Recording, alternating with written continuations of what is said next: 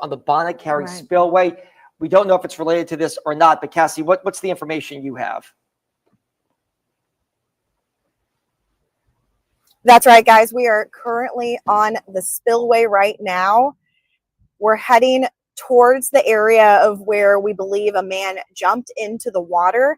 Now, we don't have much information on who that man is or why he jumped into the water, but what we do know is a large police presence. I know you guys can see the scene from y'all's camera. If you guys can pull that up for me, because like right now, I am currently in traffic still trying to get there, but we are moving closer to it. So I'm hoping in the next 5-10 minutes we'll be a little bit closer and I'll be able to get some answers for you guys. Now, we've reached out to the sheriff's department as well as state police trying to find out more information about this.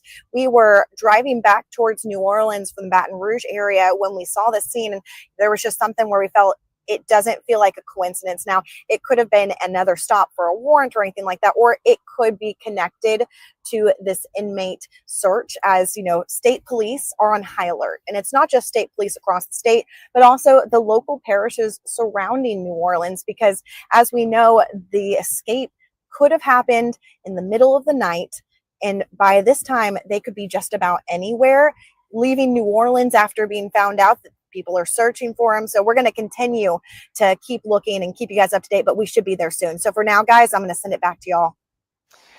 All right. Obviously, NOPD playing a very active role. They're the ones out looking for these 10 escaped inmates. Right now, we've got Matthew Stone joining us live via Zoom right now with the New Orleans Police and Justice Foundation. And how do you take all of the info? How do you digest really all the information? I mean, we have been really punctuating the fact that we haven't gotten a lot of information from the sheriff's office, and I think that that's a lot of concerning for a lot of individuals. Yeah, thanks, Randy. Thank you all for having me. I think that is probably the most concerning part of this entire thing, is that sort of that lack of transparency. And again, let me just go ahead and applaud the NOPD chief, Ann Kirkpatrick, for the way she's kind of come out and just immediately puts all the cards on the table. She's been real consistent about that, and I really appreciate it. On the OPSO side, it's just the opposite. And look, this is systemic, right? So, and I'm not picking on them, but you know, we've talked about and been ringing the bell for a while about the lack of mugshots, right? That law was overturned, so now every group in the state can now release these mugshots for this reason. And yet, this is one of two holdouts in the entire state, and we don't have these mugshots, so that now these pictures can't be disseminated quickly. So that and that just is kind of one piece of this bigger puzzle. And you know, we and again, I'm not faulting them. They don't know what time that these prisoners escaped. They've got nothing but time on their hands. So I can understand why they may not have discovered it till 8:30. But at that point, you got to start sounding the alarm, right? You got to start telling people. I'll give you a second example. Why do we not have the vehicle or whatever picture or security footage from the outside of the prison yet? Where is that? Everyone should be looking right now for whatever that car or van or whatever that picked them up. Because as you said, Kendall Miles, who's kind of a known escape artist, was all the way down in the French Quarter. And thank God for the facial recognition that was able to pick him up instantly. So, I mean, it's sort of just one thing after another. And I'll go just one more piece. I keep hearing people talk about the lack of a NeoGov or a citywide alert. But I get alerts from the OPSO all the time about bad weather and things like that. And I've yet to get anything from their app regarding this. So I just would really like to see some more transparency from their side about all of this. It's okay. Accidents, mistakes have happened, but let's fix them. Let's fix them along the way.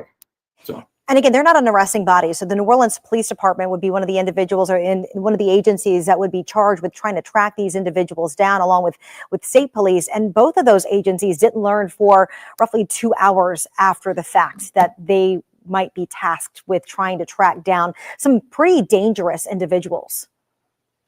Yes, ma'am. And I don't think that can be overstated enough. These are people that, like you said, that you've got at least 2 with homicide charges there. One in particular, Mr. Leo Tate, I know from personal experience. You're talking about burglary, felon in possession, things like that. These people have nothing to lose, so they're going to be extremely dangerous. They're going to be extremely desperate. So keep that in mind. Also, I would just to clarify what you said just a second ago.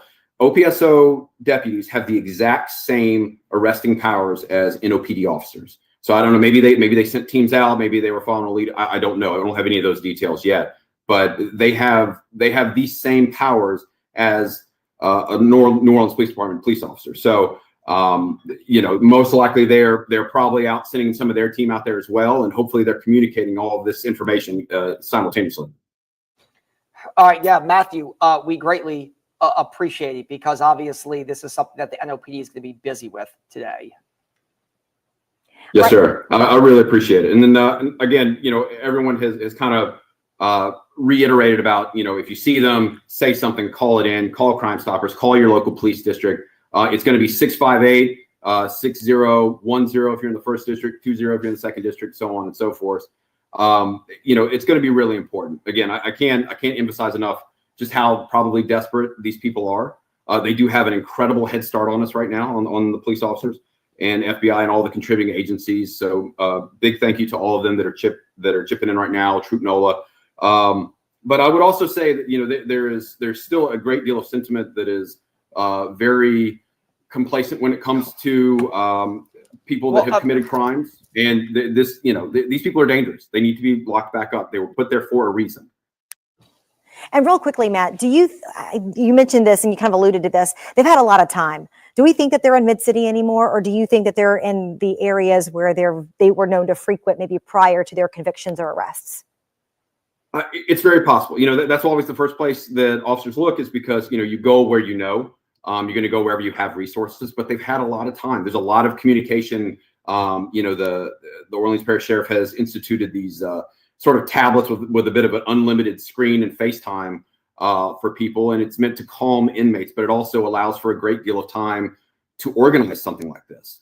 So the time is on their side. I don't want to speculate on whether they've gone back to what they know, or whether they're just hightailed out of the state, because there really is no telling. Some of these, I think there's some connections, but some of them I think are just sort of outliers that maybe just got lucky and overheard a conversation and said, hey, include me if you don't want me to rat on you. So I don't want to speculate where they are. I just want everybody to be on high alert. All right, Matt, thank you so much for that insight. And real quickly, the Attorney General Liz Murrill really echoing those same sentiments about the timeline, saying that somebody clearly dropped the ball with all of this, saying that there's no excuse. We want to get the AG statement up first real quickly, saying that she's in communication with Troop NOLA, with the state superintendent. It's all hands on deck, and that her office will be doing whatever it takes to determine how this happened and make sure that it does not happen again, while calling for a full investigation. All right, now let's get live to Jonah Gilmore. He's standing by with the District Attorney Jason Williams, who has prosecuted and has charged a lot of these people who escaped. Look, Jonah, here's a big question. I'm sure his office is on some sort of lockdown, because there are people there that may be scared for their safety. Connected to these cases. No. You working hard today? Yeah. Travers, Randy, we're here with District Attorney Jason Williams. Obviously, it's been a very busy day here in the city of New Orleans. 11 people escaped from the prison. We're getting a timeline of this. We're hearing this happen at just after midnight, not finding out till 8 o'clock. Public been alerted at 10 o'clock. Talk about this and how we have these violent criminals on the streets of New Orleans. This just seems like a bad situation. Jonah, this is an unprecedented failure. I was up after midnight. I'm always up late. I personally prosecuted one of those inmates. I asked the jury to put him away for the rest of his life. I work next door to the jail. I would have appreciated just a personal heads up. Be careful coming in because there's dangerous people on the loose. And just to go beyond that, the press should have gotten this information immediately. The public should have gotten this information immediately. Having the headwinds of hours when no one even realizes these people could be in other states and cities now. And so we've done damage to the process of getting assistance to get them back in. I called the U.S. Marshal's office, Brian Fair, who's always available for us to help us catch individuals when we're looking for them. He immediately agreed to help. Called him at about 11:13. He had not received any contact from the sheriff's office before that. I called Captain Hyatt with Troop NOLA, and he had not gotten a formal request from the sheriff to assist in the 11 o'clock hour. I called the governor, Jeff Landry, about getting other assistance down here. That's 11 dangerous people. It's not one or two. This is insane, Jonah. This is insane. This should not be happening in any jail, let alone a jail our size that is this new. And you say this should not be happening. A lot of people question, how did this happen? We're talking about a state-of-the-art prison that we spend multi-million dollars on to build. How does something like this happen? So I've been on a tour of that facility. I was a part of building it when I was on the city council. I remember the taxpayer dollars that went into the camera technology so that you could purportedly see every aspect of the facility. So how 11 people could manage an escape and how no one knew about it and reported about it, I just don't understand it. And frankly, it may take a grand jury investigation to find out who all was involved. And if it was lay people involved, or if it was people in uniform who were involved in assisting here, we need to get to the bottom of it. Right now, are you hearing 1 or 2 inmates have been recaptured? We're still trying to figure out that number. Do you know? So as you know, Joan, I'm just coming out of the Chamber of Commerce event. When I went in, my understanding was that they were very close or had already captured 1. I have not gotten an update since then. I came to you right after I got off stage. And when you look at this time frame, we're talking about hours where these inmates could have been long gone. When you think about the proximity of New Orleans, Mississippi is just 2 hours away. We're talking about hours on the run with no communication. I mean, we even had that press conference that Shay was at with the sheriff, who didn't really answer any questions. I mean, what's your response to the sheriff's office and they're being transparent but not offering little to no information? Joan, this is the opposite of transparency. You can get to Atlanta in 6.5 hours. Driving the speed limit. You can get to Houston and be gone for good. Not alerting the public as soon as this happened has actually helped these inmates escape. And this is also a huge safety concern for a lot of people in the city. I know you talked about your office being close to the jail. Talk about the safety aspect of this. So just personally, having prosecuted one of these individuals and asked for a life sentence, I mean, I feel at risk. I walked into the DA's office today not knowing this was even happening, that these inmates were, the people in my office put people in jail, right? These inmates don't like them. So the fact that they're less than 100 feet away and they've gotten out and there's a hole in the jail and nobody rings an alarm, that's deeply problematic. And I know it's got to be problematic for the neighbors who live close by. But not also, for the neighbors, but also you think about the families who, we're talking about violent offenders who had alleged crimes of attempted murder and murder. I'm sure for these families of the victims, they have to be shaken up to hear this news that the people that they were hoping that they would get justice from now on the run again. So as soon as we found out, around the 11 o'clock hour, we began notifying the witnesses who were brave enough to come forward to testify against some of these individuals, to let them know that they were on the run. And that was the first that they had heard of it. I know at least a few of these individuals who were charged with very serious crimes were also known to have threatened witnesses to try to evade prosecution, right? So I've got a deep fear right now for people who have been brave enough to come forward and testify in these cases. And this is a very dangerous situation that has only been made more dangerous because of the poor leadership and lack of transparency.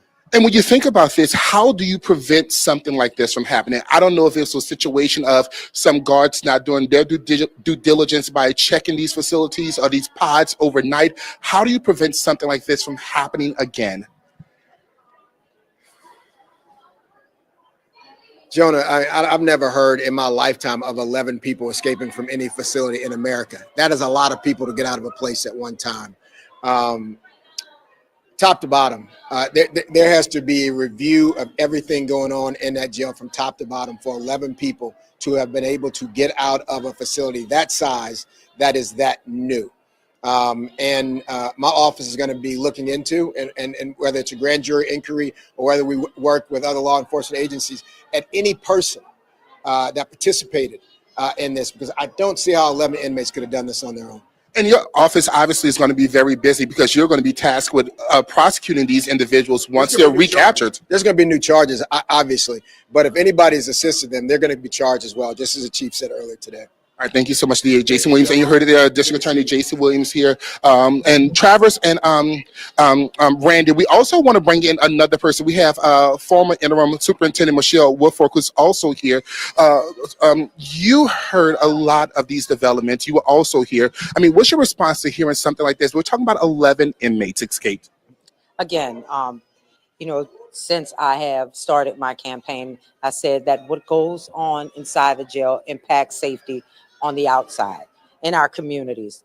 It impacts our families. And so I think this is incomprehensible. I think this is probably the worst, with all the other things that all the other issues that the office has had most recently. So I think this is definitely the time for new leadership. I think there needs to be a full assessment, just as the DA said, from top to bottom. Everything is going wrong over there at this point, and it's time for someone to go in and fix everything that's wrong there, address every issue. And we're going to toss things back to you all in studio, but we're going to keep on talking with Michelle Woodfork here for a little moment. So Travers, Randy, take it away, but we're going to keep on talking with her for just a minute. All right, Jonah, we should also add that Michelle Woodfork is running for sheriff as well.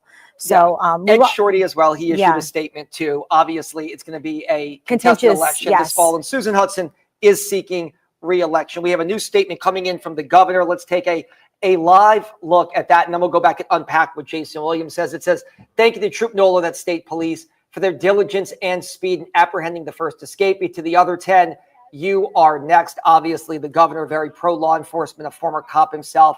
So he's echoing the statements of his former number 2, the current AG, Liz Murrah. But let's just talk quickly about what Jason Williams said. The DA pointing out the fact that his office is probably a Drew Brees pass, a football throw away from this jail. And he went into work this morning and didn't even know that you had escaped people that he personally prosecuted who were out on the run. Well, and I also thought it was very interesting, too, that they actually had to call some of the witnesses who were part of the testimony that put some of these criminals away to let them know that these dangerous individuals are now back on the run, which is really concerning. And look, he did not hold back on the missteps that he thought that the sheriff's office was taking with this early in the morning. He himself, as you mentioned, going into work right next to the jail, and you had dangerous individuals who were out and about. And look, it's an interesting political dynamic. Obviously, just to get into the politics of it really quickly, Michelle Woodfork currently works for the DA, but DA Jason Williams backed Susan Hudson 4 years ago, obviously saying a lot of the things that people are feeling right now, though, that he feels like they did not sound the alarm soon enough, that we don't know when they got out, and they haven't given any details about how they got out. We are hearing from sources that they got out by removing a toilet, going into the wall, and then getting out to a sally port or some kind of rampway or exit onto the street. I think we don't know why they weren't caught on camera or why somebody was not monitoring that at the time. But Shay O'Connor is joining us from right outside of the Orleans Parish Justice Center right now with, again, more details in the search. And Shay, have you gotten any new information? Has anybody from the office reached out to you as of this hour? We've actually been outside of OJC for about 4 hours now. I have reached back out to OJC just asking if there'll be another press conference so we can find out more information. I have not received anything back from them at this time. Now, I actually moved locations. We're actually behind the jail at this point, where we did receive a tip earlier about a transport van, not the one that we just saw some moments ago, but another transport van being in the area. That van could contain Mr. Kendall Miles, that escapee that's now back into custody. 10 others remain on the loose. As we know, earlier we were not given much information on how these men escaped. Many of them have been doing time for very serious crimes, as Randy mentioned. Now, the jail remains on lockdown.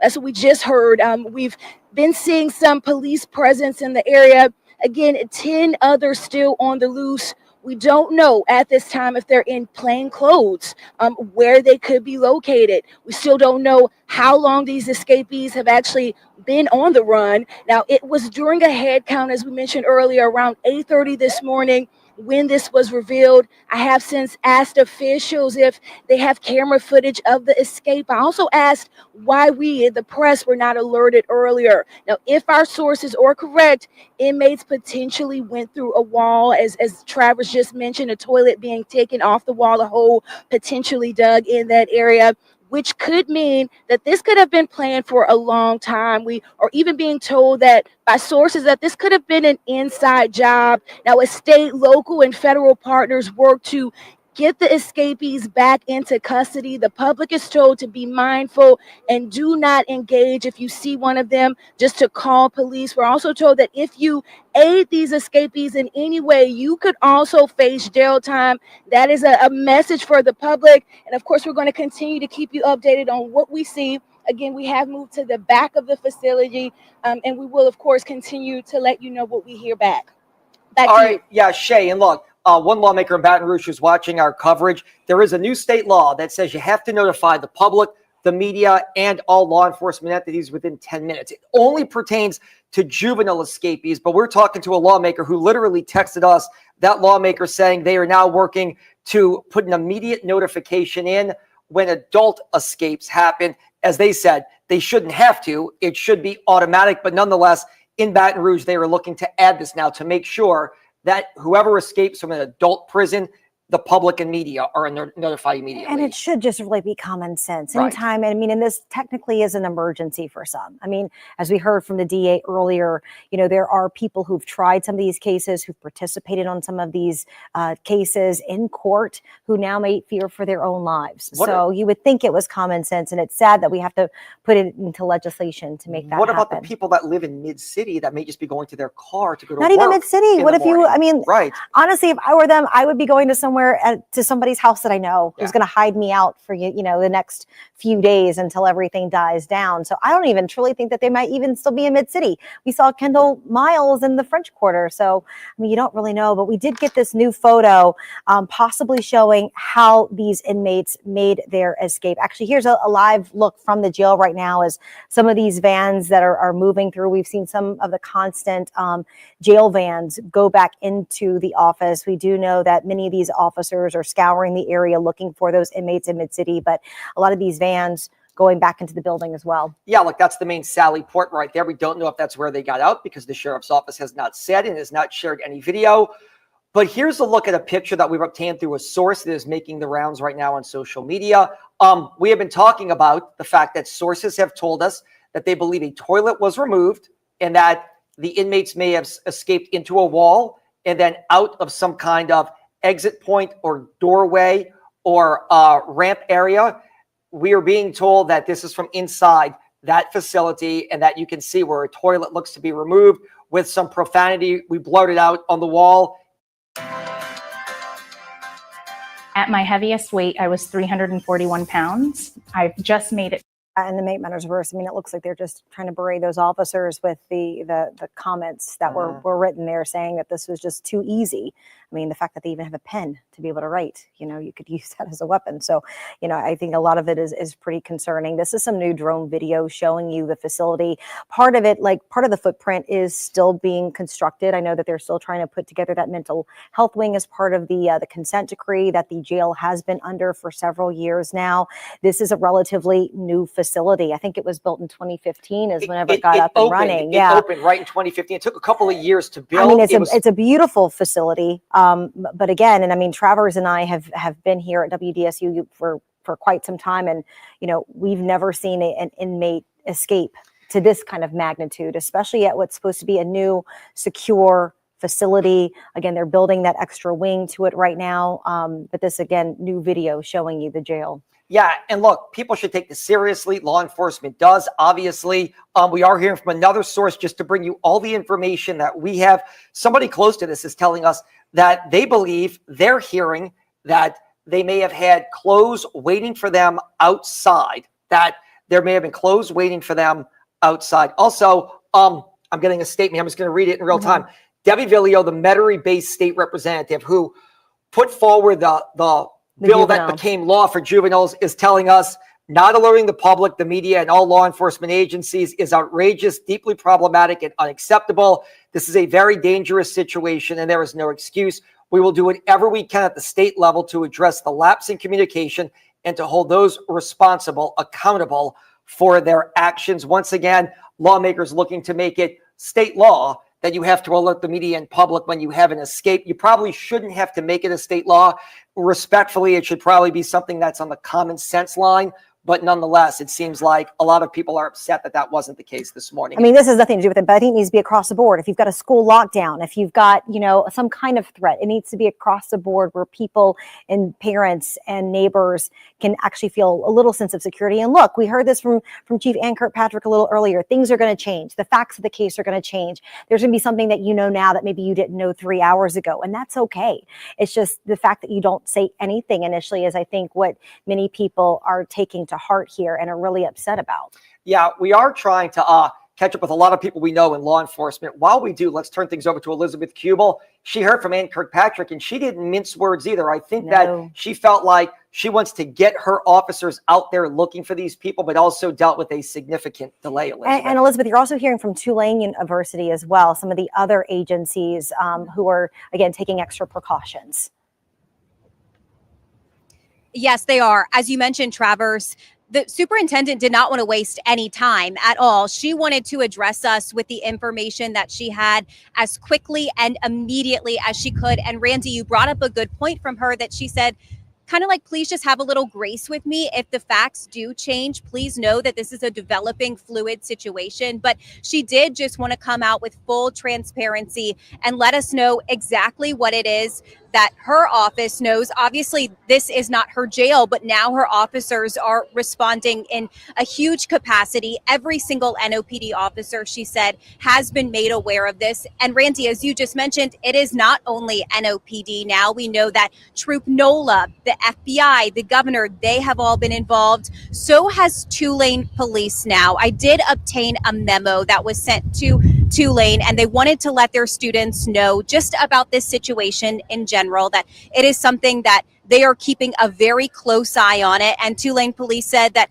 they as well were upping and increasing patrols on their campus property there. I have also just heard from people in the downtown area who tell me that their workplaces are taking precautions, that some buildings in the heart of downtown are going ahead right now and locking their doors, locking the main entrances to their buildings, or requiring key card access to get up the elevator. So this is something that is definitely top of mind for every single person in this city right now. It is a matter that is obviously very serious and very urgent. That is what we heard the superintendent describe it as this morning. And I do believe here that we have a piece of her interview at that press briefing earlier, if we want to talk here and listen just to some of the key points that she made.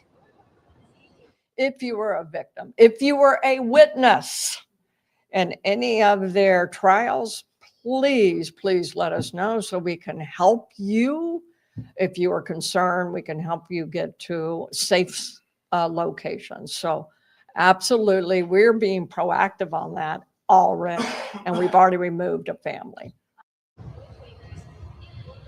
Still, the main takeaway, I would say, in my opinion, from that press briefing is the timing that we have been talking about all morning, right? The superintendent said that she and the NOPD and her officers were not made aware of this escape until 10:30 this morning. Keep in mind, that is 2 hours after the sheriff's office said that they noticed that people were missing during a routine head count at 8:30. Travers, Randy. In saying all of that, Elizabeth, that jail is laced with dozens, if not hundreds of cameras, and they're supposed to have dozens of guards on duty. So the bigger question, OPSO says they didn't find out till 8:30, but how did you not see what appears to be 11 men leaving or running from your facility? It was touted as a state-of-the-art facility in 2015, one of the most secure areas that could, be put together for Orleans Parish. But again, 11 people managed to escape, and we still don't know what time they managed to leave that facility. We've heard from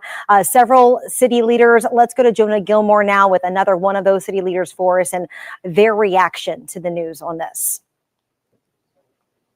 Well, Randy Travers, obviously, so many people have a lot of questions still lingering. So many people trying to figure out, like you said, how does 11 people escape from a state-of-the-art facility? I know we talked to several city council members. We talked to DA Jason Williams, the police chief. Now we have Council Member Eugene Green, who's also here with us. You can step on in, Council Member. And you are a person also, you have a lot of questions. What is top of mind for you right now? Well, truly top of mind is public safety. And I want the members of the public to be aware of this situation, to report what they see. Don't be afraid to call and say, I've seen something, and recognize that the members of the law enforcement community working with elected officials locally are on top of this situation. We're concerned most about public safety. I believe that we are in a good hands in terms of the law enforcement that's going to be out there looking for those inmates. I do want to say this, Jonah. Some of them are probably watching television right now, or somebody as a family member. Tell them to turn themselves in. They're going to be caught. There are going to be additional charges. Maybe there can be some sort of leniency if you turn yourself in now, today, but also recognize that if you do anything out there to hurt members of the public, you're going to pay a very severe price. And let's be transparent here. We're talking about 11 people who escaped this prison. We're talking about people who are still on our streets. We heard from the sheriff who said they were being transparent, but having that transparency right now with you and I, what time did you actually find out about this? And is that concerning, that timeline that we found out this information? Well, it's absolutely very concerning to me. I found out about it this morning, but not at 1 a.m., which is what I should have found out, to be very honest with you. I had to explain to the public this morning at an event, very honestly, well, it was a funeral, but I had heard that there were this many escapes. That's something that as soon as it was found out, we should know, because we're in contact with the public, to be very honest with you. I can do some things through our communications network that we have in our council to let the public know. We didn't have that opportunity, and I'm concerned about that notice. No matter what the developments are, at the end of the day, notifying the public and letting them know what's going on is something that is paramount with me. And you say it's paramount, notifying the public and the media, but also you are one of our elected officials. You all need that information as well to be able to put it out to your constituents, I'm sure. Talk about that open line of communication between the sheriff's office and when we have these type of incidents and you all been notified as city leaders. Well, we should always be notified as soon as something like this happens. I was notified relative to the Bourbon Street incident a few minutes, if you will, after it happened, after people were able to share information. The bottom line is that we're here to serve the public, and that service includes much of what people want us to do, which is to communicate with them when they hear information. I would have liked to have shared on social media. I would have liked to have shared in various ways what I knew at the time. I'm looking right now and continue to share information as I get it. So I just want to emphasize that my concern is that the public be made aware, and now that they've been made aware, that we do everything that we can to keep the public safe and to let them know what we find out. And one thing we have not heard, and if my anchor's there in my ear, if I'm wrong, they can correct me. I'm not sure we heard from the mayor yet. Have you been in contact with Mayor LaToya Cantrell? And if so, what is she saying about this? And also, why didn't a NOLA ready alert go out about these 11 people on the streets of our city? Jonah, I wish that I could tell you at this time I have that information. I don't want to say that the mayor hasn't released anything, but I haven't necessarily seen it. But the most important thing is that the communication come from the law enforcement community to let me know all of those facts. I know that the mayor is concerned and that she would want to have these who are escaped inmates caught and returned to prison as soon as possible. But the bottom line is that I'm looking for more information. But at this time, Jonah, I'm very, very concerned, which is what you're getting to, that the public needed to know earlier and the public needs to even know more now. I want to encourage the members of the public, though, who are out there to recognize that we're all a team. If you see something that we need to know, do not hesitate to call the Sheriff's Department or the New Orleans Police Department. Go to 911, because this is a matter of, with those inmates who are out there, in some instances, this is a matter of life and death in regard to the public safety. So please call in and let us know.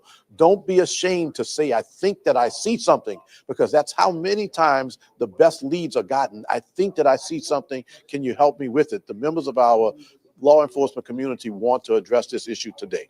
And the reason I say that, because of a few things you just said. You said this could be a matter of life and death situation. You also said this is a team. But the reason I ask you about the mayor, because here we are, several elected officials have spoken to us. We have District Attorney Jason Williams, we've had Helena Moreno, we've had the police chief. The mayor is the face of this city. We're talking about the mayor of the city of New Orleans, who we, if I'm not mistaken, haven't heard from. Should we have heard from her by now? I don't want to say, Jonah, that I don't want to speak for the mayor. I mean, I want to hear from the mayor, but at the end of the day, I know that the mayor is going to talk to you, and I want you to pose those questions. You may find out that there's been outreach. You may find out that there's been communications with other members of the law enforcement community that suggested that the communications come in a certain way. The bottom line is that I want the public to know you're hearing from me, that we are very concerned and that we want you to be careful, but share information if you have information to share. All right, thank you so much, Councilmember Eugene Green. Again, of my understanding, you have the Attorney General on the line with the anchors back in studio. I'm tossing things back to you, Travis, Randy. Yeah, while we wait for Liz Merle, I think she's ready. Yes, Jason, you sent us a statement. We'll get to that in a second, but let's get to Liz Merle, the Attorney General. And you didn't mince words a second ago. Yeah. Yeah, well, I mean, there's, not a lot of words to mince about this. I mean, it's appalling. I think, what's really concerning is the delay in notifying law enforcement and the number of people who were able to escape the jail, and the danger to the community with them being out in the community for this period of time. And AG Merle, you just spoke about consent decrees just yesterday in the state legislature, the sheriff's office under one of those consent decrees.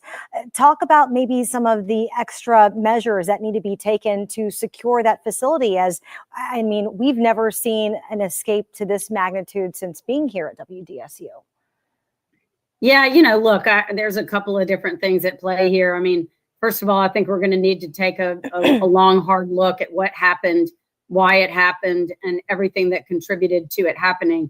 The consent decree in New Orleans, obviously, at the jail, obviously isn't working. I mean, it's been in place for a long time. We've spent a lot of money on it. There are a lot of people involved in it. And look, this sort of thing just happened. I mean, I don't think that bodes well for the consent decree, quite frankly. But, I mean, even in places where consent decrees can contribute to reform and improvement, I don't see that happening here. It's just another money suck out of the prison. But something obviously needs to change. I mean, we've got to have responsible leadership. We've got to have responsible reporting if something happens. And we have to have conditions at the jail that prevent this kind of thing from occurring in the first place. And look, Attorney General Merle, you're in contact with state police. We hope that they capture these men rather quickly. But before we get to that, let me ask you this. There are a lot of questions right now. This is in a residential area. One was picked up in the heart of the French Quarter. Do you have concerns about how the public and the media and elected leaders were notified, or lack of notification here? Because as Jason Williams told us on live TV, he works 100 yards away. He prosecuted one of these guys and walked into his office not knowing a convicted killer was on the run. Right. I mean, fair thing for him to be pretty upset about, right? I mean, this is a great concern. If something like this happened at a state prison, law enforcement wide notification would go out to other law enforcement agencies immediately. There would be no delay, because you want to bring in as many resources as you can to contain the situation and to recover those inmates. And so, I can't explain. No one, I think, can reasonably explain this delay. It has put the public in danger. It's put witnesses and cooperative individuals involving charges against these people in danger. One of them has some very serious domestic violence charges against him. We would want to make sure that the victim in that case knows that he is out. And when hours are going by and these individuals are able to move about within that amount of time, it puts a lot of people in peril. So yes, I have serious concerns about that. And also, let's talk. You kind of have your own fugitive task force. Let's talk about next steps here. What are these agencies doing right now, and what would be the ramifications of these inmates once they're taken back into custody? I mean, one of them is a known escapee who's escaped multiple times, even as a juvenile. So the current priority is to get these people back in custody, and that's an all hands on deck project. State police have set up a command center down in New Orleans, and they are supervising multiple agencies that are working with them to recover these individuals. My folks are also on call. If they're needed, they will step in and help as well. I'm sure that the sheriff in Jefferson Parish is providing resources, and surrounding sheriffs are providing resources addressing any possible flight to those parishes. Everybody's involved. Our priority is to recover them.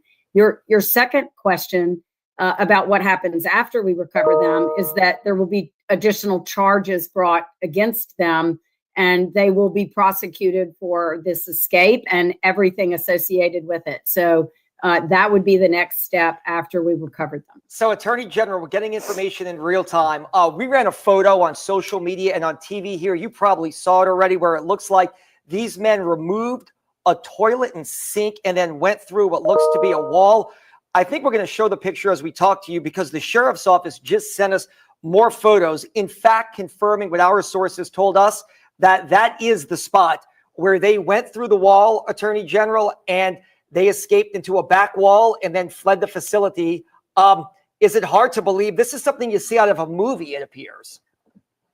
It does. It's kind of the first thing you think about. I have seen that photo. I was trying to kind of determine the accuracy of the photo, where it came from, but just, assuming that photo came from the area where they escaped, it raises a lot of more questions.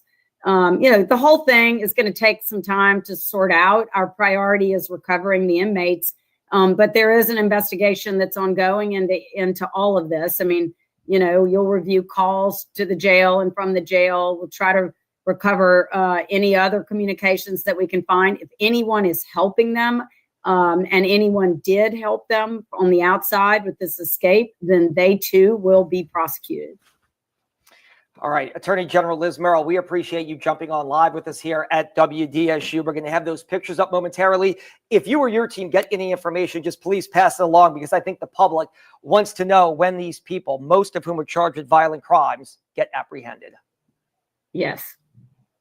All right, Attorney General Liz Merrill there. And again, if you're just joining us, we're continuing to follow the latest on this breaking news situation. We do understand that there's now going to be a 2:00 press briefing from the Orleans Parish Sheriff's Office to give us more information. As you just mentioned, Travers, they just shared 4 additional photos confirming what you had from your sources earlier today, that essentially these inmates pulled what it looks like it's a toilet and a sink all together, pulled it off of the wall. It was able to go through a small opening to then escape. And what's interesting about this, when we show it to you, let's pop it up again, but we're going to show some more photos momentarily here. This is the old photo. It looks like when you take this off the wall, it goes right into, I guess, like there's an opening, hallway or a mechanical area where clearly they were then able to get into a wall or into a room and then get out. Somebody also sent me something, somebody who used to work at the jail.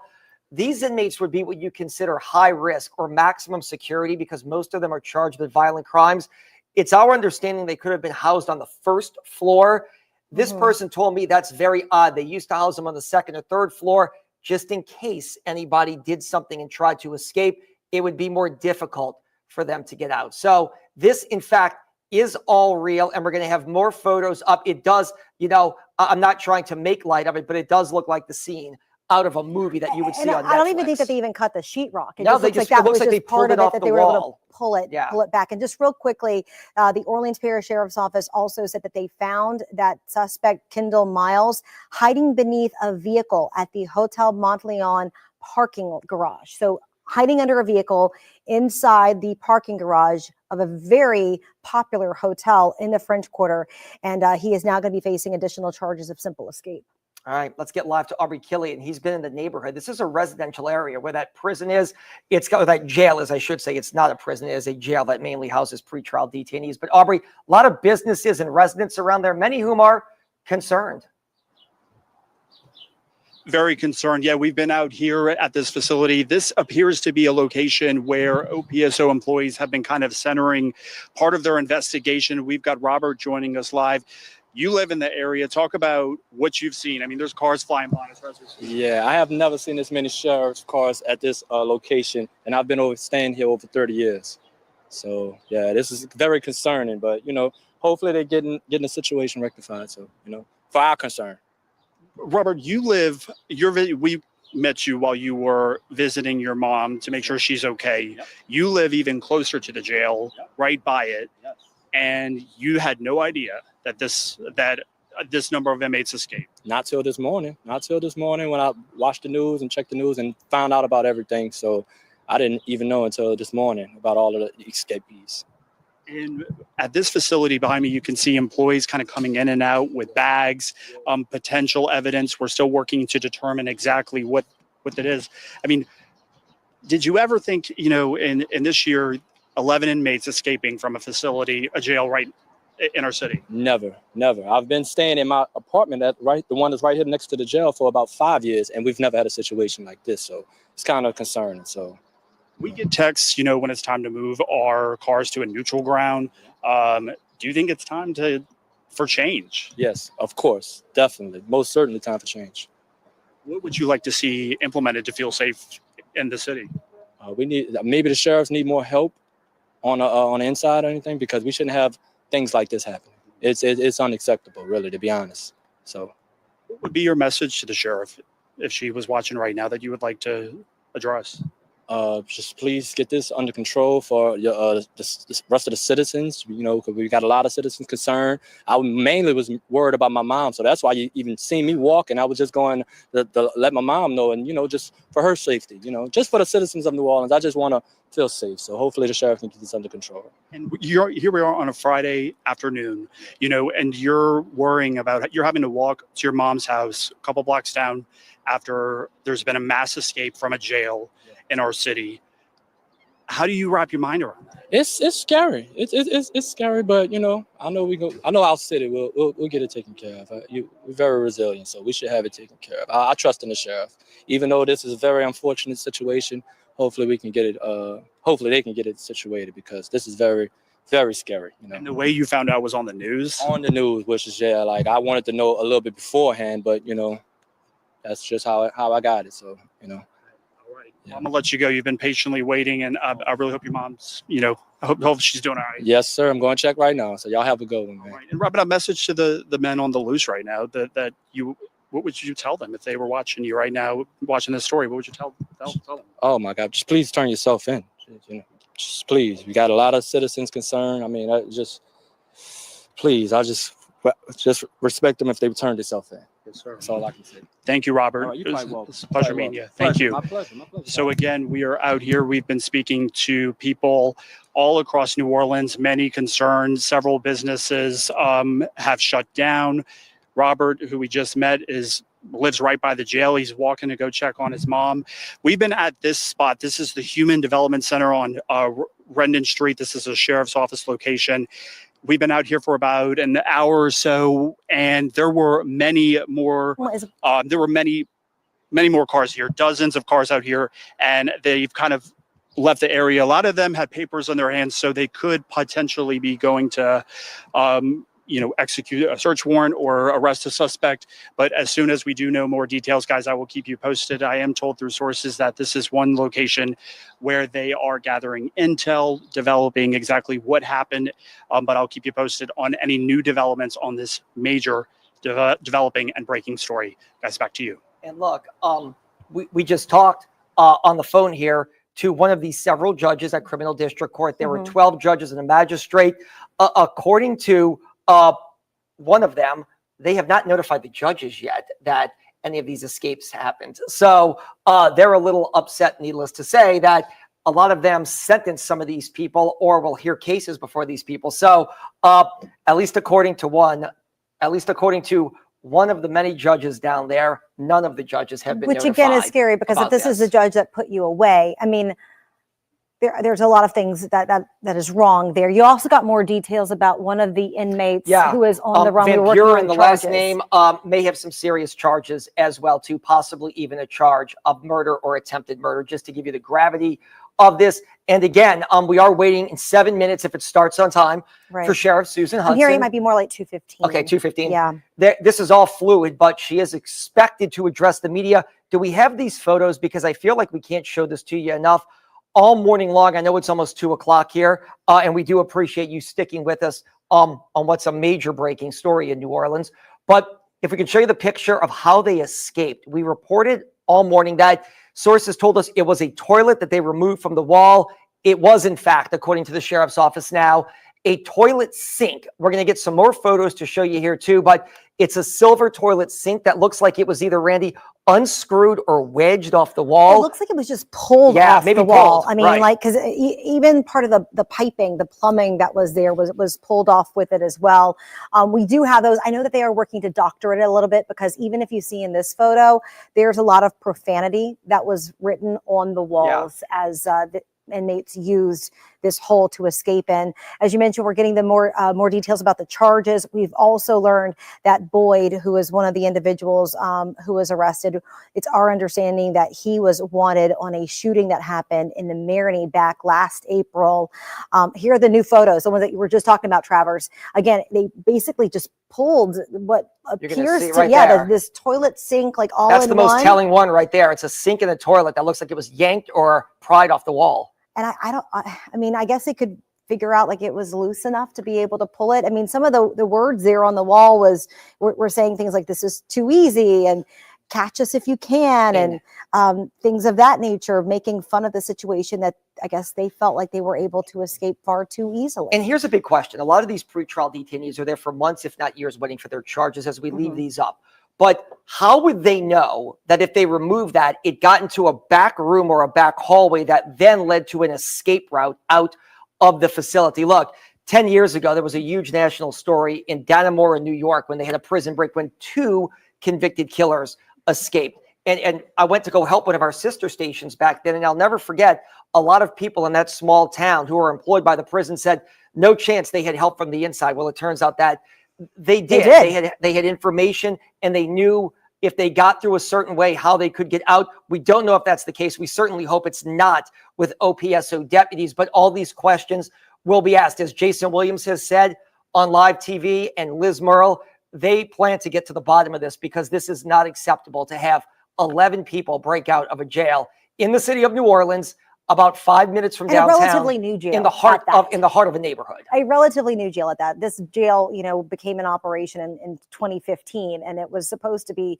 state of the art. I also wonder, is it by fluke where one of them realized, oh wait, I can pull this thing off the wall and let me get my 10 best buddies to come with me, and we're all going to escape together. But then how does no one on the camera see you walking around an electrical area or a back room? Absolutely. Right. But again, we have also reported on the fact that the Orleans Parish Sheriff's Office has had multiple staffing issues over the years. I mean, it's hard to man a lot of those positions. And we've had personal experience with that recently, where we've tried to contact people and nobody is on the job and will not be on the job for hours on end. And that's just become a status quo there at the jail. Outside the jail right now, Shay O'Connor joining us live. Again, we are waiting that press briefing set to happen between 2 and 2:15. Yeah, Shay, what's the very latest? I assume the sheriff is inside, but has anyone else arrived at the jail for this update? Jarvis, we actually just came back to the front of the facility. I know you all saw me maybe like 10 minutes ago behind the facility.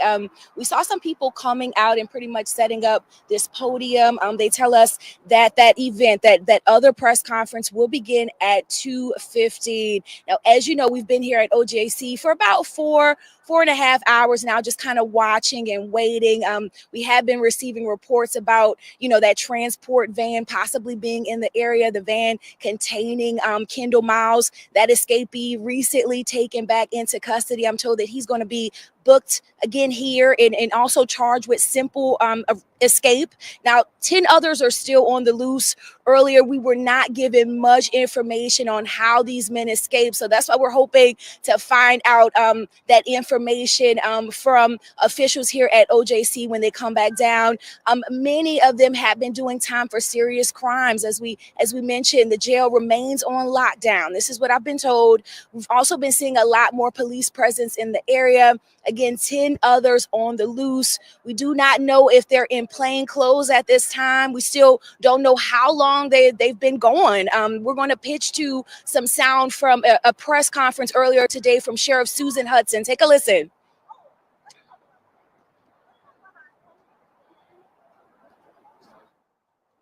Urging the public to remain alert. If you see anything suspicious or have any information that may assist in locating these escapees, please contact law enforcement immediately. We're going to give you some contact information. Do not engage or approach these subjects. To be accountable and transparent, we are launching a full investigation. And as local, state, and federal partners work to get these escapees back into custody, we're also told, that public should not engage. If you one of these escapees, you do not want to engage. Also, you will face jail time if you do help them out, whether it be helping them to get out of town or keeping them at your home. That's definitely an important message to the public. We're going to continue to keep you updated on this press conference that should be starting any moment now here in front of OJC. Back to you. Look, a lot of action is coming in. A lot of people, as you can imagine, are not happy with this. They're questioning the timing and the response. State Rep Jason Hughes, who's from New Orleans East, who we have used numerous times on election night, a ranking member of the Democratic Party, says the sheriff's handling of this situation is terrifying and frankly unacceptable. This is a gross lack of leadership. Not only should the escapees be held accountable, but Sheriff Hudson must be held accountable as well. That's coming from Jason Hughes, a New Orleans East based state rep. And we do want to talk about that timeline for a moment. We want to show you a little bit about how this all unfolded and why people are so upset over the lack of transparency, what many people are saying. So around 8:30 this morning, OPSO guards were basically doing a head count, and they noticed that inmates were missing. At first, they weren't quite sure. We now know it was 11 inmates. Here at WDSU, we got the tip at 9:53. Again, this is an hour and 23 minutes after that point that more than 5 to 10 inmates had escaped. And the public wasn't notified until after 11 o'clock. We also know that the NOPD didn't learn about it until about 10:30, which Chief Ann Kirkpatrick was a little upset about. I mean, look, I can tell you, we're going to keep going here. Then public notified just at 11 o'clock, nearly 3 hours later. Right after that, 11:22, reports of one inmate captured in the French Quarter in the parking garage of the very popular Monteleone Hotel right there on Royal Street. Report came from council member Helena Moreno about that one. And we should point out, we were calling NOPD sources at 10 o'clock and they hadn't heard a word about it. We were calling sheriff's office officials at 9:55 and no one knew. I mean, we had messaged several individuals and no one had a clue that this was even happening. At 11:30, OPSO had a press conference right before 11:30. No reporter questions were allowed. Sheriff Susan Hudson said she would be fully transparent, but then didn't give details on the time they got out, how they got out, or fielded any questions. And then at 11:40, of course, we had the New Orleans Police Department press conference where we learned that, again, that one inmate, Kendall Miles, was captured in the French Quarter. The OPSO later telling us that he was found hiding under a car in the Hotel Monteleone parking garage. Again, they're working alongside OPSO to capture the remainder of those inmates. We also know that Troop NOLA is involved with that process as well. Really a all hands on deck approach. I mean, they're enlisting the help of many agencies from across the area to be on the lookout. And then at 1:37, this is when we first showed you these images. Yes, what appears to be the escape point. These images were released by the Orleans Parish Sheriff's Office, showing us how these inmates were able to get out. And as Travers, as you were following earlier, you first told us this, they were able to make it out towards maybe a loading dock to be able to escape there. And it looks like other people were waiting for them with clothes, or they had clothes waiting for them there on the outside so they could change maybe out of those jumpsuits. Yeah, look, everything we have heard from our sources has been 100% accurate. Right. One of these sources who's kept us informed told us that it appears that they had clothes waiting for them. Obviously, I don't think it's a far reach to believe that this was planned and obviously executed on the way to get out. This is a live look. It looks like somebody is going into the backside of the jail there. We'll see who appears. We've actually seen a lot of activity there with the loading dock. I mean, they've been bringing several vehicles in and out. I mean, no word if there are inmates in some of those vans. I think that's what some of our questions are, is, were they able to capture anybody else in addition to Kendall Miles? Yeah, and look, at this point, it's our understanding Kendall Miles is the only person who is captured right now. So let's go back live to Elizabeth Kubel. We are getting something in real time. It does not look like there's another capture. It looks like only the one right now, but let's go back live to Elizabeth.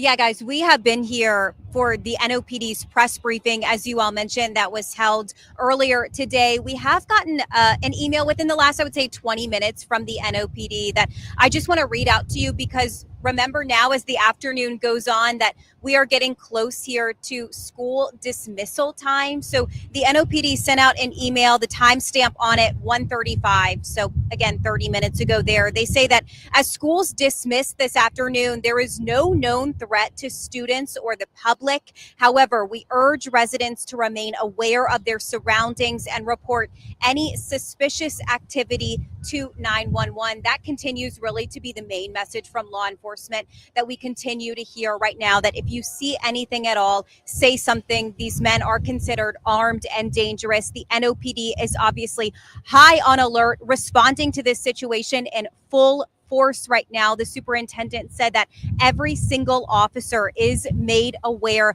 of this escape. But it's not only the NOPD. Tulane University also sent out a memo that I got my hands on, where they say that this situation obviously is top of their radar, like it is everyone else's. They said that they are increasing campus patrols right now. And also, I've heard just from downtown businesses, people who work in the heart of downtown New Orleans, who say that right now their businesses are taking extra precautions as well. Their offices are locking their doors, locking their front doors, or only allowing access to their elevators if you've got a key card. So this is something that is serious and urgent, and people are responding to it accordingly. As we said, we did hear from the superintendent earlier, and I want you to listen here to just one of her messages.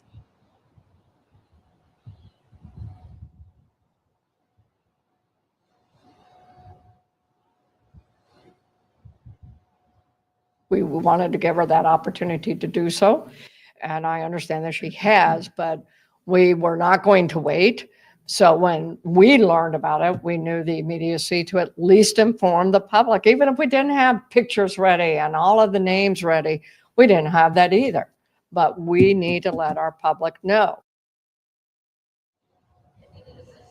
And that right there is the basis to why the superintendent said she called this press briefing around 11:30 this morning. The main takeaway, as I have continued to say, the big headline coming from it is that the superintendent said that she was not made aware of this escape until 10:30. So remember, as we have been telling you, that the sheriff's office said that they noticed that there were some people that were missing at an 8:30 routine head count, but really just to underscore, Travers and Randy, you were doing this just to underscore that time frame.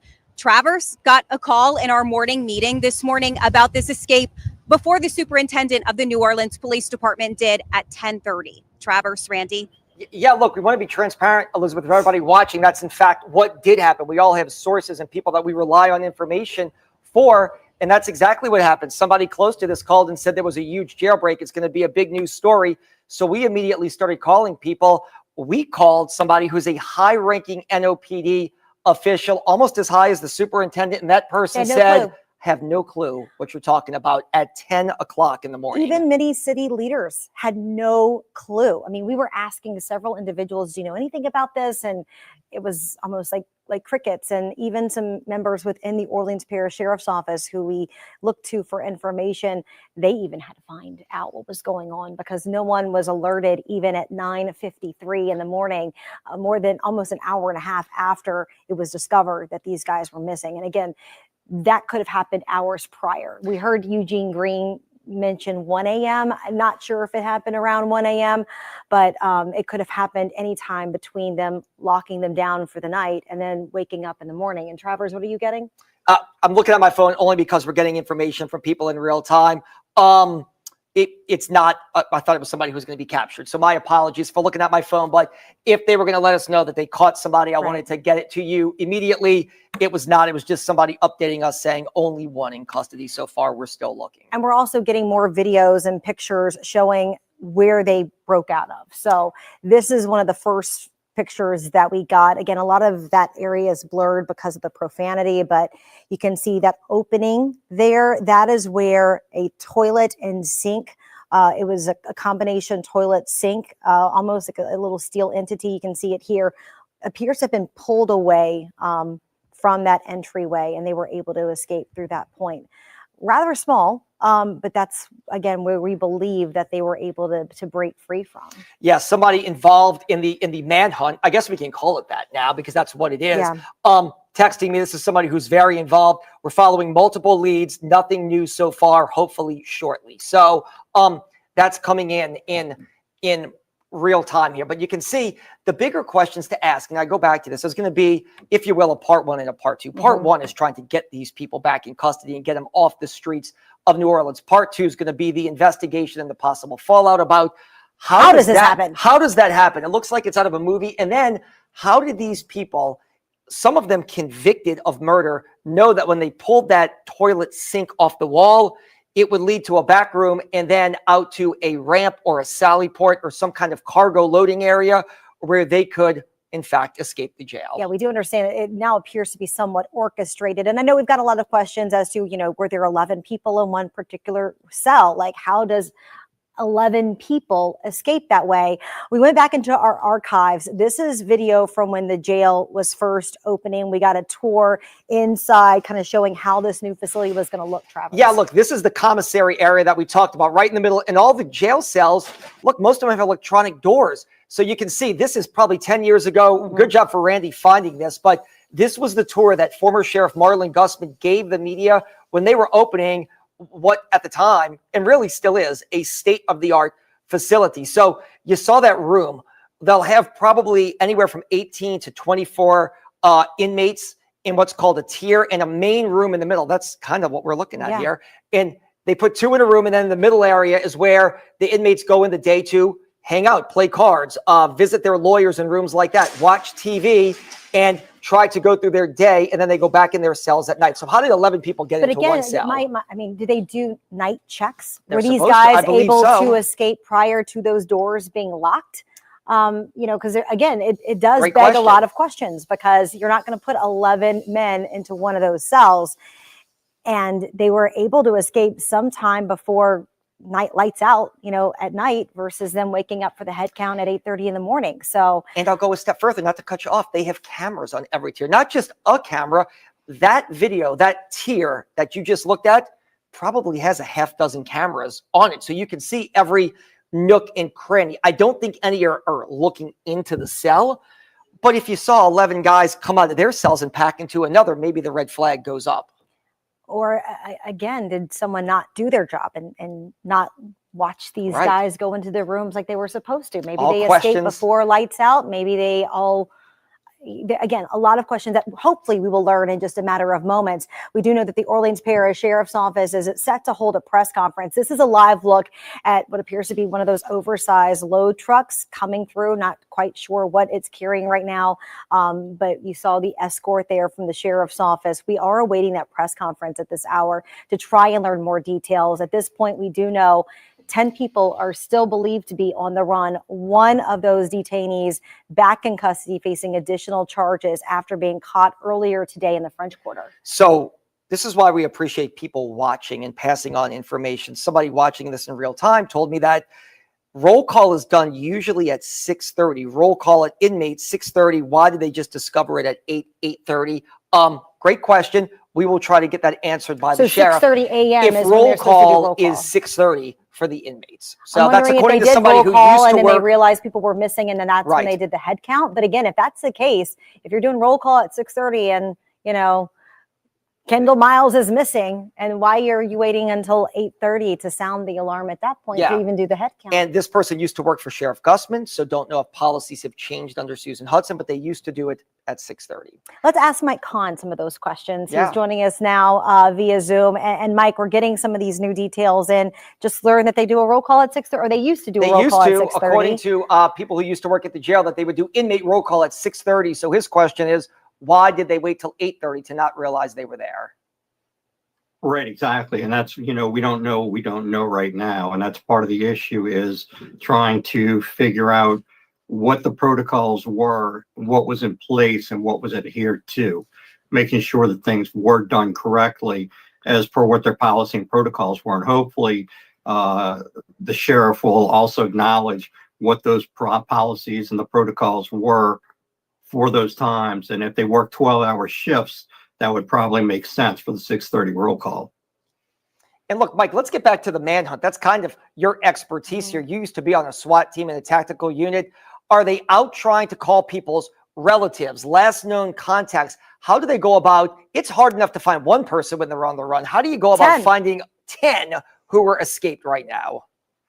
Well, that's it. It's almost like 10 separate investigations going on all at once right now. And that's kind of what we had discussed earlier, is that even if you have one person on the run, you can dedicate all your resources to doing backgrounds. Federal marshals will be involved. Again, every entity, these people could have relatives that lived in Jefferson Parish and St. Tammany and, any of the neighboring areas. And they'll have to go and interview those people, see when the last time. They'll go back and pull jailhouse tapes. They'll pull phone conversations that all these inmates had, any conversations leading up to the escape. These are all recorded conversations. So they have to go pull through all this, listen to all those as well to see if they can get any more information on this. Yeah, and Mike, sorry, go ahead, Randy. I was just also wondering, the DA brought up a good point earlier that there are some concerns for some of the witnesses who've been testifying against some of these criminals in the past who were convicted of crimes. Do you take any extra steps to try and make sure that they're safe, knowing that the person who they helped put away is now back on the streets? Well, criminals, the witnesses and the victims should have been notified immediately too. And I'm not sure what the protocol is for that, but those people should have been notified immediately that there was an escape and those people are on the street right now. And Mike, look, this is already a terrible situation that's got a lot of people, for lack of a better term, casting stones at the sheriff and the way that she's handled this. But it becomes next level tragic if somebody is harmed in a carjacking or is injured because they were a possible witness in this case. What are police doing right now to make sure that anybody involved in any of these 10 separate investigations are protected? Well, again, it's starting off with the notifications and whether that be the sheriff's office working with the DA's office to try and notify those people and let them know by now, hopefully all that has happened. And hopefully that doesn't happen, but that's a very real possibility as well. So you work closely with U.S. Marshals. We just saw them earlier this week in Gretna apprehend the suspect who is accused of shooting a little 9-year-old girl in the head. We hear the feds. We hear that term used a lot. U.S. Marshals are a federal agency with a lot of resources. Are they notified pretty much immediately to kind of get everybody up to speed and start going out and looking for these people? Because that's what U.S. Marshals do. And we have a good team here in New Orleans that tries to round up people who are wanted for violent crimes. Sure. You have the Marshals Task Force, which is actually not just the U.S. Marshals, but it's a conglomerate of people from NOPD, people from JPSO, people from state police, people from St. Bernard Sheriff's Office, St. Tammany, postal inspector. So they're all part of this one task force that'll go out and start working on this also. Again, it's not just driving around looking for the individuals. It's listening to calls. It's trying to find out, trying to do interviews and going to break down each individual case in order to locate any conversations they may have had or where they were trying to go or if someone's harboring them. And Mike, let's talk about some of the military presence that we've seen. I mean, do we expect to see more National Guard members kind of step in? Because we saw several of them around the jail facility, but not sure if they're anywhere else in the community at this point. I mean, kids are about to be let out of school. And I mean, I know that they're saying nobody is in danger, but I mean, you just never know, right? No, you don't. And there's a high potential, if it didn't happen already, for these people to carjack someone and get a vehicle to get away or get into some area to get away. So whether that's happened or not yet, we don't know. But there is a high potential, especially with schools letting out carpool lines and things like that. Something to be concerned about. Mike, stick with us. As soon as Susan Hudson starts talking to Sheriff, we're going to go live. We want to keep you on the phone until she does. As we're talking to you, we're showing those images. Randy and I were just talking. I mean, this is not something we see here at any prison, because most prisons, even if they lack funding or need more guards, are secure to measures like this. When you see pictures of somebody tunneling through a wall and then getting out and getting onto a city street, What comes to mind for you? We don't want to villainize anybody working at OPSO, but when you see these pictures, do you have to ask the question, did they have help on the inside, or was this just a complete failure of security? That's a good question. It could be a culmination of both. They were certainly very brazen, even in the writing, that they left there basically mocking the jail. So it could very well be a culmination of both things put in place. There's also rebar that's there, and I know that we've kind of talked about that. I don't know how they were able to get through the rebar, or if they were able to pull that out as well and then put that back in. Yeah, look, I think these are all answers. These are all questions that we want answered. Mike, stand by. We're going to come back to you in just a second. Yeah, let's send it over to Shay O'Connor real quickly. She is outside the jail awaiting that press conference. It was supposed to start about 5 minutes ago, but I think that they're still working on getting the latest information, Shay. Brandy, that's absolutely correct. We were told that the press conference would start at 2:15, but as you can see, some minutes past 2:15 and it has not quite started. But very soon we should hear more about that escape. I know now we have that picture that we've been showing pretty much all afternoon that clearly shows a hole in a wall here at OJC. I suppose that's where a toilet used to be. That's definitely one of the questions I plan to ask Sheriff Susan Hudson when it comes to how that escape happened. Not long ago, we did hear about 11 inmates escaping. One escapee has now been captured and has been rebooked with additional charges that include simple escape. Many of these inmates were doing time for serious crimes. Not sure at this time if they are in plain clothes, if these escapees are out of town, still in town at this point. So a lot of questions that we plan to ask Sheriff Susan Hudson and other officials from here at OJC. That's what we're waiting to hear about. We're outside right in the front of OJC at this time where that press conference should be starting at any moment now. Of course, we're going to continue to keep you all updated. I'm just going to send it back to you all at the studio. Yeah, Shay, we got a couple of quick questions for you while you're out there. I know that the sheriff is going to have to answer some of these. Obviously, the notification is definitely a concern for everybody. But do you know, look, the sheriff's office at one time, I don't know if they still do, but they had a tactical team.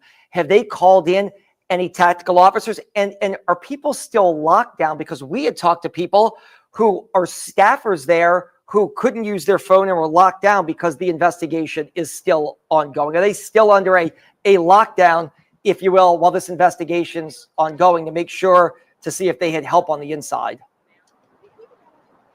Travers, to my knowledge, there's still a lockdown happening at this point at OJC. I have spoken with several people who also work there who were telling me that it's still happening. Earlier during that very brief press conference, we know Sheriff Susan Hudson talked about federal, local, and state partners working to try to get these escapees back into custody. But as you know, that was a very brief press conference, so that's why we're hoping to find out more information. That's definitely a question that I will be asking. I'm just going to take a step out of the way because I don't want y'all to miss it if it does start soon, the press conference. Of course, I will be asking those questions that you just mentioned, Travers. All right, I got another up before Shay. Hang time, we're going to come back to you. Somebody telling me that the policy, or at least the old policy under the former sheriff, used to be that rank. That would be like a supervisor must make rounds 3 to 4 times a shift. And the shifts are in fact 12 hours long, kind of indicating that if people had escaped and you're making the rounds, maybe you would notice. But also, something. I mean, are they predictable rounds? I mean, do they know that maybe the supervisor is not going to come between, the hours of 7 and 9, and maybe that's whenever we jump ship. We've all seen our fair share of jailbreak movies. Unfortunately, this isn't a movie. This is reality right now in the city of New Orleans. And again, we've been showing you these escaped inmates. We are taking it very seriously here at WDSU because they are considered armed and dangerous. Make sure that you're just taking those extra precautions this afternoon. We don't know if they're still in the New Orleans metro area, if they've tried to go somewhere else. I mean, there's a lot of places that you can go between 8:30 and now to try to hide out. Yeah, mind your surroundings, because in a couple of hours time, they could be anywhere across Southeast Louisiana. So if you see something, definitely take notice and alert somebody if you have to. We don't want to panic people, but definitely mind your surroundings, because a lot of these men who escape could be desperate. And the last thing you want somebody to do is do something desperate and silly and violent in a situation like Especially this. if you're going to go pick up the kids in about an hour, because a lot of schools are going to be letting out pretty soon. Let's go to Aubrey Killian, who's in that neighborhood for us of Mid-City, just a few blocks away from where the jail is. And Aubrey, what are people telling you? That's right. So again, we are live right here at one of the centers where the sheriff's office has kind of centered their investigation. And we've seen probably close to 24 cars. Some ladies that live nearby are going to talk to us off camera. Y'all are so shaken up you didn't want to show your faces. Tell me, how'd you learn about this news, and talk about what we're looking at right now? Well, I just woken up. I was scrolling online and saw 11 inmates busted out. And then right after that, my mom called me and said, "Isn't that the jail right by your house?" And I was like, "Yep." Do you think something needs to change on the alert system? I mean, you found out basically by the news. I think some sort of alert would be great, like an Amber Alert or something like that. Or a text, maybe NOLA ready text alert. Literally anything would be nice. And ma'am, you live around here as well. The emotion seeing this in your front yard. Well, I just came here to visit my friend, and I happened to hear on the news that there were 11 inmates that had escaped, and I was wondering why there's a million sheriff's cars down the street. And talk about, in this case, some of the people that have escaped have apparently violent criminal records. What does this do to the victims of crimes, knowing that the sheriff's office was not able to keep these inmates in custody and they're out? It doesn't feel good. It feels like there's a lot of incompetence. How do you get out of that jail? It's very much locked down. What would you like to see changed following this? Maybe just, an alert would be great of some sort. Message to the mayor and sheriff today, if they were here, what would be y'all's message? My message would be, it kind of sounds like someone helped them get out. I don't think you could do that on your own, because I've been in there and it is like clink. So you've been in the jail before? It's like clink, clink, clink, clink, several locked doors. You don't just like get out of there. Elaborate on that. Yeah, being in there before.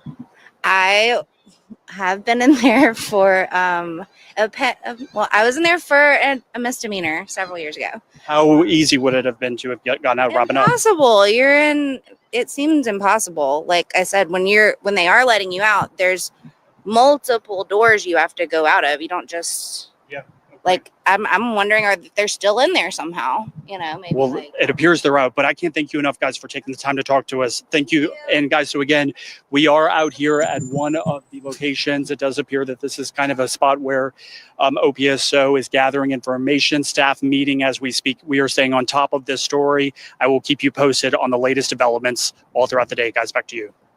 All right, Aubrey. Yeah, definitely a scary situation for a lot of people. Let's get back to Mike Kahn, former NOPD officer and security expert, because we do want to talk about the manhunt that is now underway. Mike, we're going to get new details from the sheriff, but if she comes out and says, like we've been hearing, that they got her at 1 a.m., that's 13 hours ago. I mean, you could be in New Mexico or, even the DA was saying earlier, I mean, like 5 states away by then. No, absolutely. It's very disconcerting. And it goes back to now, the investigation will be done to see how they escape, but it's really trying to, again, work with all of your multi-jurisdictional agencies and try and locate, again, starting with investigatory news, starting with going back and interviewing everyone who they were with, also interviewing other inmates. So the other thing that we haven't really talked about is interviewing other inmates that may have known something about it, which I'm sure they've been doing as well, and trying to figure out if there's any more information they can get on that as well. Any interstate, like discussing with other states? I mean, have they been put out on alert, like in Mississippi or Alabama, or, to Travers's point, I mean, they could be in multiple different, jurisdictions, different counties. How does that typically work with this kind of investigation? So the State Police Fusion Center would probably send something out on that with pictures and BOLO alerts and things like that, and coordinate with other state police, highway patrols. Again, it's a lot easier if you have a car you're looking for, if you have something else that they're using, So right now it's really in the very beginning stages of still trying to figure out, who they may have been in contact with and what their route was when they left and where they plan to go. All right, Mike, thank you so much for that. We're going to get back to you in just a moment, but we're hearing from the family members of one of the inmates who we've been told, has escaped custody at the Orleans Parish Justice Center. Let's go live to Shay. We do want to tell you this is live TV. This Right. family member just woke up. So Shay, what does this relative of one of the escapees have to say? Again, this is live television and the woman just woke up. Travers. Yeah, definitely Travers. I actually just found someone who tells me that her brother is an inmate at OJC, but for some reason, he's actually included on that list, right? And you tell me that he's actually still at OJC? Yes, ma'am. Tell me a little bit about that. His name is Keith Lewis, and they have him all over the internet, all over social media. And I just talked to one of the officers. He's actually in the jailhouse. I mean, how does that feel to feel like, okay, they're saying that he's missing, that he actually was one of the people to escape, but he's actually still inside? Yes, that's very hurtful, and we're going to get down to the bottom of this. This is not going to be the end of this. Have you spoken with Keith? No. My mom actually talked to him this morning on the phone from the jailhouse. If you could just explain how it feels. I know you love your brother, and you definitely don't want for him to be included. Understood. I understood. Thank you. All right. That was supposed to be... Definitely. Now, I was supposed to be talking to this woman exclusively, but then a lot of other stations came up, so she walked off. I'm going to see if I can find out more information and pretty much get back with you all shortly. I'm going to give her my number, Travers, so that she can call me. And very soon, this press conference will be starting, so we're going to continue to just keep you all updated. Yeah, look, that would be an interesting development if they misidentified somebody. We don't know if that's the case. That's just what that woman says. Well, her mother actually called the newsroom earlier this morning, and I think sent the sister out there because one of our executive producers took the call with the mother saying, well, my son called me at 8:30. He told me that I wasn't going to be able to speak to him for maybe several days because of the situation. That's what the mother told our newsroom earlier today, saying that her son called her at 8:30 this morning. So maybe they misidentified the person or misincluded the numbers. I mean, again, we're hoping to find more details about that in the next few minutes. Yeah, we should get to that. We also want to get to the alert. Under a state law, if a juvenile escapes, you have to notify the media and public within 10 minutes. We've put it on social media. One of the big things with that is the bill that became law by Debbie Villio from Metairie does not include adult inmates. She sent us a text message with a statement saying that she is working right now at the Capitol at this session to make this mandatory across the board. If anybody escapes any prison, juvenile or adult, you have to alert the media and the public within 10 minutes. And as she said, she thought that was common sense. She didn't think she would have to put it in force of law to make people do it. So this is a look of all the people who are currently on the run. Keith Lewis is the man that family was just talking about. We'll see if they're correct, if the sheriff made an error. We don't know. That's all playing out. But Derek Groves right there, as we've been reporting, convicted of a high-profile 2018 Mardi Gras Day murder, and he is on the loose right now. Yeah, he killed 2 people and injured several others during that Mardi Gras Day shooting back in 2018. We also learned from one of the judges that Linton Van Buren there also wanted on murder charges. This is a look at the scene from the day of that Mardi Gras killing, which again, there were several shootings across the city on that particular day, but Groves is particularly accused of the one that happened at a party that was supposed to be in the St. Rock neighborhood. We're also hearing from New Orleans public schools right now. This just into our newsroom, as so many schools are about to begin that dismissal process, Travers. So we just got an update from one of the school board members in New Orleans. The new superintendent did send a letter out to all public schools saying, I'm writing to inform you about serious situation that requires your immediate attention. Basically telling all public schools, heightened awareness, use a single point of entry, enhance supervision, communicate with families, staff awareness, and coordination with security. So that's coming from a school board member. The superintendent just sent that out for all the public schools, urging them, most are getting out right now between 3 o'clock, urging them to be extra vigilant when it comes for something like this. Interesting, Travers, we just got a NOLA ready alert. Okay. Well, that says that New Orleans Police Department is assisting OPSO after subjects escaped custody. So if we want to add this into our timeline, 2:34 is whenever NOLA ready, which is again one of those safety alert system that has been put out. Usually use it for hurricanes, for flooding events. We were asked earlier why they did not put out a NOLA ready alert as soon as everybody else was notified. But again, now we are getting that alert. Yeah, I just got it too. And once again, for all public schools in that area and really in the city, they're urging heightened awareness, single point of entry. They're aware of the situation. We're going to get the full statement on our website. But the superintendent and the school board, as well as all the private schools in the city, I'm sure, Right. and metro area are as well. They're probably under a better safe than sorry type approach here, which is very wise. So it does seem like they're on top of it. So Katie Bodwin, the school board president, is the one that sent that to me, and obviously says, she's sending it in real time, that they are aware of this and they're going to make sure that all school kids are safe by taking care of this. And Tulane University also has increased patrols right around campus. They sent out an alert earlier today as well that you might see more of those Tulane police officers just mobilizing just as a precaution. And to your point, a lot of the Catholic schools, I haven't gotten an alert from my child's school or anything as of yet, but I think this is truly on everybody's minds, and you do want to take those safety precautions. But hey, even if you haven't gotten an alert and you're watching us right now, if you've got to go pick up the kids in the next hour, just be diligent. Yeah. Right. And, look around, check your surroundings, making sure if you're maybe parking and then going to go pick up your child, just be extra cautious as you're going back to that vehicle, because we saw one of those suspects wind up all the way in towards the French Quarter. There's no telling, could you have suspects back in the St. Claude neighborhood where some of them are from? Could they be in parts of New Orleans East right now? Could they be on the North Shore, out towards Baton Rouge? At this point, we don't know, because we're still trying to get a true, clear timeline as to when they escaped. And right now, you are taking a live look from outside the Orleans Parish Sheriff's Office, the jail there, as we are awaiting to hear from Sheriff Susan Hudson to get an update on how many inmates are still on the run, if they were able to catch anybody within the past few hours, because the last time that we heard from them was closer to 11 o'clock this morning. And you don't know how a lot of these people got away from the jail. And look, we don't know if they're away from the jail. Somebody may be hiding under a house or in an abandoned house in mid-city, or like the man that was caught, Kendall, I know his name is Miles. Kendall Miles. Yeah, sorry, I forgot for a second. There's a lot of names. We're trying to keep it looks like they're coming out, but Kendall Miles was in a French Quarter parking lot. So, well, let's see. That's one of the spokespeople, or the one of the public information officers for the sheriff's office. Let's see if they have an update. Also some of the information on the security breach. We will take a few questions after from each outlet, one per outlet. Okay. So you heard there, they are going to take some questions this time as Sheriff Susan Hudson is about to walk out. You heard there, that is Casey McGee. She used to be a reporter here at WDSU, has been working with the sheriff's office for several years now.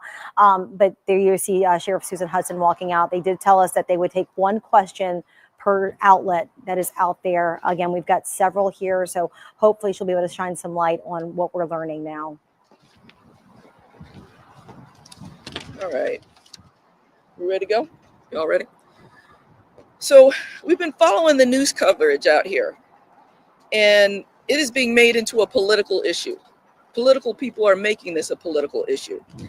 I want to be really clear. This is a public safety issue, and we all need to continue to work together to solve it, to get these folks back in custody. And we are doing that. All of our energy at OPSO is going towards getting these folks back into custody and finding out exactly what happened.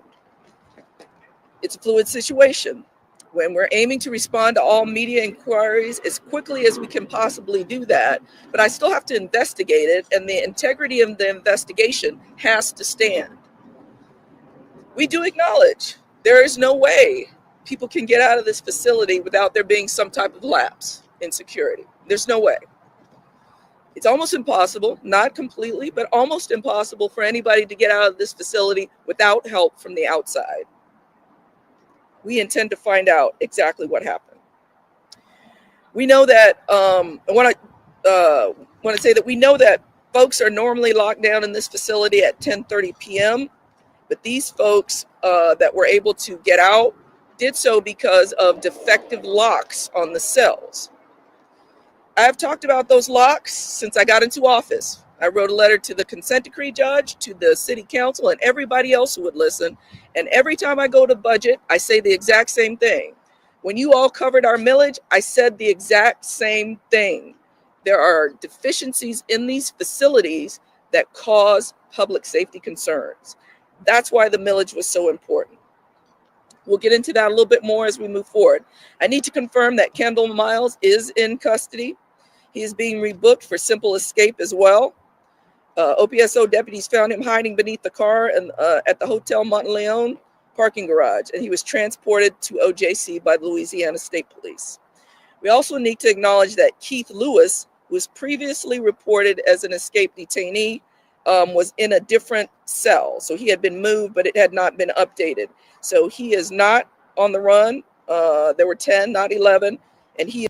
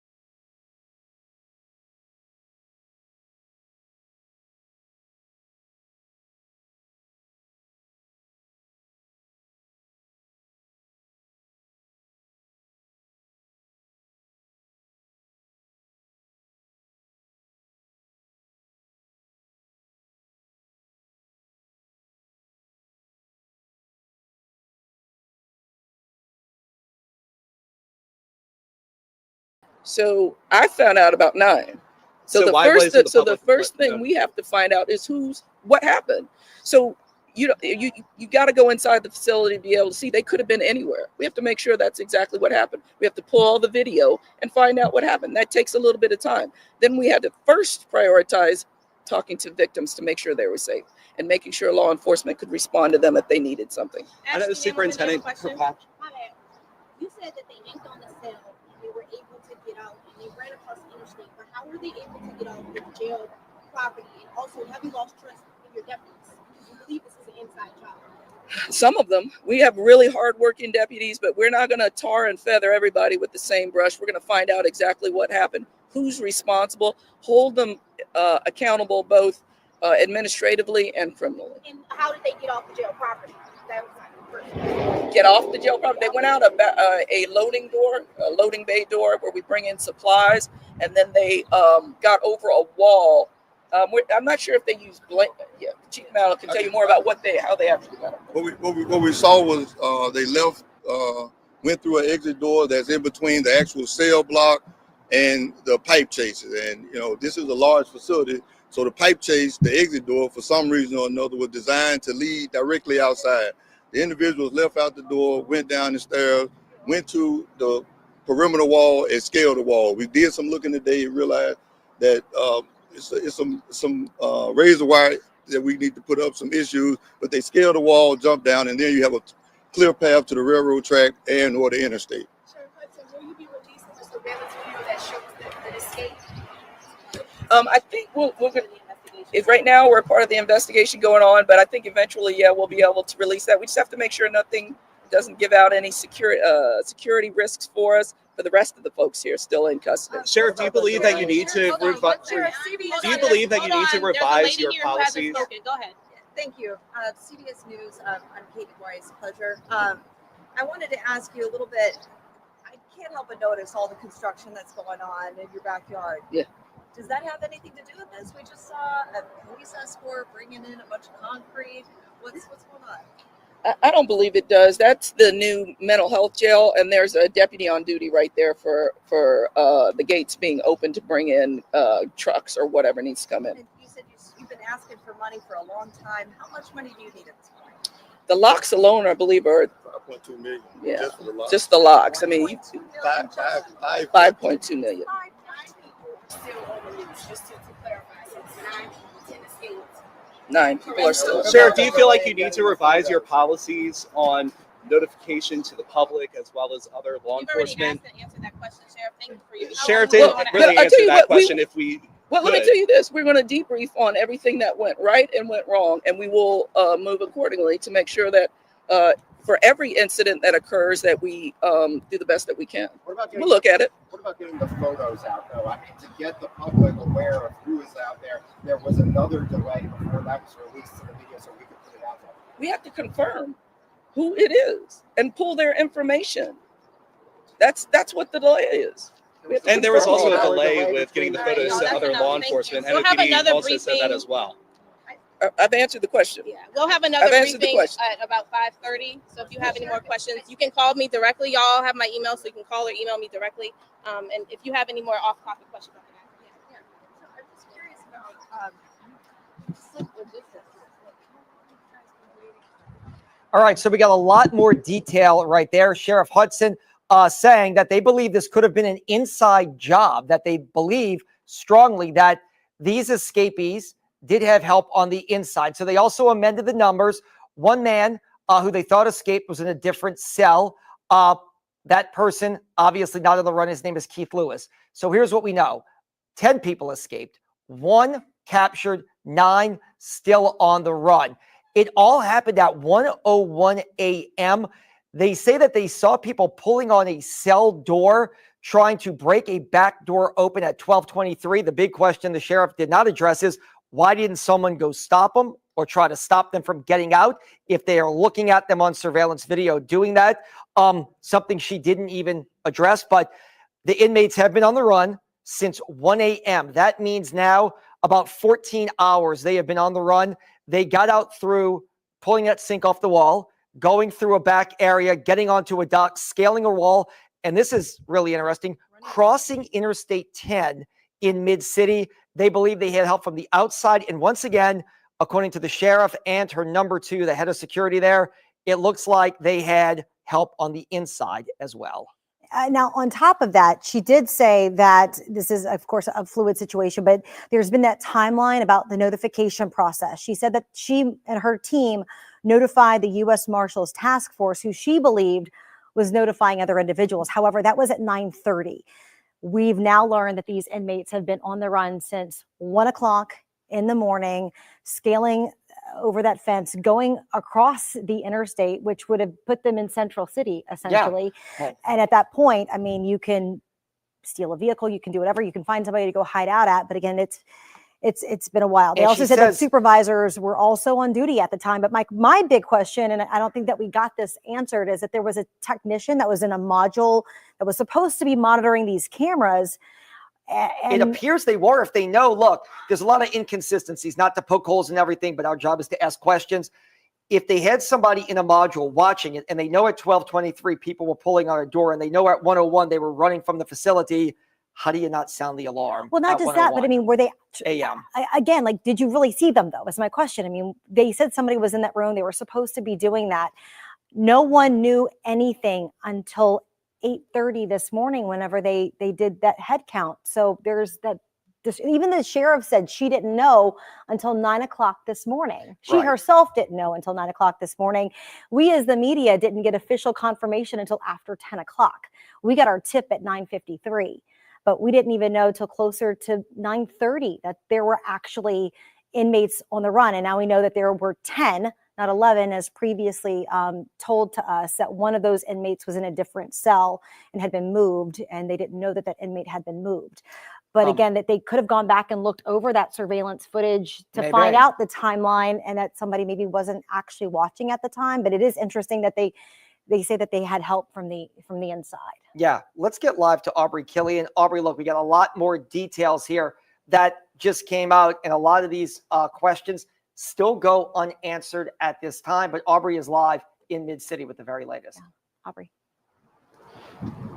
Hey guys, so yeah, as y'all have been following this all day today as well, one thing we've questioned with a lot of people, we've asked a lot of residents here, do you think there should be some sort of alert or city alert? How we all know when it's time to get a city alert, when it's time to put your car on the neutral ground. And as y'all mentioned, look, I'll show it to you here. I got one not long ago. I'll pull it up and show it to our viewers at 2:36, saying that they're helping with this, assisting with the subjects that escaped. And that's at 2:36 p.m. Y'all just heard the timeline about it. So do the math. I mean, that's hours and hours after. So we're here at one location, and we've seen multiple sheriff's vehicles here. They're kind of, I've seen about a dozen deputies or so. One's pulling out right now. I'll hop out of the way. But this is what I'm told through sources, that this is kind of one of the locations where investigators are setting up, kind of trying to piece together the intel, exactly what went wrong. This is just one of the locations where staff, we've been seeing them coming and going all throughout the day. But neighbors that I've spoken with, they're not happy. They want a better system. Again, as you just saw on the text message, that it came out hours and hours after. People had no idea. I spoke with one gentleman today. He said he was watching WDSU, and that's how he found out that about 10 inmates had apparently escaped. And some people that I just spoke to out here where we're at, they're too nervous to go on camera. They've locked themselves inside of their houses because they're scared they could get hurt. Because as you heard in those news briefings, that right now it's a dangerous moment for the city. We are told that these suspects could be armed and dangerous. So a lot of people that I've spoken to say that they're scared and they're just staying inside for the time being. But again, as soon as we know the latest developments, if any additional suspects are caught, we're going to stay on top of it. We've been kind of monitoring all the sheriff's vehicles where we are. But as soon as I know new details, I will keep you posted. Guys, back to you. All right, Aubrey, thank you so much. And again, right now, we do want to mention one of the inmates has been caught. 9 of those inmates, many of whom are facing charges for second-degree murder. I'm even hearing one of them was in jail for kidnapping charge. those individuals are still on the run. There was one inmate who was erroneously put on this list.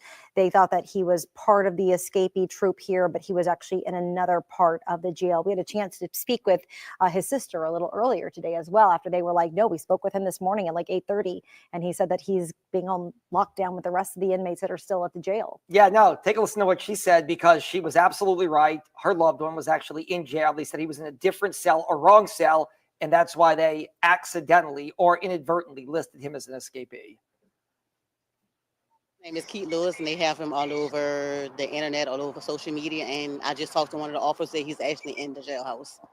I mean, how does that feel to feel like, okay, they're saying that he's missing, that he actually was one of the people to escape, but he's actually still inside? Yes, that's very hurtful, and we're going to get down to the bottom of this. This is not going to be the end of this. Just, if we can, let's go back to this, because it's something that the sheriff said that I think caught a lot of people's attention. She said they had defective locks on the cell. This jail was built 10 years ago. I know that sometimes when you're an elected official, the name of the game is to blame your predecessor. Marlon Gusman was the sheriff back then. And not to defend Marlon Gusman, who lost this race to Susan Hudson, but she has now been in office for 4.5 years. She is in the home stretch of her first term. I think we could probably start looking back. Has she sounded the alarm? What has taken so long to replace defective locks on cells? I mean, that is the core of what you do. You lock people up and they are in a cell. And she said they have defective locks on the cells. And she said that she has been sounding the alarm about this for several years now. We are hopefully going to be putting into some public records requests just to see, like, you know, why have they not been fixed? I do know that they have been funded pretty well through many of the budget processes. Right. We listened to those. They've asked for a stark increase each year in terms of their budget. Now, the city council isn't giving them everything that they have asked for.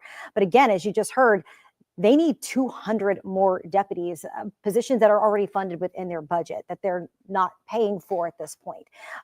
So again, I don't know why the locks weren't replaced using the budget that they already received. Again, that's something that we could ask more on whenever they have a press briefing at 5:30. And look, these are just facts, Randy. The jail in Jefferson Parish is just this size. The jail in St. Tammany, almost this size. The one in Plaquemines that houses a lot of federal inmates, and in St. Charles, almost this size. They do not seem to be plagued with the same issues. So this is not one of these prisons that's one of the biggest. It's about the same size as other ones that make it work with locks that work. And correct me if I'm wrong, but this is one of the newer facilities. Yeah, this is newer than all the ones I just all mentioned. of the ones that you just mentioned. But this one, Plaquemines is new, but the other three are relatively old, including the one in Jefferson Parish that is really old. Now let's talk about our kids for a moment. I know many schools are going to be letting out probably in the next few minutes. Some of them might be letting out right now.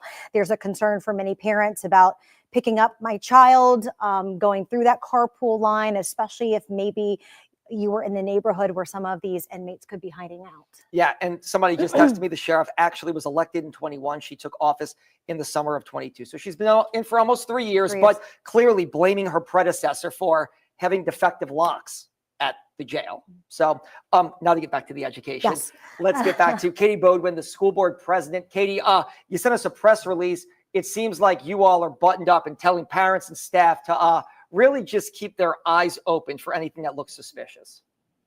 That's right. And first, I want to thank both of you, Travers and Randy, and all the team and all local media for keeping us informed. It really helps us to know kind of what's going on. But I'm sure, like every parent around the city, you know, as soon as I heard about this, I wondered how safe are my kids. And I want to say that as we wait for our kids to be dismissed right now, your kids are safe, and they've got a lot of people watching out for them always, but certainly under this situation at schools and around the Katie, city. do you know if there's, I don't know if you can hear me, but do you know if there's going to be any different kind of dismissal procedures? That would be up to the individual schools because they all have different dismissal procedures, but we have advised and sent out guidance to be extra vigilant to make sure you're checking IDs and you maintain that single point of entry and exit to make sure your campus is as safe as possible, especially as this time as everyone's kind of coming in and out of dismissal. Yeah, look, Katie, we appreciate you jumping on to get this information out to parents because, look, this is pickup time right now for something like this. So just, I guess, is the word, most of these schools have officers, but is it just, if you see something, say something, because we don't want what's already a bad situation to turn out even tragic or worse for somebody just trying to pick their kid up from a school? Absolutely. I mean, remain vigilant for sure, and do everything that, you know, the local media and the law enforcement are telling us to do, and just, you know, follow the people in charge. And that's what we tell students all the time. You know what adults are in charge, and follow them. You know, we don't need to be panicking, but we do need to be aware and be vigilant. I would also remind parents to be vigilant and aware of your own children and how they're receiving this, and make sure to give them a break, keep things normal as much as possible, so that our children don't get too anxious and worried about a situation that, you know, they're most likely not going to be affected by. But we do want to remain vigilant. All right, Katie Bodwin, school board president, we appreciate you taking the time, because it is a very serious issue, and you have 9 people who are charged with violent crimes on the run. And just to recap. Thank you both. Yeah, no, thank you, Katie. We appreciate that. That's a look at the jail right now. According to the sheriff, once again, it was defective locks. I've been communicating with one of her longtime press people, and they say that, once again, they have requested funding at several city council meetings and have not received the funding to move forward with the required locks to keep inmates in their cells. So we're going to check, obviously, with city council members. Clearly, the sheriff, not calling the police chief a liar, so to say, but nonetheless contradicting what the police chief said. And Kirkpatrick said her agency not made aware of this till 10:30. The sheriff says that's just not true. She claims that they sounded the alarm, even though we've heard from the AG, the DA, the police chief, and numerous others who claim that's not true.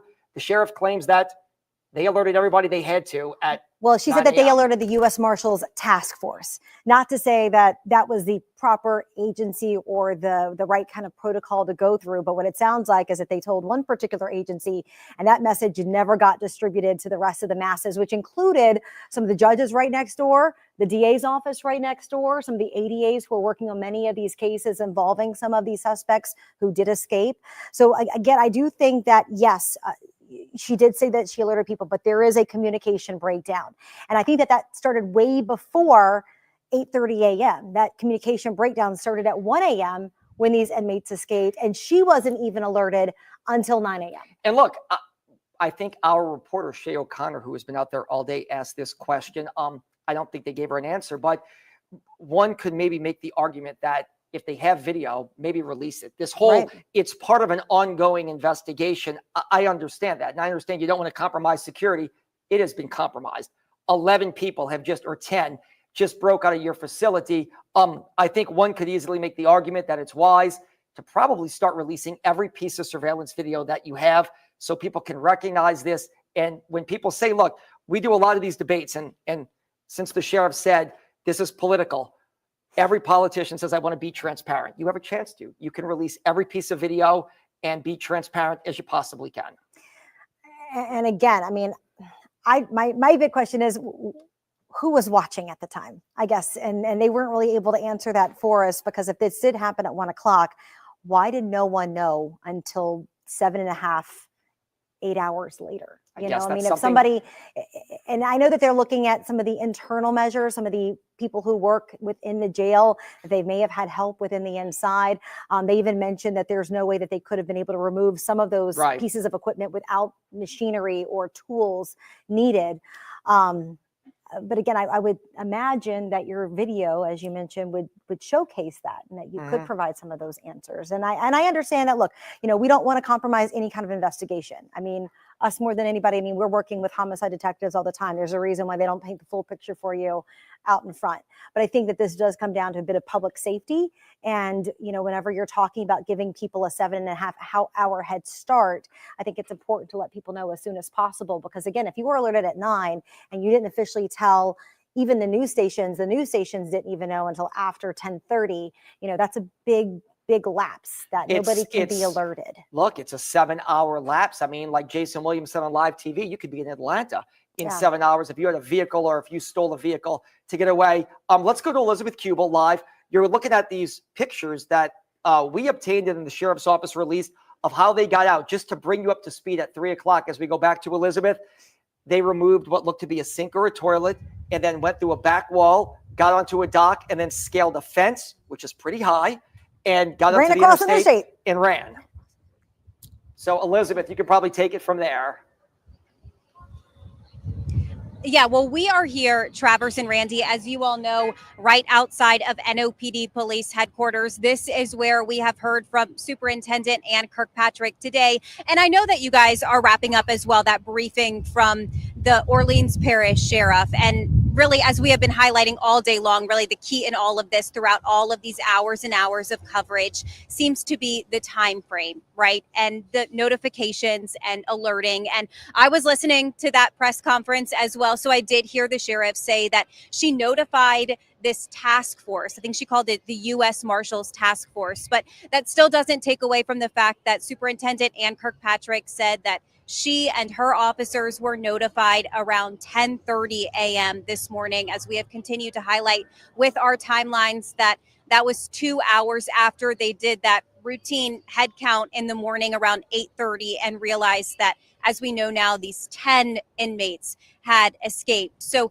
I did ask the superintendent, was that something that was concerning to her? The fact that she, as she said, did not get that notification until 10:30 this morning. And she said, of course, absolutely. And Randy, piggybacking off a point that you made as well, just how important it is, the communication and the alerting process. When we talked to the superintendent, she also said that she and her guys and gals didn't even have pictures of all, at that time we thought it was 11, right? But didn't even have pictures of all 10 of those escaped individuals. So that was something else that stood out to me as concerning as well. Especially, I asked her this too, how are you supposed to look for someone or be on the lookout for someone that you don't even know what they look like? So that time frame and that alerting and communication obviously does seem to be a key factor right now, and definitely a key topic of discussion. The NOPD, the sheriff we heard as well, she said that she was very appreciative of the NOPD as well as of state police. They are obviously working diligently on this. I have heard from other law enforcement as well. Like I've been telling you about, I got that memo that was sent to Tulane University where their law enforcement presence there said, of course, they're obviously aware of this situation. It is high on their radar. And for that reason, they were upping their patrols around campus right now. So that's just the response that we're seeing right now. Obviously top of mind for our law enforcement officials. But again, just want to underscore that the superintendent said that, as she said this morning, that she was made aware of this at 10:30, guys. And so Elizabeth, the stories just keep on. I don't want to see changing, but there's going to be a lot of moving parts here. So they just sent us a statement as well that the United States Marshals, Louisiana State Police, and Probation and Parole were notified by 9:30. And again, that's roughly 1 hour after it was discovered that these inmates were missing during that head count. But again, they were allegedly caught on camera around 1 o'clock in the morning leaving. And that the New Orleans Police Department was alerted immediately afterward through the Fusion Center. I'm not quite sure what the Fusion Center is. It's state police. It's in Baton Rouge. It's kind of an aggregate where they monitor everything. State police serves as kind of an umbrella over all law enforcement. So if somebody's on the run from St. Tammany into New Orleans, they can kind of say, hey, you guys may want to coordinate, or we'll serve as the point person. But the Fusion Center is in Baton Rouge, and it's kind of the state police umbrella operation, so they can make sure that everyone is essentially on the same page. So is she essentially saying that she notified the Fusion Center, and the Fusion Center was supposed to tell NOPD within a reasonable time frame? I'm assuming, but I guess we'll know at the 5:30 briefing. All right, well, let's get to Shay O'Connor, who again was in that press briefing. We were hearing a lot of questions from multiple outlets out there. And Shay, if you could go through again a little bit about what the sheriff was saying and the latest update. Randy, that presser just ending not too long ago. We did find out more when it comes to a timeline for the escape, that the inmates escaped a little before 1 a.m., which we told you earlier. Staff here not notified about the escape until about 8:30 in the morning today. They just were seen walking back into OJC. Sheriff Hudson also pointing to defective locks, as I just heard you all mentioning, as a reason as to how these inmates were potentially able to escape. That opening in the wall also confirmed as to how the inmates got out We also now know that there were 10 inmates who escaped, not 9. And then also Keith Lewis, who had once been mentioned as an escapee, was actually moved to another cell before that escape, so he was not involved. So at this time, they're still looking for 9 escapees. Now, we also know that Kendall Miles has already been taken into custody. The sheriff stressing a communication breakdown, that she was not even alerted of that breach until about 9 a.m. She also says that she's vetting the workers here at OJC because this could have definitely been an inside job. So just a lot to unpack, Randy and Travers. And as we mentioned earlier, the sheriff says that there will be another presser at 5:30, which will be here for that presser to have more information for you. Back to you.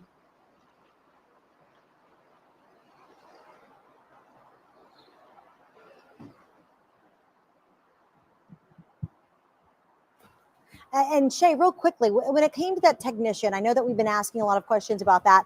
What was her response whenever it was asked, did the technician not see anything? Like, how did somebody overnight miss the fact that you had that disturbance at 12:23 and then they all left at 1:01?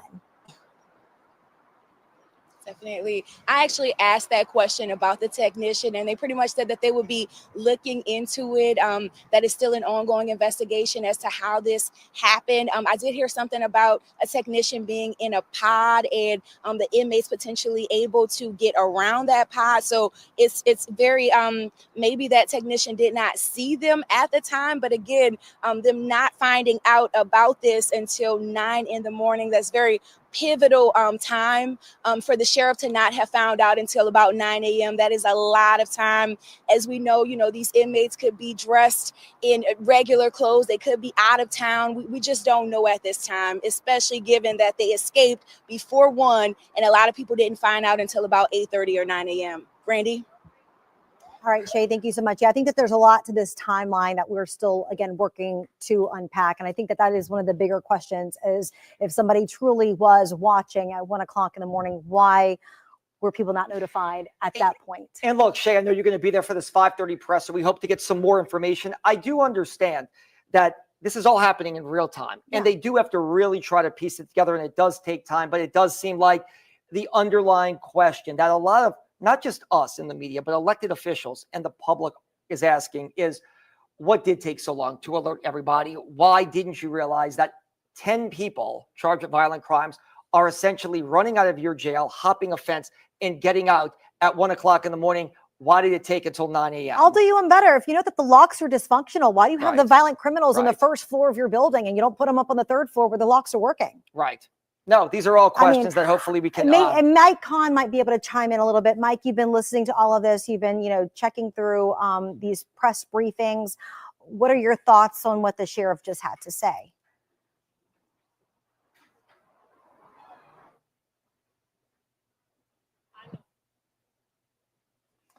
Have a lock issue. They know that the locks are not working properly, and yet they still have the violent offenders in those cells where they can basically manipulate the doors to let the locks off. It's very concerning. It's very concerning that that they made it past certain areas and weren't caught, that someone saw them on video and didn't do anything. And there's just a lot of questions that need answering. So let me ask you this, just to use your expertise here, because we are getting information from the sheriff, from sources. So somebody told me that the door they exit it's a pipe chase, not a slider. It means it slams, it doesn't slide. An indication to them that they would have had to have help on the inside because somebody would have had to hit a button to open that. That it's essentially a door that slams and doesn't slide. Does that make sense to you? And that's maybe why the sheriff said they had help from the inside. Yeah, no, and I'm sure at this point, whether they're releasing or not, they already know that there was some help from the inside in order to manipulate and unlock some of those doors and have those work as well. And that's probably why they were doing all their interviews today and had everyone inside. It's again just one of those very, very concerning things. That also, in the event that you have so many dysfunctional locks, why haven't you really raised the bell and brought that up and said, look, this is simply not a safe environment to keep these people in. There's a potential for this to happen. And again, they get a substantial budget from the city of New Orleans. I do know that they have lots of operating expenses. If this has been a problem for a few years, why are we not fixing those locks if this is a habitual issue? No, I agree. And if the guards know about it, you can guarantee that the inmates know about it, and that the inmates are well aware of where the weak points are. They sit there and they have 24 hours a day to watch and see and test things and manipulate things and see what they can do to try and do this. And again, you don't see 10 people, 9 people, whatever, escaping at one time, usually in a situation like this. This is a massive incident. And to get back to this, I know you've been with us all day, and we do appreciate your time, Mike. Do marshals, do state police, do they start trying to track down these people through loved ones, last known contacts? I know we have license plate reader technology in Orleans and Jefferson Parish. Do they try to start backtracking that to make sure they can catch these people? Because the last thing you want is somebody else hurt in a situation like this. Well, one of the first things that you need to do is use your home base as the jail. And then from there, start looking at all the videos, start canvassing the neighborhood. You know, do these people have Ring cameras on their doors? Does anyone have videotape out there? When they left, which way did they go? And then start from there and continue to track everything through video and talking to people and seeing if you hear anything, and then going back to each person, developing a folio. Where do their parents live? Where do their spouses live? Go and check those houses. Go and check those neighborhoods. Who did they put on their bail bond reports? Who bailed them out? Who posted bonds on them? Go check and interview those people. And then again, going back and listening to jailhouse phone calls. You know, there's a good chance that in the event that someone did escape like this, that they made phone calls to people and they planned to get picked up, or they planned to have some sort of exit strategy once they got away. I know we're talking about, the interior workings of the Orleans Parish Sheriff's Office right now. We know that they've had some, financial issues, some fraud issues within the Sheriff's Office. Some of their former deputies recently got arrested for some of those fraud instances. Talk about vetting of some of these officers. I know that they're short-staffed. She just mentioned that they're down 150 people there at the jail, but what is the vetting process to become a deputy? And is there a constant vetting process to make sure that you don't become embedded with some of these prisoners who maybe are trying to coerce you to help them on a daily basis? No, we've seen many situations where these deputies are paid very small amounts of money. And a lot of times we've even seen situations where inmates have gone to jail before, and then they've had their girlfriend go get a job at the sheriff's office to be able to assist them or help them while they're in jail. So it's one of those things where there's not a continual vetting. And it's like the sheriff said, that they are very low on manpower. And that's a big concern. But you often see when cell phones, when narcotics and different things are brought into the jail, a lot of times it's brought in by guards. Yeah, look, Mike, I know that obviously we talked about this. We didn't want to villainize anybody with OPSO. They have a lot of good, hardworking people, but even the sheriff said it in her press conference. It appears that this is going to be tied, at least in part, to an inside job where they had help on the inside. We appreciate all your updates. We'll probably come back to you in just a couple of minutes. But now we've got Representative Jason Hughes joining us via the phone, or maybe Zoom, either on the phone or via Zoom. But we've on the phone. But we've been talking about some of the possible legislation that could be enacted after all of this. You all are going through the legislative session right now. You had some harsh words about this escape earlier, Representative Hughes. Well, hey, Travis. Hey, Randy. Thank you all for your continuing coverage on the situation. After listening and tuning in to the sheriff's recent press briefing, very short press briefing, I'm even more alarmed now than I was this morning. Out the gate, the sheriff led by saying that there are individuals that are attempting to make this a political issue. But at the end of the day, for me, it's a leadership issue because leadership matters. And, in this moment, I agree. I think that our deputies that work within the sheriff's office are very hardworking deputies under very tough circumstances. And so I want to commend them and thank them for their hard work. But quite frankly and quite bluntly, I think the Sheriff Hudson, is showing a gross lack of leadership in this moment. I do not think she is being forthcoming. I do not think she is being transparent. Just a few hours ago, I reached out to Chairwoman Debbie Villio to pledge my cooperation with her. I will be in touch with her over the next several days. And at the state level, I will be calling for a series of oversight hearings into this situation. And as we continue to uncover the facts and the investigation continues to unfold, I will be calling on the Attorney General's office and state police office to be a part of that investigation, because right now I have very little faith that the sheriff can lead this investigation unilaterally and produce transparent, comprehensive, cohesive results. And look, Representative Hughes, we don't work in law enforcement. I know your background is not in law enforcement, but is this just a simple question here? If they got out at 1 o'clock in the morning and were able to get through a hole in the wall, out a dock, over a fence, and it's on videotape. And across the interstate. One, should the sheriff's office release that? And then two, does it leave you scratching your head as to how no one saw that all going down? Yeah, I find it perplexing that no one saw that. And, you know, the sheriff earlier alluded that she was not aware of the situation until almost 9 a.m. You know, I work for several elected officials, and when things like this transpired, even though we may not have had jurisdiction over law enforcement, I can tell you I would have been on the phone with my bosses at 1 a.m., 2 a.m., alerting them to what have happened. So I think there have been breaches across the board. And the fact that the public was not alerted until roughly 10 o'clock, Travis, Randy, I didn't find out until I had a breaking news alert on my phone from WDSU. That's how I found out about these escapes. And then my phone started blowing up from constituents. Many of my elderly constituents had already done their walk in Joe Brown Park between the hours of 6 a.m. and 8 a.m. And they were absolutely terrified that they had no clue that this happened. So again, this comes down to leadership. Leadership matters. Let me say one other thing, Travis and Randy, that I find disturbing. You know, the sheriff in her press briefing said that she's been sounding the alarm about the faulty locks in the jail. I can tell you that's the first time I'm learning of that issue.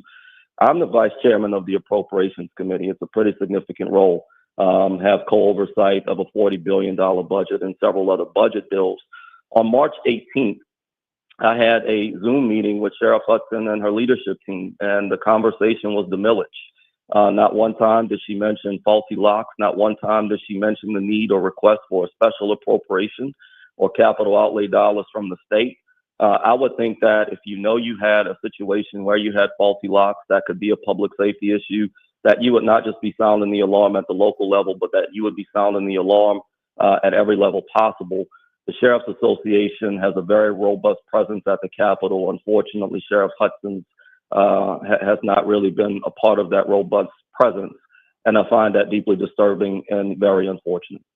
Now, look, all good points. State Representative Jason Hughes, we appreciate your time. And really quickly, before we let you go, because we have to get to another live reporter, you mentioned Debbie Villio, the state rep from Metairie. I think we can all agree a situation like this is bigger than party lines. You're a Democrat, she's a Republican, but she actually sent us a text message. She changed the law saying that if you break out of a juvenile facility, you have to notify the public and media within 10 minutes. She now says she's going to try to change the law to make that adult facilities.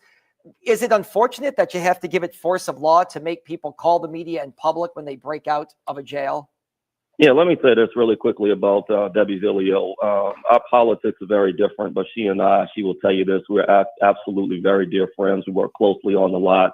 And I don't think either one of us thought that we would have the need to legislate the fact that if somebody breaks out of jail, that you have to notify the public. We thought that would be simple common sense. But I have pledged to the chairwoman my full partnership with her in this matter. You're right, it's not a partisan issue. It's a public safety issue.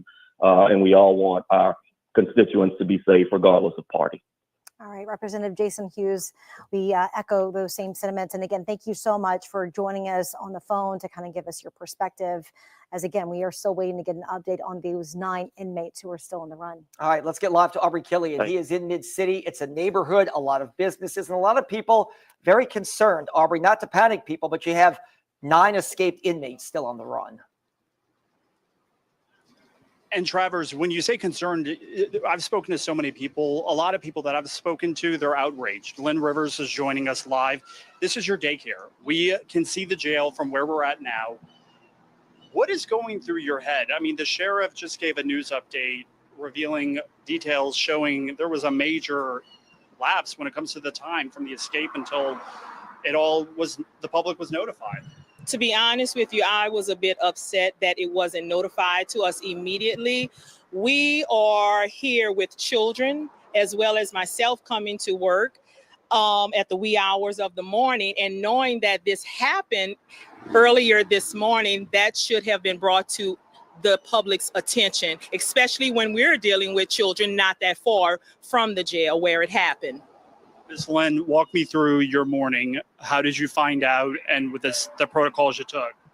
So basically, my mother, who's the owner, she called and notified me that that incident had happened.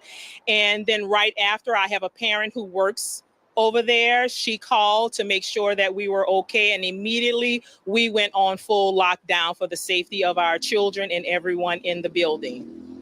Full lockdown. Describe kind of the protocols and how that works for y'all. So basically everything is locked down. All families that's in the building, all staff that's in the building, they cannot leave out. They must follow the protocol of talking to people through the walkie-talkie, as well as me informing the parents through our app to let them know what happens, including our partnerships to let them know what happened, to make sure that everything is communicated across the board and we are all safe. So all of our families were notified immediately after I was notified.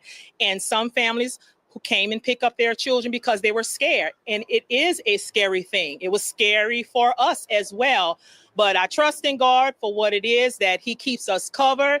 And more or less, I always oversee, and we use our walkie-talkies to communicate, to make sure, and looking at our cameras. So most of the time when parents come and pick up their children, basically all the time, they must call prior to coming to the door to ring the doorbell as well. So our protocols are very strict when it comes down to the safety of our children. I mean, you can show us. You got your walkie-talkie in, you can show it real quick. I mean, you've been on the phone, on the walkie-talkie phone, and you know, in the news conference, Sheriff Hudson cited having some issues with locks. And we were speaking a second ago. Do you find that that's acceptable?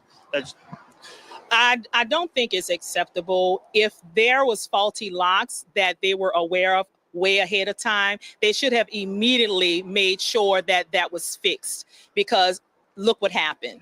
We had something that possibly could have stopped him, but unfortunately, maybe because of the faulty locks, I don't know. But in the future, I do hope something like this does not happen, because I do want to make sure that our families and our children and staff, as well as myself, are safe. How many kids you got here? 39. 39 kids here, knowing that some of these inmates are still on the run in our community.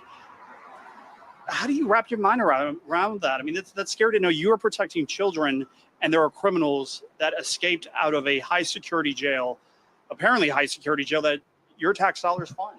It's emotional. Right. It is very emotional. And again, it was very scary knowing that happened. And then when they say armed and dangerous, I'm like, oh my goodness, guys, we know what to do. Let's go in full mode lockdown. What changes do you want? The changes that I do want is for the jails to make sure that all of their protocols and all of the locks and everything is secured. I understand they might have so many staff that may have not been fully staffed, more or less, but it's our tax dollars that's paying, right? And the millage just got passed. So making sure that whatever has to be done in the jail for as the staffing, the protocols, they need to up it, and they need to ensure it to make sure that nothing like this ever happens again. So they were able to get out apparently around 1 a.m. No one knew. You opened your doors. You had no idea that this happened. Would you have closed if knowing this? It's a strong possibility. I would have immediately notified my families like I did before and closed. Wrapping up, what would be, I think the entire city is trying to wrap their minds around this. What would be your message to the city? Knowing that something like this has happened, I think they need to look more in detail of how things are ran at that facility and ensure that every protocol is strong and all the locks that might be faulty locks are fixed. Well, I can't thank you enough for your time, and I'm glad your kids are okay. Thank you. I appreciate your time. Thank you so much. You're So again, Kids Kingdom, again, we are not far from the jail at all. They went into full lockdown and demanding change after this very serious incident. Guys, back to you. And Aubrey, for what it's worth, they are still on lockdown right now. Yeah. There are staffers inside there, not deputies, but workers who are told to remain there while this investigation plays out, because it's no secret right now. The sheriff's office believes this was an inside job, or at least partially an inside job. So I think they probably would have questioned people and maybe make sure no one leaves. And again, we are dealing with some pretty violent offenders. So we want to show you their mugshots one by one as we, again, are entering this 3:30 hour. Many of you are maybe about to head home from picking up the kids. We're going to begin with Leo Tate here. As you can see, he pled guilty back in December for being a felon in possession of a firearm, but he was arrested previously for charges of second-degree murder and attempted second-degree murder for a killing that took place on Pogger Street in 2018. Facing charges for that as well. Derek Groves is up next. This is a man who is convicted of 2 counts of murder that happened last fall. This was from that 2018 Mardi Gras Day killing that happened. He was convicted last fall. He is one of the people. We don't know why he was there and not at a state facility after being convicted, but nonetheless, Derek Groves, also one of the people on the run. Yeah, 1,400 people in all in that jail. That's their jail population right now. Antoine Massey also on the run, facing charges for domestic abuse, battery involving strangulation, also theft of a vehicle, and a former parole violation. Next up, Linton Van Buren. This is another person right now illegally carrying a weapon, firearm possession. We also told he may have more crimes of violence that may be in other sections of various courts, but you can see right here, introduction of contraband into the prison. But once again, Linton Van Buren, another one. If you see him or know him, make sure that you steer clear or call 911 if you know where he could be. Then we've got DeKeenan Dennis here, also on the run. 2 counts of drug possession, robbery, gun possession, theft, battery. Another good look at him if you possibly see him in your neighborhood. Gary Price, another person who is on the run. Simple assault, false imprisonment with a weapon, aggravated criminal damage to property, aggravated second-degree battery that usually entails some kind of fight or beating, and aggravated assault with a firearm, as well as domestic abuse battery. There he is right there, Gary Price, another person who police are looking for. And then we've got Robert Moody here, who actually has pled guilty to drug and weapon charges, also theft, most recently an obscenity charge that he was facing just last year. One of those 9 people still on the run. Corey Boyd is up next. There you see Corey Boyd, not attempted.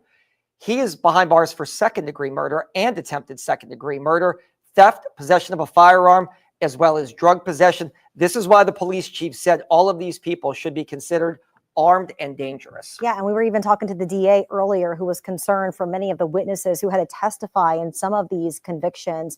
Jermaine Donald, we are told that this is one of the individuals who investigators are really concerned about, also wanted on murder charges, arrested in September of last year.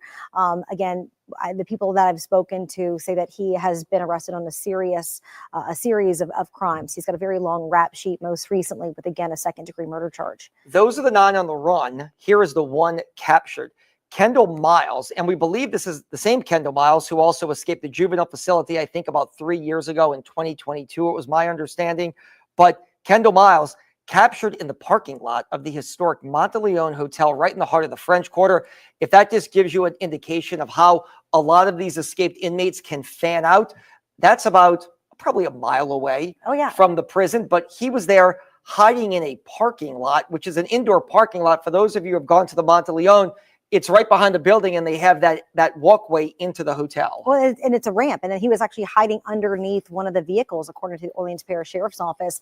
Tons of tourists out there too, by the way, because this truly is the heart of the French Quarter, right smack dab in the middle, and it is a Friday, so more tourists are in town here on the weekend. But again, what we've learned is that facial recognition technology was able to kind of flag his face, and they were able to track him down there, and you can kind of see him being escorted towards one of the police units there.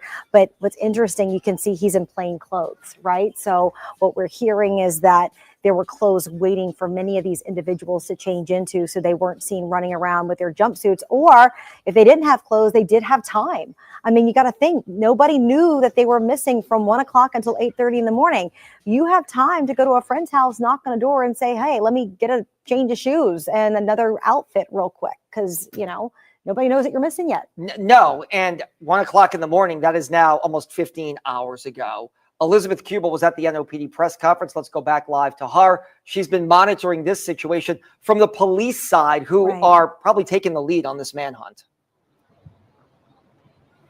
Well, and I want to piggyback off of something that Randy said very quickly, Travers. She mentioned how this is a bustling day, that it's a Friday in the French Quarter where that one capture happened, that there's probably a lot of tourists around. So yes, I am outside of police headquarters right now because we are monitoring all of those updates from police. Police headquarters is right across the street, as you know, from the Superdome. So right now I am looking at what looks like thousands of graduates and their families, because there is a graduation that is happening right now. So I believe that this is a two-lane graduation right here, but it just goes to show how many people are out and about, especially in the downtown area right now on a Friday afternoon, especially as the hours creep into a Friday evening. This is why police officers.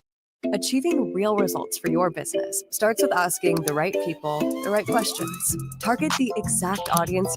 Definitely want you to be alert right now. If you see something, say something to police officers. You all also mentioned the role potentially that facial recognition could play, and the superintendent did talk about that at her press briefing earlier, if you want to take a listen here. Through Project NOLA, the cameras do have facial recognition technology. I'm not going to get into it other than to tell you this is the exact reason why facial recognition technology is so critical and is well within our boundaries of the ordinance here, because we are allowed to use facial recognition technology in an event just like this. Okay. And so we are already using our technology to leverage and help us. And I believe that was how we got an identification. Yeah, and that was one of the highlights there, something worth applauding, right? How this facial recognition technology can come into play and help law enforcement officers. But there was also something that the superintendent said herself was concerning, and that was the level of notification, because she said that she was alerted about this escape at 10:30 this morning. Remember, we have reported to you that the sheriff's office says that they realized that those missing escaped inmates were not there while they were doing a routine head count at 8:30 this morning. We have since heard from the sheriff herself, who said that she notified the Fusion Center and the U.S. Marshals Task Force. But again, the latest that we have heard from Superintendent Ann Kirkpatrick is that she and the NOPD did not get that notification until 10:30, guys. And, it could very well be that. I'm just going to play devil's advocate, because the sheriff in a statement said that they alerted the Fusion Center, which again is I guess a collaboration with state police. Maybe state police didn't notify them until 10:30. Regardless, though, the communication did not get out when these inmates escaped at 1:01 a.m. And the sheriff herself wasn't even notified until 9 a.m. So very long amount of time between those 2 points. And it gets back to the question that was not answered at that last press briefing that hopefully we get answered here in about 2 hours at 5:30 at the next one is, why did no one realize that people were breaking out of your jail at 1 a.m. if you claim to have surveillance video of them leaving? So that's probably a bigger question that they need answered right now. And look, I think we're going to go back to those pictures because I feel like we can't see them enough. This is the hole in the wall where they removed that toilet or sink. It does look like something out of a movie, but it's real life playing out today in late May in New Orleans, where these inmates essentially pulled it off the wall right there, went through a wall. You can see a better shot coming up right here. Then they got onto a dock, got outside, scaled a fence, and went across the interstate. Again, the bigger question by a lot of people, public elected leaders, seems to be, how did 11 people or 10 people, I know they amended the number, how are they able to do this with no one seeing them, or to use a layman's term, hitting a panic button, for lack of a better term, saying, calling all cars, there's 10 guys running out of the jail right now? Well, even the sheriff said that she believes that there was internal help. Even her second in command kind of said the same thing, alluding to the fact that you would need some sort of tools to be able to do this as well, something that might have come from the inside. So they are reevaluating their staff. That jail's still on lockdown right now. We had some discrepancy. You mentioned the 11 to the 10, right? Because we thought that there was one man who also escaped with that 10 who happened to be in a different cell unit. So I think that they're still working to get their bearings there within the jail to figure out exactly what happened, where were the missteps, what needs to happen next, and more importantly, how do we track down these 9 individuals, these 9 violent offenders who are still on the run right now. Their pictures here on your screen, many of whom are wanted on second-degree murder, battery charges, weapons charges. And look, they've had a very long amount of time to figure out where we're going to go, who can hide me out, something that, again, both the sheriff and the police chief have said, look, do not help them because you will be implicated in this as well. Yeah, no. Let's get back to Shay O'Connor. She's live at the jail as we keep showing you the pictures of the people who are on the warrant. And we do want to urge people, if you're picking your kids up, no need to panic, but definitely keep your eyes and ears up and on the lookout for anything suspicious. Shay. Travis, I actually just spoke with somebody, just walking past me, who tells me that the facility is still on lockdown, even though it appears that more people are kind of walking in and out. We're told that the facility, OJC, is still on lockdown at this time. Now, Hudson says there's absolutely no way the inmates could have escaped without help from the outside. And she tells us that she intends to find out exactly what happened. These folks got out because of defective locks on a cell or on multiple cells. That's what we're told from Susan Hudson. She says she's been writing letters to state leaders about this for years. As we heard earlier, Kendall Miles is now back in custody. 10 escaped, not 11. 9 are currently still on the run. The remaining inmates or escapees are being pursued. Now, that timeline of events, we did find out more about that. Detainees began yanking on the cell to pull it off track. A little before 1 a.m., we're told about 12:23, they actually broke through a door. There was a corrections monitor technician in a pod module that was supposed to be watching them. They were still able to exit the jail about 1 a.m. We told you earlier about how we asked about this, and they pretty much said that they're looking into how this technician did not see those escapees essentially leaving the jail. They breached by a wall behind a toilet in the jail. Based on video surveillance, they were seen exiting the doors on the docks where supplies are normally brought in, scaling a wall and running across the interstate right after. So we really don't know where they could be at this time. Just speaking with Sheriff Hudson, she reiterated how much the inmates were, how the inmates were able to get out. But we do know at 5:30 there will be another briefing happening here outside of OJC. We're still working to find out more information, but this is what we know as I listen back to that interview that was just held here in front of the facility. Again, we're still working to find out as much as we can, but as of right now, she did alert the public earlier, if you do see any of these escapees, to not try to engage, but rather just go ahead on and call officials if you can. And we're told that local, state, and federal officials have been working to try to get these escapees back into custody. So definitely a lot to unpack here outside of OJC. Travers. Connor, live, we do appreciate your time. Joined now by District Attorney Jason Williams. We talked to you a couple of hours ago, but to get everybody up to speed, you prosecuted one of these guys who's a violent criminal, and no one alerted you that when you walked to your office at 8:30 this morning, a guy that you sent to jail for the rest of his life was out running free. Yeah, that I have to say I'm angry. When I was talking to Jonah earlier at the Chamber of Commerce event, I was pretty fired up. I've got two lawyers who tried those cases. We had to try the case 3 times. We have two lawyers who tried that case with me. They are getting escorted home to get their family members to get out of town for a few days because they're nervous. We asked for a life sentence in 3 separate trials. We're a rock's throw away from the jail.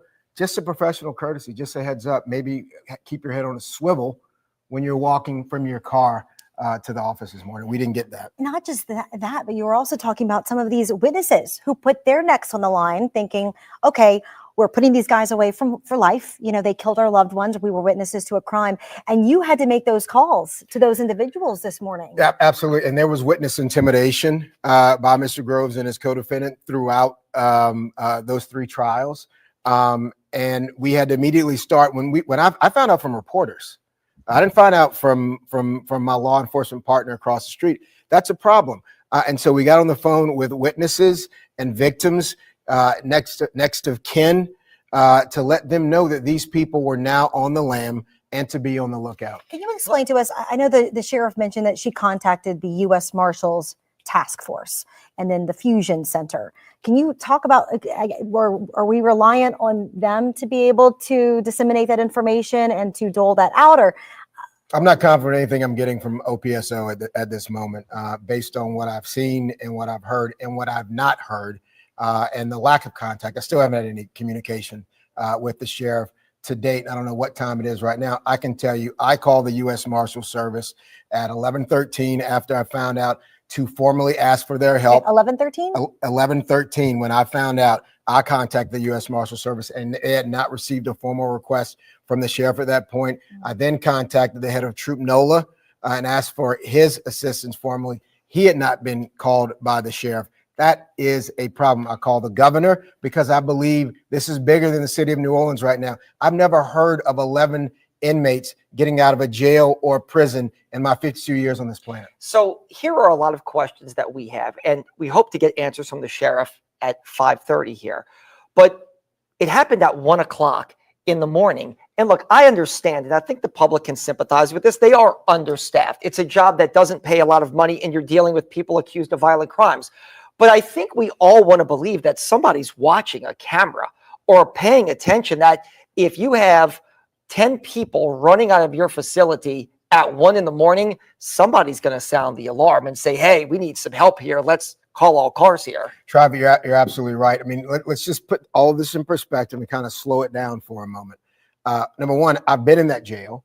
The city council, when I was on the city council, we allocated a lot of taxpayer dollars to build a state-of-the-art facility with cameras throughout that facility, with monitors that allow deputies to see what's going on inside of there. So what we're hearing is the sheriff found out at 9 o'clock, okay? But she's giving us a specific time for when they got out. How was that time developed? Whoever is providing that 1 o'clock escape time, what did they do? Where's that information? How was that disseminated? And look, things happen. There are breakdowns, but ring the alarm. There is no reason to wait for a perfect press statement or a perfect press release. Ring the alarm so that the public and the media can do their part in helping us get him back in there. We want you to be part of this conversation. Don't go anywhere. I don't know if you're going to be able to hear it because he doesn't have an IFBM. But on the phone right now is former Sheriff Marlon Gusman. He lost a race to Susan Hudson. Sheriff, let's just cut right to the chase. You saw the press conference. The sheriff said the locks did not work when she took over this jail. Is that accurate or inaccurate? Did the locks work when you left in summer of 2022? Oh, look, that's another lie, a falsehood. It's simply not true. We had a service contractor, Cornerstone, who was handling all of the maintenance issues on the security of the facility. It's a very, as I heard District Attorney Jason Williams saying, this is a very highly technical facility. It's got cameras all over, security. You can't get on that loading dock unless you are cameraed and then buzzed in. It just seems like, this is the blame game all over again, making excuses. And this is not a time for excuses. This is a time to work and get it done. But I can tell you unequivocally, this was a state-of-the-art facility. Everything was working. We had a contractor in place that we paid a lot of money to ensure that it was working. But if you're not there and you're not maintaining it, the jail now is about 12 years old. But, a lack of maintenance, a lack of supervision, a lack of accountability, responsibility, and transparency. That's what I think is really the fundamental issues here. And Marlon, real quickly, because we were kind of talking a little earlier about the cost to maintain some of these locks and also making sure that these inmates were secure in the facility. It's my understanding that the OPSO had a fund balance to be able to pay for some of things like that. Oh, the money was there, and look, we had it under contract. Another thing that's important also to note is that you don't put the high security inmates on the first floor. The first floor is really the passageway to go to court. It's really more for receiving. It's not where the high risk, the violent inmates are. That's on the second, third, and fourth floors. So, it's a total breakdown. And, like I said, all I'm hearing is the blame game. And I've heard that before. When the record is examined, it'll come clear that that's all this is making excuses and trying to throw shade. And Marlon, real quickly, who was supposed to be on those cameras? What kind of technician is monitoring those cameras in that facility during those overnight hours or even during the day? Well, highly trained deputies, because every time you press a button to gain access to any part of the jail, you enter a queue, and then that camera brings up your picture, your video, and then the deputy inside is supposed to verify it's you and then let you buzz through. I don't know what happened. I don't know if somebody just pressed the button and didn't look, or I don't know, but believe me, there were a lot of breakdowns. Look, you can't even, there was a rebar behind that hole that I saw that's being distributed in the media. That had to be defeated some kind of way. The toilets are bolted from the back in the pipe chase. But even if you get in the pipe chase, you still can't exit unless you exit through a door. So, there's a whole lot of unanswered questions, a lot of lack of transparency here. Yeah, we appreciate your time. We want to check back in with you too throughout the afternoon. So if you don't mind, if we can call you back, that would be great. We're going to have much more with Jason Williams coming up in a second. Before we do, let's go live to Aubrey Killian, who has a live report, and we're coming right back more with the district attorney as well. That's right. Business owners here at Tulane and Broad, they are outraged. I've got Ronaldo joining us live.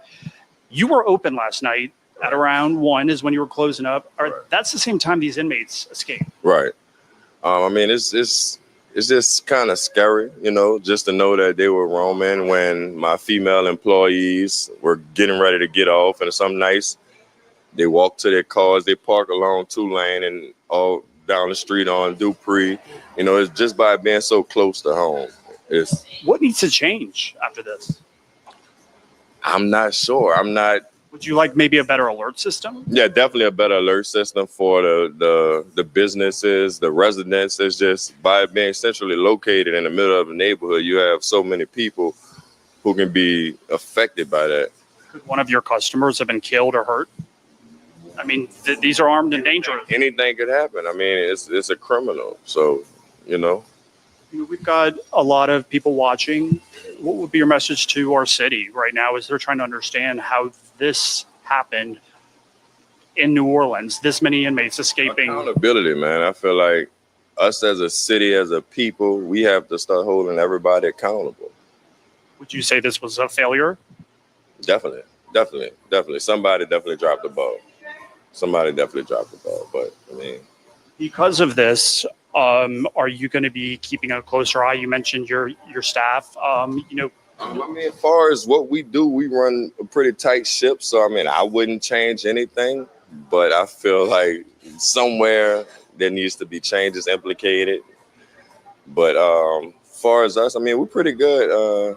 We're open to the public. And sometimes just by us being located right here across from criminal court, Orleans Parish, when the inmates get out or they're released, they might stop over here to use the phone or to grab a bite to eat or drink. So they could have just came right in here. I mean, right. I mean, no, I have security every night. but So. they would have never known that they were escaped. Right, exactly. So, I mean, you're putting the community at risk. It's clear that there's got to be some changes in this. What would be your message to the families of these suspects that are out right now? Anyone who might know where they are? Accountability. All of that falls under the umbrella of accountability. You have to hold your people accountable. So the moms, the dads, the aunts, uncles, brothers, sisters, you have to be accountable. And accountability, that falls into doing the right thing. Turn themselves in, I would. Do the right thing. Turn yourself in, turn your person in, you know. Anything else you want to add as wrapping up? No, nothing. I can't thank you enough for your time and speaking up. And you stay safe. I know you're so close to this, where this all happened. Close to home. Definitely close to home. But I mean, I just hope everybody stays safe and I mean, just stay safe. That's all I can really say. And thank you enough for your time. I really appreciate it. So again, guys, this has rattled really so many business owners that I've spoken to today. They are demanding change when it comes to how this all unfolded. Many people have a lot of questions and they want to know why it took so long. Again, like I mentioned, we did get a city alert or a city text alert hours after this all unfolded when, according to the sheriff's office, that the inmates escaped at around 1 a.m. But businesses here are just trying to wrap their mind around it. You can see that, I mean, people, they've got security out here, but WDSU News at 4 starts right now. This is breaking news on WDSU. We do acknowledge there is no way people can get out of this facility without there being some type of lapse in security. There's no way. It's almost impossible, not completely, but almost impossible for anybody to get out of this facility without help from the outside. We intend to find out exactly what happened. Well, the great escape right now. 9 inmates are on the run after escaping from the Orleans Parish Jail. Some said to be armed and dangerous. WDSU has been on air since the news broke, keeping you informed about the ongoing search. Officials are at the jail are calling this an inside job. Let's take a look at the inmates they are searching for at this hour. According to the sheriff's office, jail officials discovered that the inmates were missing during a routine head count that happened at 8:30 this morning. Officials say the inmates dug a hole inside the jail, possibly under a toilet, to escape. So right now we have team coverage for you with crews spanned across the city covering this incident. We begin now with WDSU's Shay O'Connor live from the Orleans Parish Jail, and you heard the sheriff talk about the timeline and what happened. What's the latest, Shay?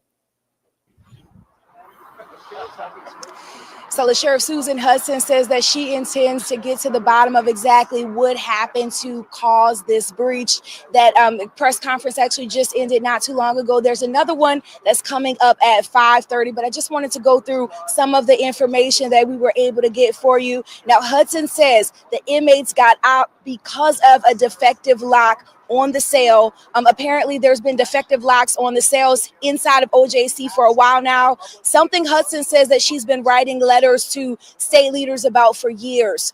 Kendall Miles in custody at this point. We also know 10 escaped, not 11. 9 are currently still on the loose. Those escapees are actively being pursued. Now, it appears they began yanking on that cell I was telling you about around 12:20 this morning, fully escaping the prison by about 1, breaching a wall behind a toilet in the jail, seen exiting a door, and even crossing the interstate to make their escape.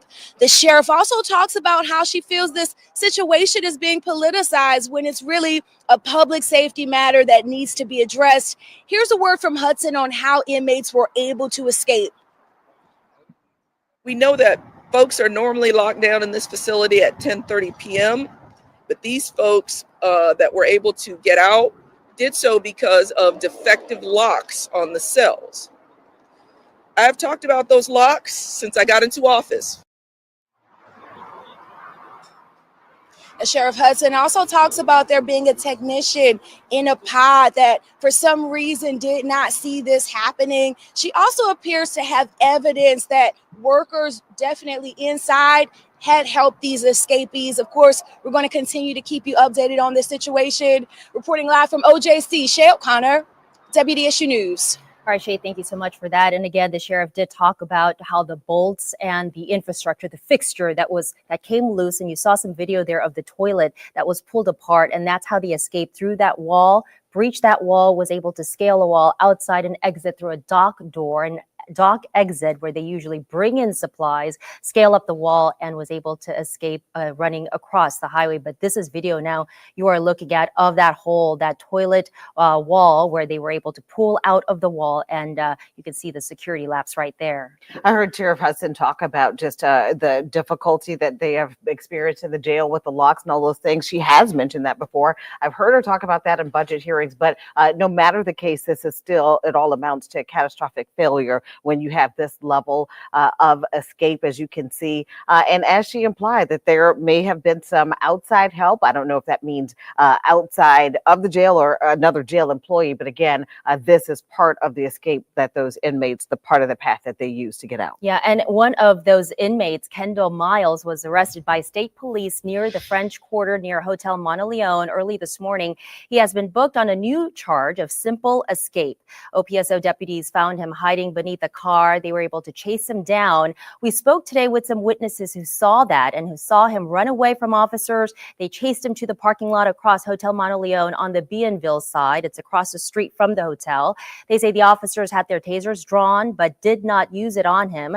They were able to arrest him quickly and take him in. This morning around 9-10 o'clock, they had this young male individual running through this alleyway and ran into this parking lot right across from our job site. And we were chilling in the alleyway. Cop comes sprinting behind him. Another cop comes down the street, and we were just in shock. We didn't know what was going on. We thought at first it was just a dude running, just like getting his run on, and seemed to be otherwise. Describe for me the kind of chaos that ensued. Were they using their tasers on him? Did you see how they were, chasing him down? Can you describe that? So they had their tasers drawn, but never seen any tasers activated on him or anything. And they didn't use any force on him that I've seen or anything. They just chased him into the garage, and that's all I've seen. Did you see that? All right, some witnesses there who saw what went down today when Kendall Miles was arrested in the French Quarter. Records show that Miles escaped from the Bridge City Center for Youth and is accused of robbing and carjacking Scott Toops, 59 years old, in Uptown in New Orleans. This happened July of 2022. And Miles was indicted on attempted murder and carjacking charges in the case. Miles is accused of shooting the victim twice and then taking his car. All right, we also have crews. Jonah Gilmore has been out there also covering this for us as we have team coverage, and he spoke with the District Attorney Jason Williams, who was here earlier in our show with us too. And he talked about how he was able to notify the Attorney General and all the law enforcement officials in charge to let them know of this escape. And he found out later on this morning as well, Jonah. Yeah, Sella Gina, we spoke to several city officials, including council members who were at a luncheon at the Sheraton Hotel just a block behind us. They all tell me that they were at that luncheon when they found out about this situation some hours after that escape took place. And as you can imagine, there will be multiple charges for these men on top of the violent offenses they were already facing. Now, as you mentioned, DA Jason Williams was just in studio with you all, but we spoke to him moments before that, and he tells me, he learned about that escape while at that luncheon. And when he heard the names, it was shocking because one of the inmates is a person he prosecuting, asking a judge to put him away for a long time. Williams tells me his office is just a few yards from the jail, so this could have been dangerous not only for him, but his staff, since they were unaware that these men were on the streets. He says his office will be taking on more work as it will be their duty to prosecute these 10 men who were able to escape this massive state-of-the-art high surveillance facility. Now, according to Williams, on top of the inmates being prosecuted, there should be a criminal investigation into how this happened and if anyone who works for the sheriff's office may have played a role. We also spoke with Councilmember Eugene Green, asking him, did he speak to the mayor about this and what is she saying? We know that alert went out late. Here's what Councilmember Green had to say, asking him about Mayor LaToya Cantrell. I know that the mayor is concerned that she would want to have these who are escaped inmates caught and returned to prison as soon as possible. But the bottom line is that I'm looking for more information. But at this time, Jonah, I'm very, very concerned, which is what you're getting to, that the public needed to know earlier and the public needs to even know more now. And Councilmember Green says he knows several hours have gone by, and as they continue to work to find all of these people who escaped from the jail, he's hoping that they are captured, rebooked, and prosecuted accordingly. Reporting live along Canal Street, Jonah Gilmore, WDSU News. All right, Jonah, thank you. When it comes to those inmates that escaped, we do know that one was captured with the use of facial recognition technology and a network of cameras across the city. Cassie Sherm actually checked in with Project NOLA to talk more about their role in helping to capture the escaped inmates. Cassie. Yeah, Gina, and not just a few cameras across the city. We're talking about more than 5,000 cameras across the city. 200 of those have facial recognition software that they're able to even put a face in and look for that person. I'm actually here with the executive director for Project NOLA, Brian. And Brian, can you tell me a little bit of, you guys are currently looking for inmates right now as we speak? Absolutely. Right now, the room behind me, the room behind you. Absolutely. And tell me a little bit about that process. Well, it started early this morning. We received a list from Louisiana State Police. As soon as they received it from Orleans Parish Sheriff's Office, we inputted that list with the faces into our facial recognition platform. It only took about 4 minutes later, we got our 2 hits. First 2 hits, they were both in the French Quarter. They were walking side by side. And you know the rest. LSP was able to get one. Unfortunately, the 2 went in 2 different directions. And one of them walked off our grid. We lost them. The other one, Troop NOLA, they got. And how does this system work? Obviously, you're putting the face in it. You have 200 cameras across the city. So if they walk in that area where that camera is, will you guys be notified? It's live. It's instant. It goes out to officers' cell phones, to Troop NOLA cell phones. It can also go via email, text messagings. We also receive audible alerts over here that one subject has been detected. On our screens, it pops up the mugshot of the person and then the live shot of the person. And so officers are able to very quickly look at the 2, make sure, verify it is the person, verify the warrant. In this case, obviously, we all know who the escapees are. And then they go work their magic. And I mean, obviously, a lot of cameras across the city. This is a really important job right now because 10 people, inmates, escaped. We now have 9 still on the run. I mean, they could be just about anywhere right now. Oh, absolutely. But all it takes is literally a third of a second for us to scan their faces. Even if they just look up at the camera for a second, that's all it takes. And we get alerts. And this isn't the first time that you guys have worked with Troop NOLA on this. Oh, no, that's all the time. So yeah, we work a lot with Troop NOLA. They're wonderful folks. And I mean, to see your work lead to some arrests, I mean, how does that make you feel? Oh, it's a nice feeling. So it's a lot of hard work. It pays off. It's doing extraordinarily well. And of course, we do it at 0 taxpayers' dollars to the city of New Orleans. We're a charitable organization. Well, thank you so much for talking with us. And hopefully, guys, we can continue to look for those inmates. I mean, you guys saw the cameras right back behind me here. Guys, 8K. So they're able to really zoom in and see these people up close and personal. So we're going to be diving into this and hopefully getting some more information for you guys. My next hit. Reporting here from UNO campus, I'm Cassie Sherm. Back to you. And Cassie, the NOPD is offering as many resources as it possibly can right now in that task to help find these escaped inmates. We'll hear from the superintendent coming up next. Plus, temperatures are heating up across southeast Louisiana. It feels like 100 degrees in some spots here right now this afternoon. I'll let you know how this weekend is shaping out and also as we head into next week as hot as the temperatures could be getting.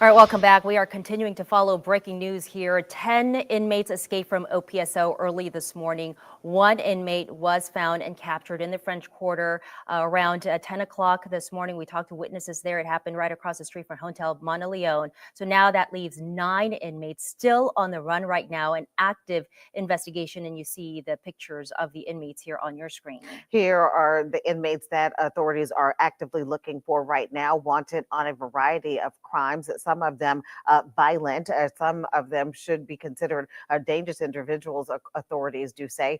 But this has been stretching on for hours now, the search for them. Elizabeth Kubel has been at NOPD headquarters with more on their part into trying to make sure that these people are captured. Elizabeth.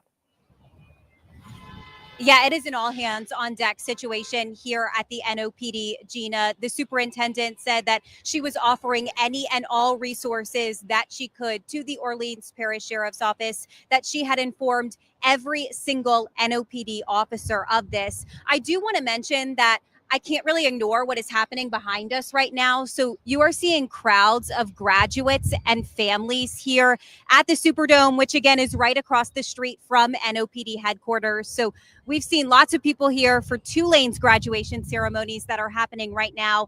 I mentioned this because the superintendent said that as people are out and about like this, she does want you to be alert. If you see something, say something, that this is an urgent and a serious situation. She didn't want anyone to be panicked, but she definitely did want you to recognize the urgency and the seriousness of this situation. And when she talked earlier at her briefing as well, she also had a very strong message for anyone if they know where any of these escapees is right now. If there is anyone who is harboring or helping these escapees, you will be charged. So you will be charged as an accomplice. I'm sure that the district attorney, who in the past has spoken about harboring a fugitive, will take it very, very seriously as well. But we will take you into custody unless you cooperate with us. If you work with us, we will work with you. And I do want to mention as well, really one of the key headlines to come out of the superintendent's briefing earlier today. She said that she and the NOPD were notified about this escape at 10:30 this morning. Remember, the Orleans Parish Sheriff's Office first recognized it around 8:30 when they were doing a routine head count. Gina, Sulla. All right, that is the question of notification. Attorney General Liz Murrow spoke about the developments today. She says the public was in danger, and it's a big concern all around for families and the public. If something like this happened at a state prison, law enforcement wide notification would go out to other law enforcement agencies immediately. There would be no delay, because you want to bring in as many resources as you can to contain the situation and to recover those inmates. And so, you know, I can't explain, no one I think can reasonably explain this delay. It has put the public in danger. It's put witnesses and cooperative individuals involving charges against these people in danger. You know, one of them has some very serious domestic violence charges against him. We would want to make sure that the victim in that case knows that he is out. And when hours are going by and these individuals are able to move about within that amount of time, it puts a lot of people in peril. And again, the concern is the danger for the public there. We're also hearing from Governor Landry about this escape. He issued a statement saying thank you to Troop NOLA for their diligence and speed in apprehending the first escapee. And that, of course, is Kendall Miles, who was arrested there around 10:30 this morning in the French Quarter. And again, Governor Landry releasing a statement thanking the Troop NOLA for that arrest. All right. Well, the city also sent a statement saying that, quote, our unified public safety partners stand ready to support the Orleans Parish Sheriff's Office, which is leading this investigation. Now is a critical time for our community to come together and assist in any way possible, end quote. That's a statement from the city. We've yet to hear from the mayor. Very warm and humid conditions across southeast Louisiana as we're dealing with a warm breeze coming up from the south from the Gulf, and that's really helping to heat up our temperatures and also fuel up our dew points here at the same time. So let's get to the bigger picture right now, and we'll show you. And you can see for yourself that south breeze really helping to warm things up. Not too much in the way of cloud cover here at the moment, but that's more than likely going to change, though, as we get closer to the evening hours. 15-mile-per-hour breezes again coming up from the south, warming up these temperatures that you see into the upper 80s to lower 90s. It feels like the 90s to even the triple digits, though, in some locations. And the thinking is that's going to happen again as we head into the day tomorrow and also really throughout your day on Sunday. So just expect these very hot and humid conditions to stick around. High temperatures will be in the lower 90s through at least Tuesday. There's going to be a cold front, though, to knock down these temperatures into the 80s, however, starting Wednesday and then continuing through much of the work week coming up next week. But our lows for tomorrow dropping into the 70s. Forecast overall is going to be warm and humid for tonight. A mostly cloudy night, to say the least, as well. A south wind around 5 to 10 miles an hour here, too. So getting back to the bigger picture, you can see overall that southerly breeze will continue. We are expecting some clouds to develop again as we head into about the 9 o'clock hour, and then turning pretty much overcast to cloudy as we head to about the overnight to 3 a.m. tomorrow morning time frame. As you can see there, here's 8 o'clock tomorrow morning, and overall the rain staying off to the north of us, but we are still looking pretty cloudy across southeast Louisiana. It's really not going to change too much up until we get to the 1 o'clock hour tomorrow afternoon. That's when the clouds begin to decrease, and we're overall looking mostly sunny, but again pretty hot, though. 8 o'clock tomorrow evening, still overall pretty dry and humid, but you can see a few passing evening clouds there in the forecast. So overall tomorrow, partly cloudy, just another hot and humid day. South winds at 5 to 10, helping to warm up the temperatures yet again to about 92 degrees. So the bigger picture showing the setup here now across the upper levels of the atmosphere. We got this ridge of high pressure here just in place off to the south of us. That's going to help keep things the way they are now through at least the weekend. Very sunny, hot, humid conditions are expected to stick around here. And you can see the pattern suggests that once this high gets out of the way, we're going to have a cold front start to move in by Wednesday. So behind that front, our temperatures will finally drop. The relative humidity will come down here too.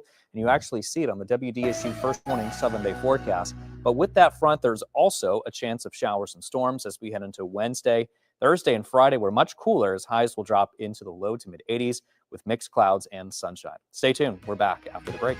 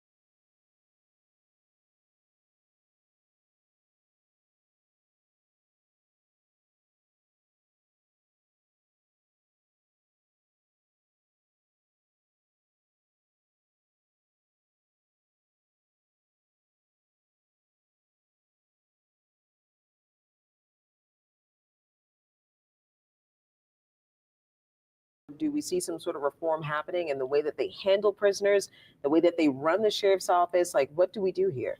Well, it depends on how long it takes. Remember, we have an election for sheriff in less than 5 months. Right. So this thing could spill over into the next term, whether it's the incumbent sheriff who returns or a new sheriff who comes in. That's up to the voters.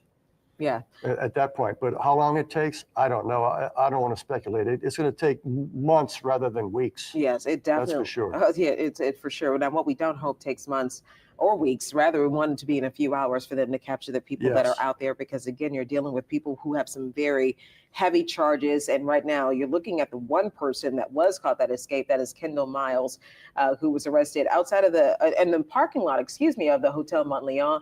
And honestly, a very a highly frequented area and a very populated area on Royal Street in the French Quarter. All right, we want to send things back over to Katie Moore. They've been taking a look at this. And Katie, I have to tell you, there's so many, I have more questions and answers. As you can see, we're all trying to figure out, and all of the answers that we're getting from Sheriff Susan Hudson and many of the other officials just leads to more questions, as Mike mentioned earlier. Yeah, there are so many questions that I think are going to be asked in the days and weeks to come. I think the biggest ones are right now, where are these inmates? And, political leaders, as you all have mentioned, and you and Clancy talked about the fact that this has become a political situation as much as it is a public safety one.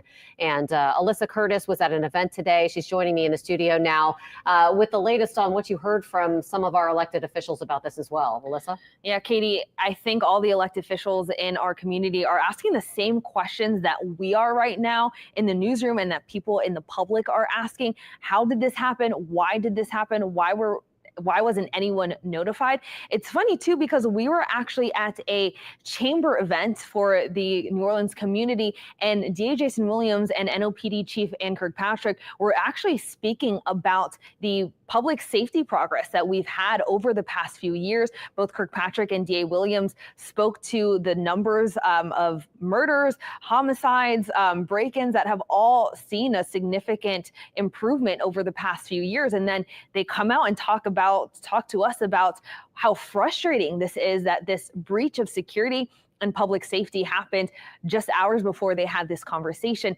Again, all these elected officials really frustrated, disappointed. One of the big issues right now that they are really wanting answers on is, why was no one notified? After hours of this happened, it took several hours for anyone to be notified, including NOPD Chief Ann Kirkpatrick. This is what Council Vice President Helena Moreno and DA Jason Williams had to say about that lapse of time. Honestly, I just can't even believe this. And 11 people escape. And what I'm so just frustrated and appalled about is the lack of notification, timely notification to our law enforcement. So NOPD, state police, they weren't notified for at least an hour and a half after this had happened. And so they were just incredibly frustrated at the situation. I'm also angry because it seems that this jailbreak occurred, or at least began, in the midnight hour or close. Break free with the new Opera GX, a browser that puts you in control with a brand new design. Around the noon hour the next day, you've given a head start to some very dangerous people. And one, if the public had been notified at midnight, I mean, I was up at midnight. I would have taken the call. I called U.S. Marshal Service. I called Troop NOLA. And I called the governor at about 11:13, started making those calls. And at that time, they had not heard from the sheriff. There had not been a formal request for help. When there's a jailbreak, you need everybody involved to try to get these folks back in. If the public had been alerted at 1 or 2, then we'd have to be concerned for the surrounding area and the people of New Orleans. Because they've gotten almost an 8-hour or more start, the people of this parish, the people of surrounding parishes, the people in other surrounding states are all in danger of what these 11 inmates could do, because I can tell you they are desperate, because I know the charges they were facing. I do want to point out, we spoke with them earlier this morning before we got the update from the sheriff that the numbers are actually 10 people who escaped, 9 people still at large. So they mentioned 11. We did get an update after we spoke with them that those numbers had changed. But again, a lot of frustration from our local leaders who say they should have known. Jason Williams, arguably one of the most important people in our criminal justice system, saying that he was up when this happened, didn't get a call until hours later. Again, now 10 inmates escaped, 9 still at large. Helena Moreno is frustrated at that large number. Any escape is frustrating, but 10 people is a lot. She's wondering, as is many others, how did this happen? Was this a facility issue? We toured OPSO recently, and they said that they are having a lot of issues with the facility and the maintaining of that facility. So a lot of questions on how exactly did this happen. Take a listen.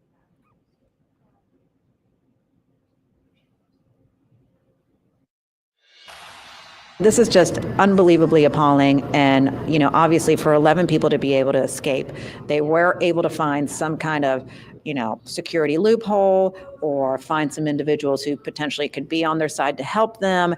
But whatever happened, this is such a huge security lapse. And that's one thing. But then the fact that when this happened, there wasn't immediate notification of law enforcement and the public and the media. So again, questions, of course, at how this happened. Some wondering if it's the facility. We now hear that one of those doors, that sliding door, was pulled off that track. That is something that they mentioned when I took the tour about a month or so ago. But on the flip side of that, District Attorney Jason Williams says he doesn't think this is a facility issue. In fact, he's pointing to the leadership of OPSO, saying the facility should be perfectly fine. What went wrong here was the oversight of the jail. I would push back on this being a jail problem.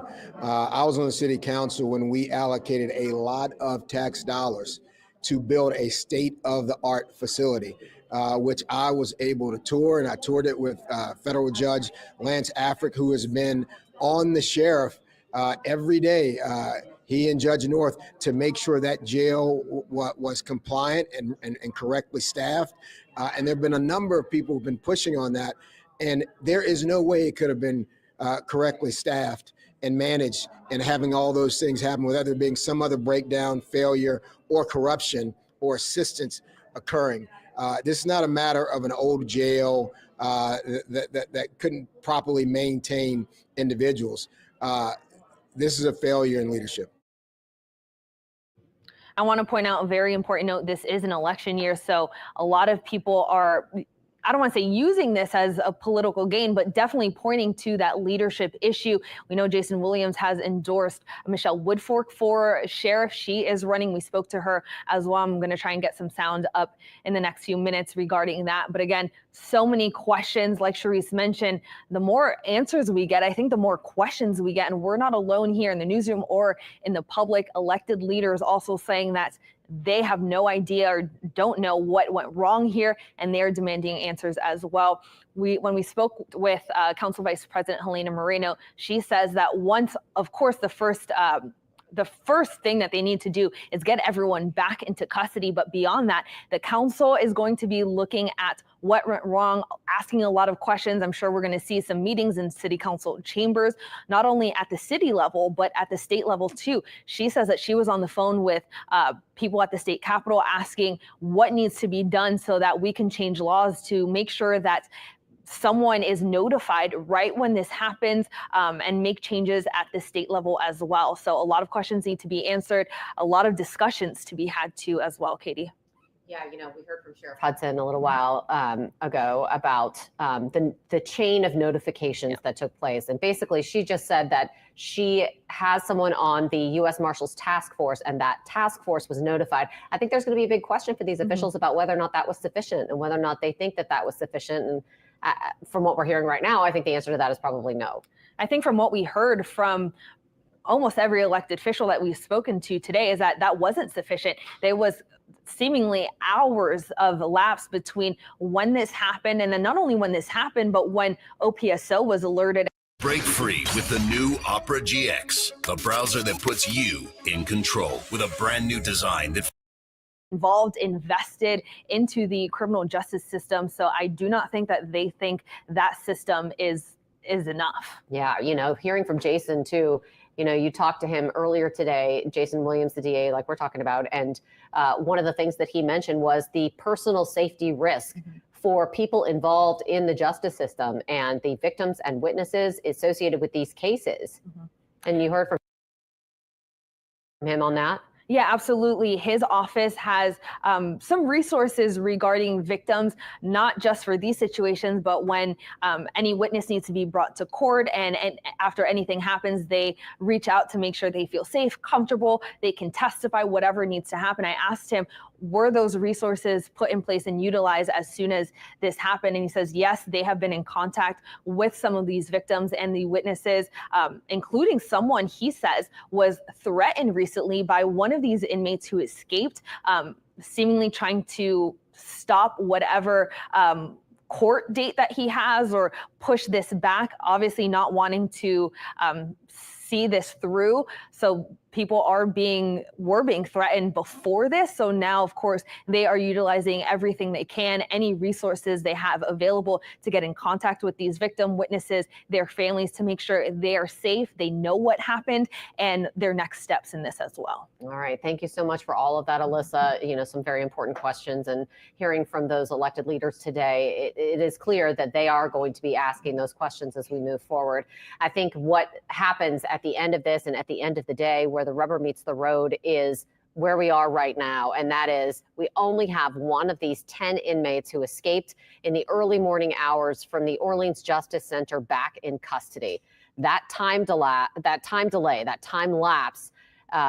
did that contribute to the fact that they had an hours-long head start on law enforcement because no one appeared to sound the alarm? No one started shouting from the rooftops. We have a major breach in security at the Orleans Justice Center until around 11:30 this morning. 11:30. If this indeed happened after 1 a.m., that is a huge gap in time.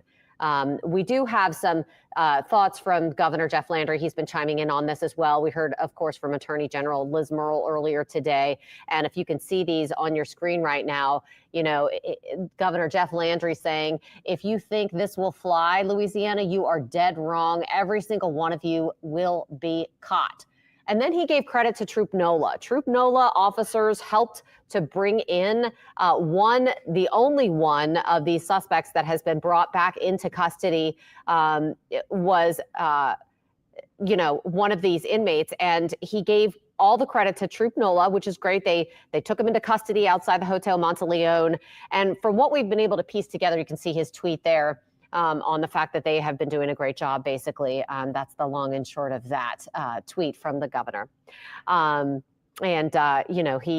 When we heard this, you can see Troop NOLA there, obviously getting credited, and that is a shot of the entryway part of the Orleans Justice Center there that he tweeted. So lots of chatter on social media and all over the internet, from elected officials all the way to the average New Orleanian, both concerned, wondering what's going on,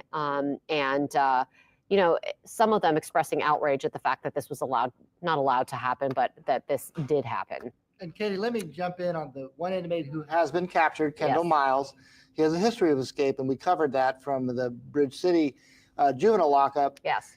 I've been trying to get a handle on what progress has been made in locating any of the other 9 inmates who are still at large. Mm-hmm. And you and I both have expressed a little surprise that we have not heard of them really getting a read on any of the 9. We've heard no announcements. Nothing. Certainly not a capture. And now we have a FBI reward of $5,000 that usually starts the tip line, starting to heat up. I will say that in my trying to catch people in the loop involved in this search, that one thing that they have done is with the one suspect who has been taken into custody, Kendall Miles, they have taken him for some interrogation to try to get additional information on how this happened, how coordinated was it. I don't know the results of that. This was happening in real time, but I think that they are trying to at least use that as a way to get some insight into where to look, people on the outside or inside who might have been involved. And Kendall Miles, the one escapee who is now back in custody, could be a key to unlock some more information so that we get additional news and captures, which I think everyone at this late hour is getting to be surprised that we have not heard any positive news Yes. toward that. I mean, I think that would be critical intelligence. And some of the security experts that we've spoken with throughout our coverage today have said that very same thing. That's one of the very first places to start. If you have one in custody, you trace his steps, you find out where he went, how he got out, whether or not, again, this was a planned effort among all of these inmates, or if this was something that, you know, he cooked up. Whole Smoky, come on, live a little. Breaking out of youth facilities, that they've been caught up in the system that long that they had actually escaped from the, you know, youth study center or the juvenile jail basically now. And I can tell you that, you know, I haven't been able to talk to anyone who's been part of the interrogation or in that interrogation room. But somebody in law enforcement close to that situation raises this possibility that right now, in this emergency situation, the information that Kendall Miles could have is so valuable that this could actually lead to some leniency, not regarding his original charges, but the escape itself, if he's able to provide substantial information that leads to the quick capture of some of these other inmates. Basically getting a deal if he... That's right. And, you know, just by virtue of his, in his case, the first being captured is now possibly worked to his benefit in regard to the simple escape charge, certainly not the other charges. And that is a tried and true law enforcement tactic, get someone willing to help themselves by helping law enforcement. Hopefully we will hear whether any of that has borne fruit, whether we will hear some news in the coming hours about additional arrests of these escapees. You know, I think another first step for a lot in law enforcement would be to listen to jail calls, to kind of check in and see who these inmates were talking to in the days, weeks, hours that led up to this situation. What we also know is that inmates now have access to iPads, basically tablets that are video calls, and they're able to make video calls. There are questions about whether or not law enforcement can access those video calls, unlike the access that they have to jail calls. If that's the case, I think that's a significant question to start asking about, you know, whether or not that is a security risk, whether or not that is something that law enforcement needs to address moving forward, and whether or not any of this could be pie in the sky, this could be completely not relevant in this case, but whether or not that is some way that they may have coordinated something, you know, if that's what happened. There's some real irony in that.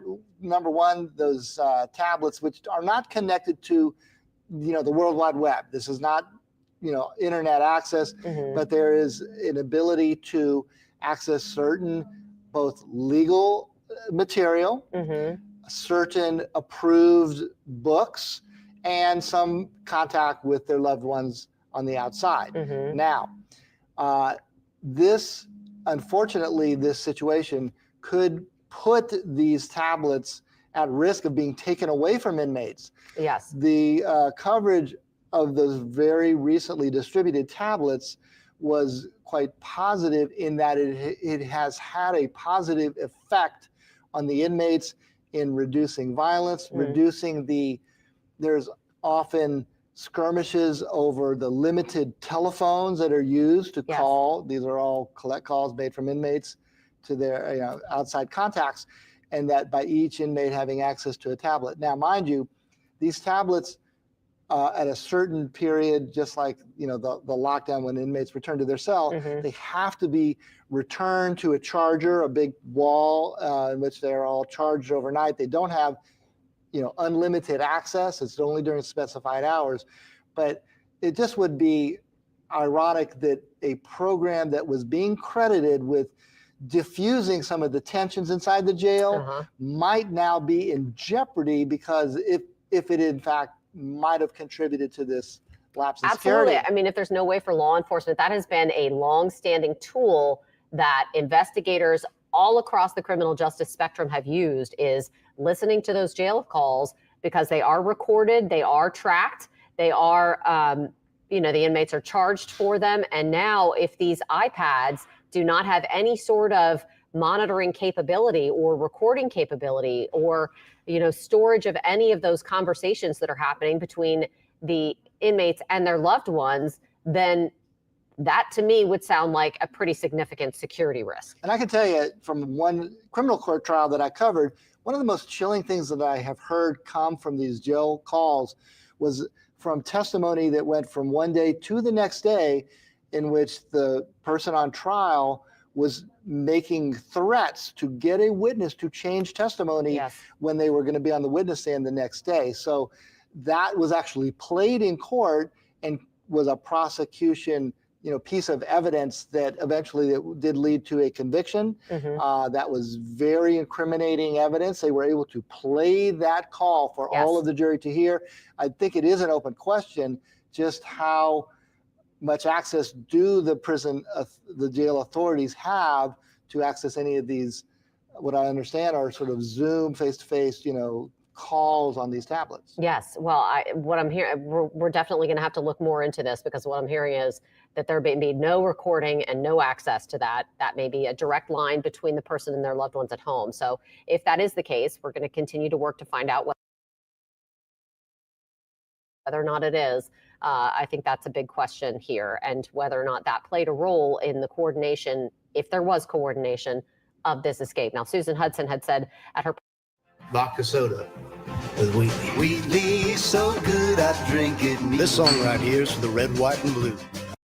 One of the other things that has happened throughout the day today, Susan Hudson has gotten a lot of questions about notifications and whether or not she should have sounded the alarm sooner and louder whenever the Orleans Sheriff's Office first realized what exactly it was dealing with this morning. Attorney General Liz Murrill joined me earlier in our broadcast, and she tweeted this out just recently. She said, "I've reached out to my fellow attorneys general in Texas, Mississippi, Arkansas, Georgia, Oklahoma, and Tennessee to tell them about the escaped violent inmates from the Orleans Parish Jail so they can alert law enforcement agencies across their respective states. This escape happened 14 hours ago, which gave these criminals ample enough time to escape to these AG states, or frankly, anywhere across the country at this time." So obviously the Attorney General there talking about the fact that there was this delay in notifications, letting other attorneys general in states surrounding Louisiana know there is this distinct possibility that some of these people could have crossed state lines at this point.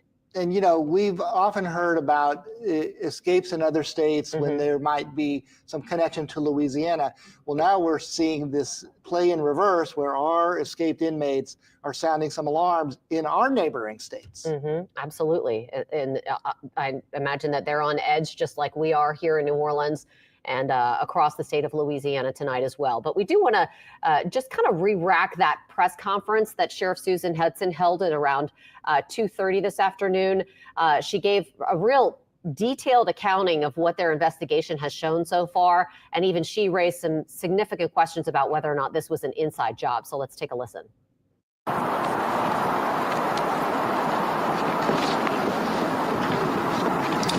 All right. We ready to go? Y'all ready?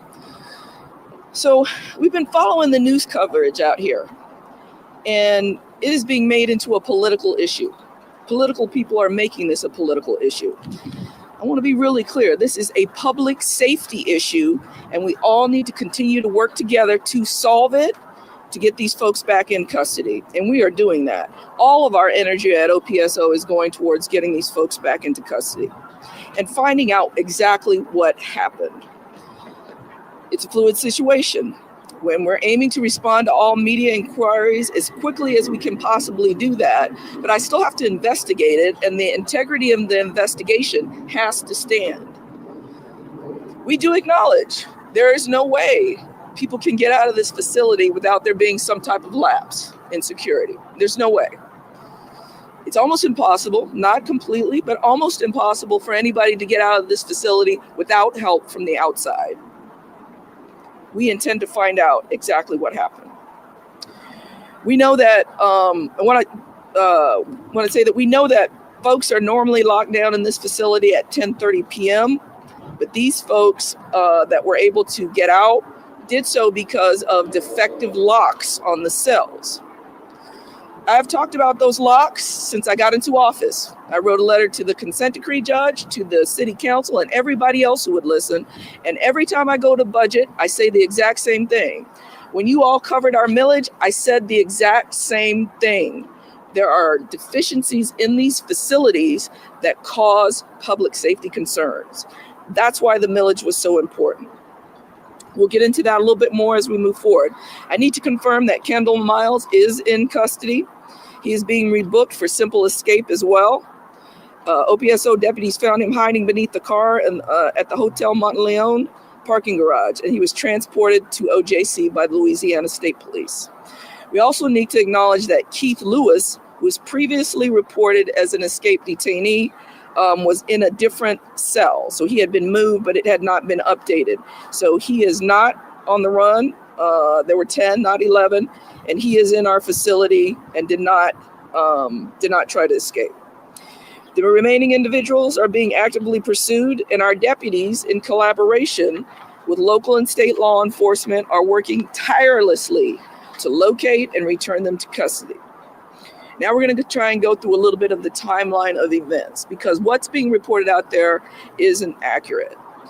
What we noticed is that the detainees began yanking on a cell to pull it off track. These are the cells that we keep telling that we need to replace at great cost in this facility.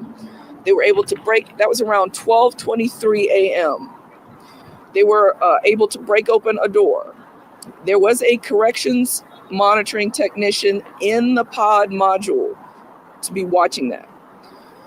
They were still able to exit the jail about 1:01 a.m. after breaching a wall behind a toilet in the jail. And based on video surveillance, they were seen exiting a door on the docks where we normally bring in supplies, scaling a wall and running across the interstate shortly thereafter. We have indication that these detainees received assistance in their escape from individuals inside of our department, and the escape was discovered during a routine head count at 8:30 a.m. this morning.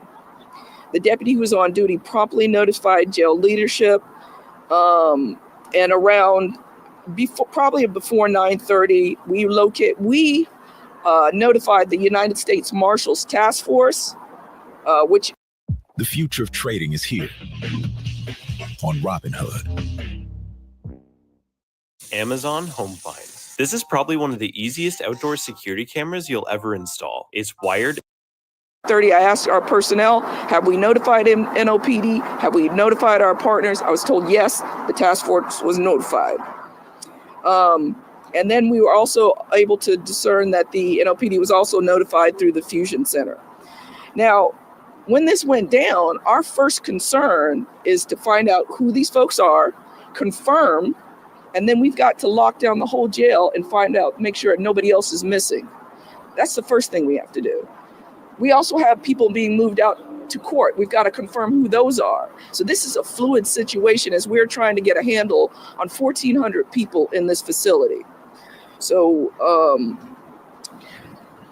it was a fluid situation. We're still gathering information. We are investigating our own to find out exactly what happened and where those lapses were. But there were supervisors on duty. There were lower level folks on duty, and they all had a job to do. And we're going to find out exactly what happened. I'm going to now turn this over to Chief Jay Mallett, our Chief of Corrections, to talk a little bit more about the cell itself. Good evening.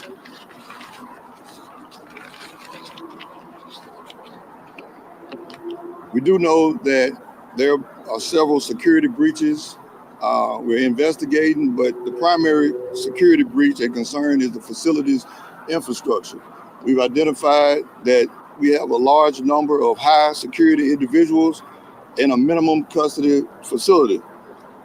This particular breach of security occurred on the first floor of one of our security pods where we had slider doors.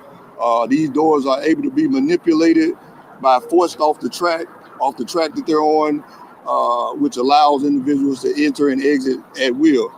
We do know that some toiletries in a handicap cell was used to be removed. Some of the bolts, some of the toilets, some of the infrastructure, some of the fixtures were removed. We know that this could not be removed from the inside. So we are investigating that to see exactly who entered these areas, what kind of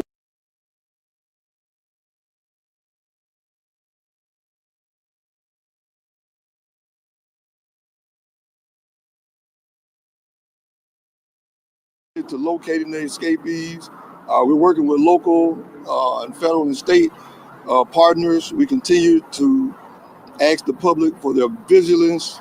And if anyone has any information about the whereabouts of these individuals, please reach out. Thank you.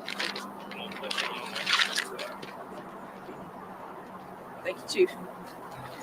All right, this incident has once again highlighted the critical need for repairs and upgrades to our facilities, particularly to ensure that doors and locks are fully functional. We currently have 24 pods, and our staff is stretched thin.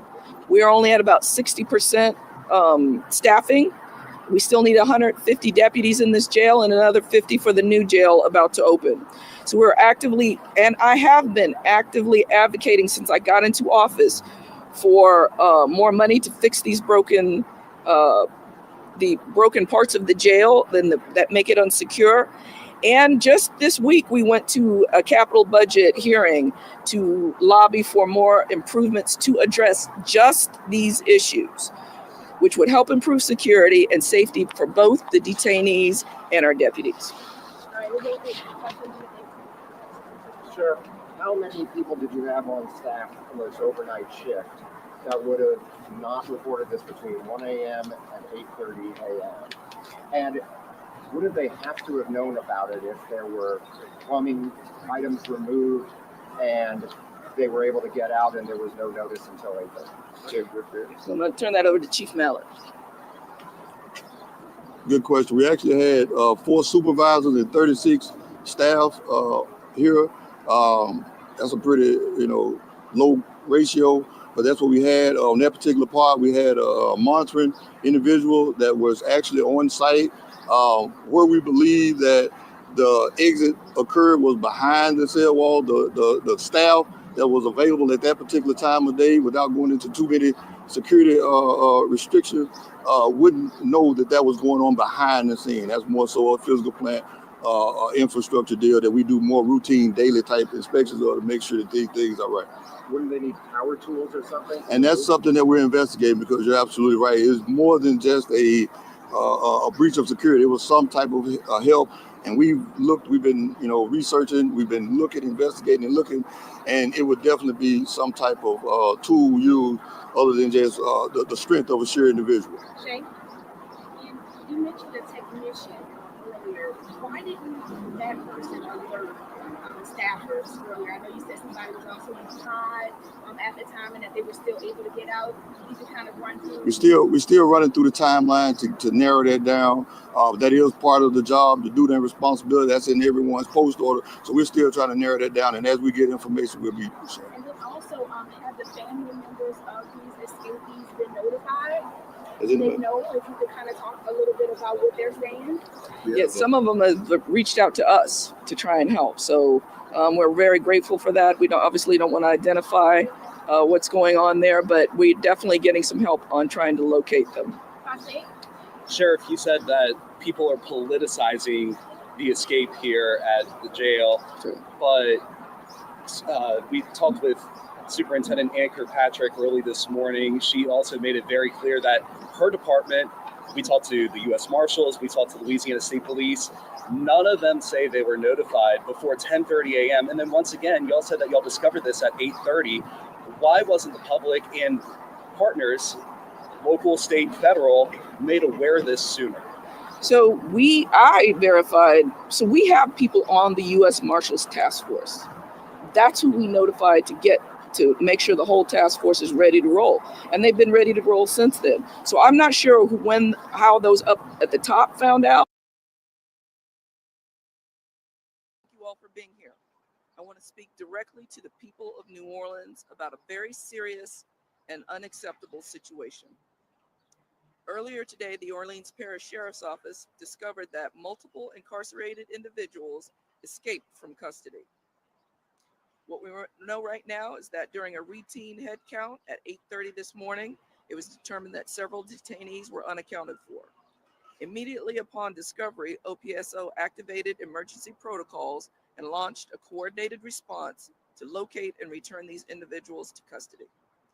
We are actively working with local, state, and federal law enforcement agencies in a full-scale search operation. While we are in the process of confirming specific details and identities, we are urging the public to remain alert.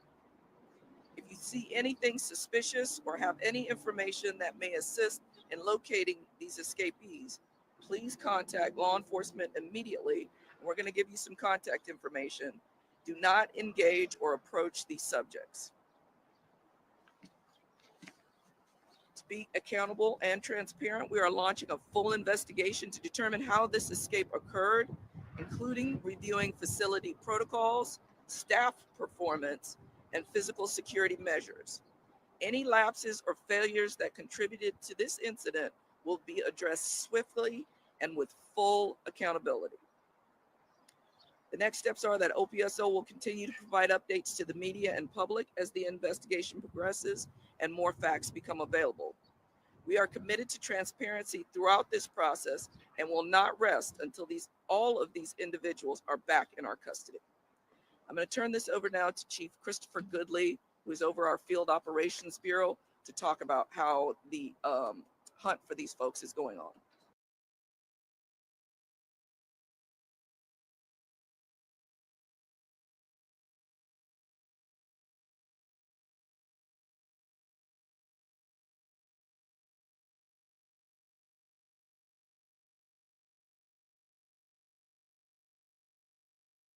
Locks on the cells in the jail, something Hudson says she's been trying to alert state leaders about for years. Kendall Miles in custody at this point. Just wanted to alert you about that. He's been rebooked for a new charge of simple escape. It appears the inmates began yanking on that cell at about 12:20 this morning, fully escaping the prison by 1 a.m., breaching a wall behind a toilet in the jail. We showed you those pictures. Seen exiting a door and running across the interstate to make their escape. The sheriff also talks about how she feels this situation is being politicized when it's really a public safety matter that needs to be addressed. Hudson says there's no way these inmates could have escaped without help from the outside and the inside. We have indication that these detainees received assistance in their escape from individuals inside of our department, and the escape was discovered during a routine head count at 8:30 a.m. this morning. We were just waiting to see what's going on, watching the news, and just really feeling bad about everything. Never heard of 9, 10, 11 prisons escape as fast. And that was actually just someone who tells me that they work with the inmates here at the facility. Understandably shaken up. That person was actually on lockdown, left the facility not too long ago. If you do know anything about where these escapees could be, you're actually urged to, if you see them, to not engage, but rather call NOPD. We'll have much more on this. And also, I wanted to mention that there is another press briefing that's being held right in this area at 5:30. So, of course, we'll bring that to you live. Reporting live from OJC, Shay O'Connor, WDSU News. Shay's been at it all day trying to get us some answers. This escape comes as construction is underway on a new phase or a new section of the jail. Today, OPSO says that critical infrastructure failures facilitated this escape. That's right. The OPSO says there are some defective locks on the cells and that about 1/3 of security cameras are non-operable, according to OPSO. And that is very concerning. OPSO says the camera in the unit where the escape happened were inoperable. They also say that these inmates were housed in this unit for renovation. And while OPSO claims today security failures led to the escape, we spoke to former Orleans Parish Sheriff Marlon Gusman, who actually says that's not the case. It's simply not true. We had a service contractor, Cornerstone, who was handling all of the maintenance issues on the security of the facility. It's a very, as I heard District Attorney Jason Williams saying, this is a very highly technical facility. It's got cameras all over. security. You can't get on that loading dock unless you are cameraed and then buzzed in. It just seems like, this is the blame game all over again, making excuses. And this is not a time for excuses. So there are a number of missteps along the way here. The city of New Orleans, though, says that as of the end of the fiscal year 2023, the Orleans Parish Sheriff's Office has more than $14 million in a fund balance. So if some improvements need to be made, it appears they have the money to do it. Yeah, and this escape comes just weeks after voters renewed a 10-year millage funding for the sheriff's office. The millage money was set to go towards some critical programs and maintenance and staffing per the sheriff. It is set to generate about $12.7 million in 2026. The Bureau of Governmental Research says the sheriff's office operates at nearly 30% vacancy among jail staff. The research group explained the millage will not increase funding for staffing and operation costs, instead just to maintain operations. We are working to dig into these numbers, but again, it's providing some context that this escape does come at a time of jail staffing shortages and right after this millage money was renewed. All right, take a look at this. These are some images that were shared with us. It shows a hole in the wall behind a toilet that was pulled from the wall. Now, the Orleans Parish Sheriff, Susan Hudson, tells us that she believes that the inmates started to break out around 12:30 this morning. They were successful sometime around 1 a.m. WDSU reporter Aubrey Killian is live near the Orleans Parish Jail. And Aubrey, you have been talking to neighbors and people there at the scene. What are some of the reactions you're getting? Hey, that's right. So we're right off of Tulane and Broad, right near the jail. And we've spoken to a lot of businesses. Brandy is here at your business. Unfortunately, you said when we were talking, unfortunately, you're not surprised that this happened. Why so? It's New Orleans. I'm not surprised. I didn't even know about the breakout until I got on Instagram with Empower NOLA. And obviously we reported as well, is it the fact that the news and the social media or the fact that it was reported, I think the city could have reported it better. I think the city could have sent us text messages, blasts. They could have reported to us. We had no clue. Do you think that's acceptable? As far as the city? Sending a text like that way, or not sending a text?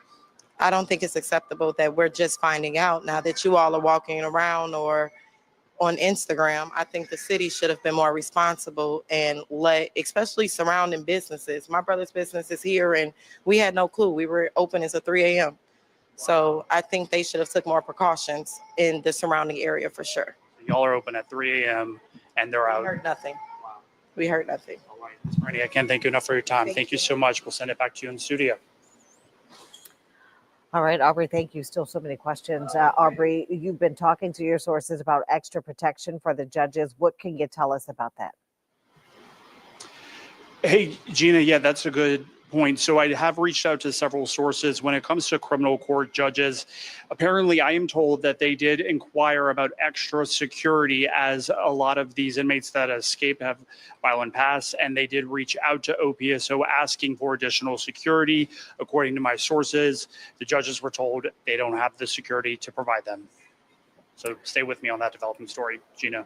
Aubrey, thank you. We do understand that the constable's office has stepped up to offer security for the judges at this time. We do know Louisiana State Police helping NOPD and OPSO in the search for these inmates on the run. Yeah, WDSU reporter Elizabeth Kubel is live outside of NOPD headquarters. And as you mentioned earlier, Elizabeth, that's what makes the situation so dangerous and such a threat to public safety. So many people, as you've seen, are out and about today, including ceremonies and graduation events.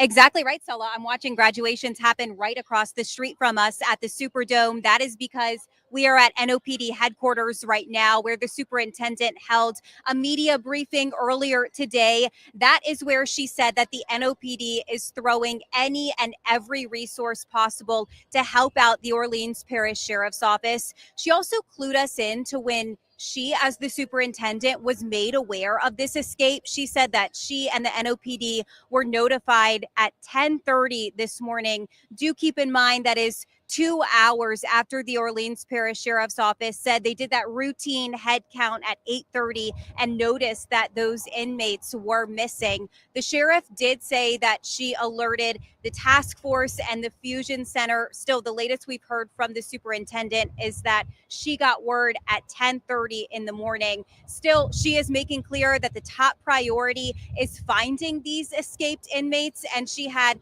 this urgent message to the public. I appeal to the public that if you see something and you just think this is not right, don't hesitate. Call 911. Now, if you do have information, again, we want to direct you to Crime Stoppers, which is 504-822-1111. But folks, take it seriously and do let us know. And it is not only the NOPD lending a hand, so is the FBI. We know that they are now offering a $5,000 reward. Reporting live at NOPD headquarters, I'm Elizabeth Kubel, WDSU News. All right, Elizabeth, thank you. Let's take a look at some video now. This is from a viewer, and it shows the moment that Kendall Miles was captured in the French Quarter. We did talk to some witnesses this morning who saw this capture happen as officers took him into custody. Take a listen to what they had to say. This morning around 10 o'clock, they had this young male individual running through this alleyway and ran into this parking lot right across from our job site. And we were chilling in the alleyway. Cop comes sprinting behind him. Another cop comes down the street, and we were just in shock. We didn't know what was going on. We thought at first it was just a dude running, just like getting his run on, and seemed to be otherwise. He was talking about that inmate Kendall Miles, who was apprehended in the French Quarter through the use of a facial recognition software. He has been booked on a new charge of simple escape.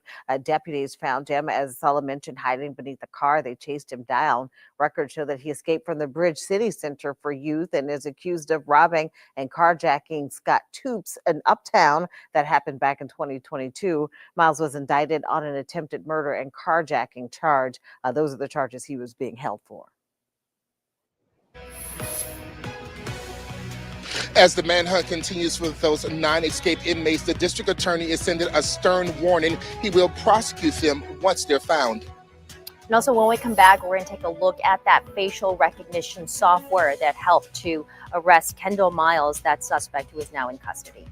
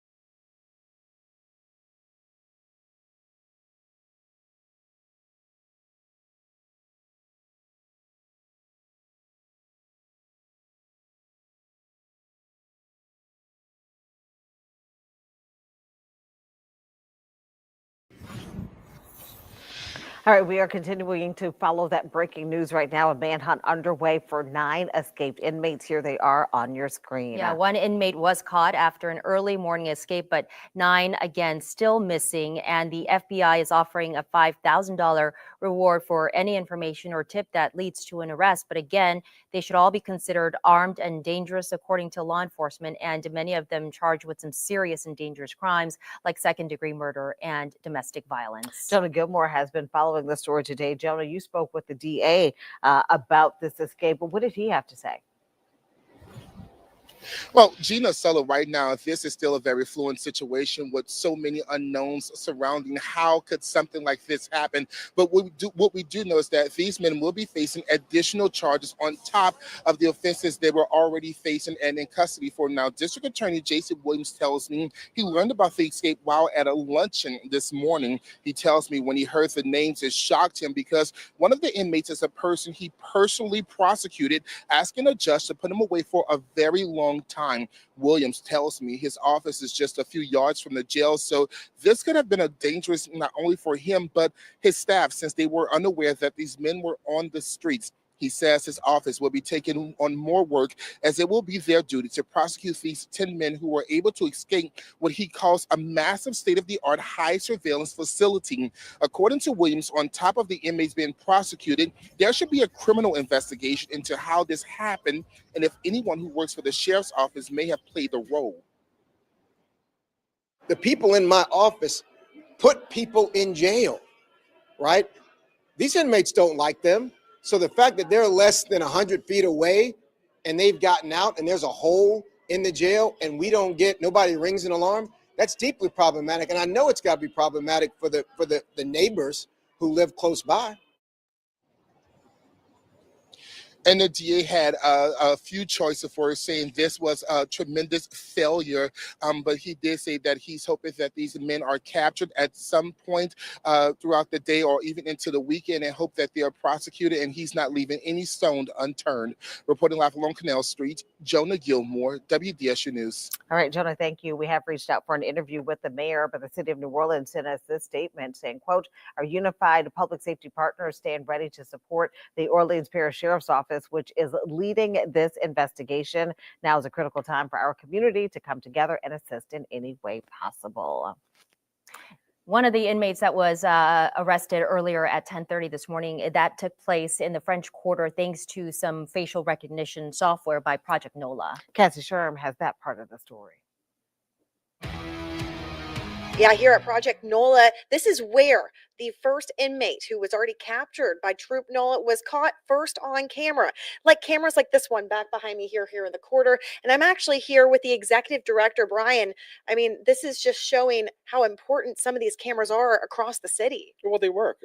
Public safety cameras. We're helping to catch criminals every day, solve crimes, locate dangerous situations, and it makes us all safer. And you saw the video of the 2 inmates actually in the corridor. Kind of tell me a little bit about what you saw and what they looked like. They look like anybody else walking down the street. So they're, in particular, we saw on Bourbon Street, we saw on Canal Street. They were walking together. They were checking over their shoulder quite a bit. They were trying to look down and not look at the camera. And so all it takes is just that one fraction of a second for somebody to look at the camera, and then a facial recognition does its thing, and then we were alerted, Troop NOLA was alerted, and then they worked their magic. I mean, they were in plain clothes, so not the orange jumpsuits that you would normally expect. No, they were not wearing orange jumpsuits. They were wearing regular street clothes. And so when it comes to this facial recognition, it's not just the faces that you're able to search for, the clothes as well. Yeah, absolutely. So we're able to go ahead and track people using facial recognition, the clothing recognition. We can look for particular logos, uniquely identifiable markings on vehicles, so bicycles, vehicles, any number of different things to help find video footage that's relative to crimes. And currently, right now, you guys are working to try to assist Troop NOLA and the other agencies to try to find these inmates. Oh, absolutely. I mean, they're all great. It's honestly, it's a great pleasure and privilege to work with all these different agencies that we've done for 15 years now. They're wonderful folks to work with, and they care a lot about the community. And guys, there's 200 facial recognition cameras all throughout the city of New Orleans, 5,000 cameras all together, though, searching for these inmates. And so we're going to keep you guys up to date with the latest information here on air and online at WDSU.com. Here at UNO, I'm Cassie Sherm, WDSU Investigates. Thanks, Cassie. And we're also getting reaction from state leaders as well. Governor Landry also wrote a statement thanking Troop NOLA and Project NOLA for their assistance in this. And Attorney General Liz Murrill talking about just the grave nature and the threat to the public today and how concerned she was about this escape. That's right. The Attorney General, she's saying that they are saying that things actually need to change. Something obviously needs to change. I mean, we've got to have responsible leadership. We've got to have responsible reporting if something happens, and we have to have conditions at the jail that prevent this kind of thing from occurring in the first place. All right. Well, the main question of the day is how? How did this escape happen? It seemed like there were top to bottom failures here. OPSO staffers explained the shocking plans that seem like they're straight out of a movie. Went through an exit door that's in between the actual cell block and the pipe chases. And, you know, this is a large facility. So the pipe chase, the exit door, for some reason or another, was designed to lead directly outside. The individuals left out the door, went down the stairs, went to the perimeter wall and scaled the wall. And it's been about a little more than 16 hours now, Gina, since these inmates escaped from OPSO. It happened around 1 o'clock this morning. We talked to security experts, too, about how this happened, because there were so many questions about how this went about and what went wrong from top to bottom. But Mike Hahn, you heard him earlier talking about how this is an all hands on deck approach. And now they're talking to relatives and people and family that they may have known in the area. All right, here's a listen to what he had to say. This is something that was obviously planned. You didn't get 11 inmates together at one time and just happen to pull a toilet off of a wall. And then once you got to the loading dock, what was the plan to get out successfully? And that all 11 got out successfully. Okay, so here is the timeline of what we know so far. At 8:30, OPSO guards incorrectly report 11 missing inmates during a routine head count. That was at 8:30 this morning. WDSU got a tip about 9:53, but the public was notified just after 11 o'clock this morning. Around 11:22, Councilmember Helena Moreno reports that one inmate had been caught. Yeah, and then at around 10:30 is when some of the witnesses out there in the French Quarter say they saw that. At 11:30, we heard from Susan Hudson. There was a press briefing that happened, and at 11:40, Superintendent Ann Kirkpatrick gave a briefing from NOPD. And at 1:37, we received images of what is believed to be the escape point released by OPSO. All right, just about 2:30 this afternoon, a second Orleans Parish press conference where they clarify that 9 inmates are on the run and one person actually did not escape. But they claim that that inmate was unaccounted for, but he actually had been moved to a different place in the jail. At 4:15, the FBI says that they are now getting involved in helping to track down the inmates, and they also are offering a $5,000 reward for tips that may lead to the capture of these inmates. Yeah, so if you want to help with this investigation, you're going to have to know what they look like. Here's a look at the inmates, some images of their mugshots as we go to break. Take a good look at these faces on your screen. 9 inmates on the run right now. They escaped OPSO at 1 o'clock this morning.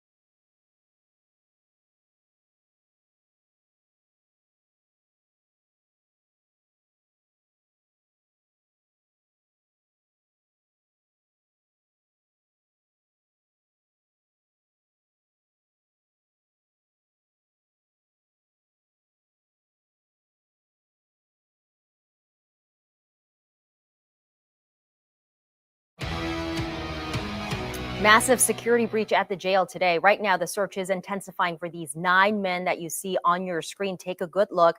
The FBI is offering a $5,000 reward for any information or tip that can lead to their capture. That information, of course, running across your screen right now.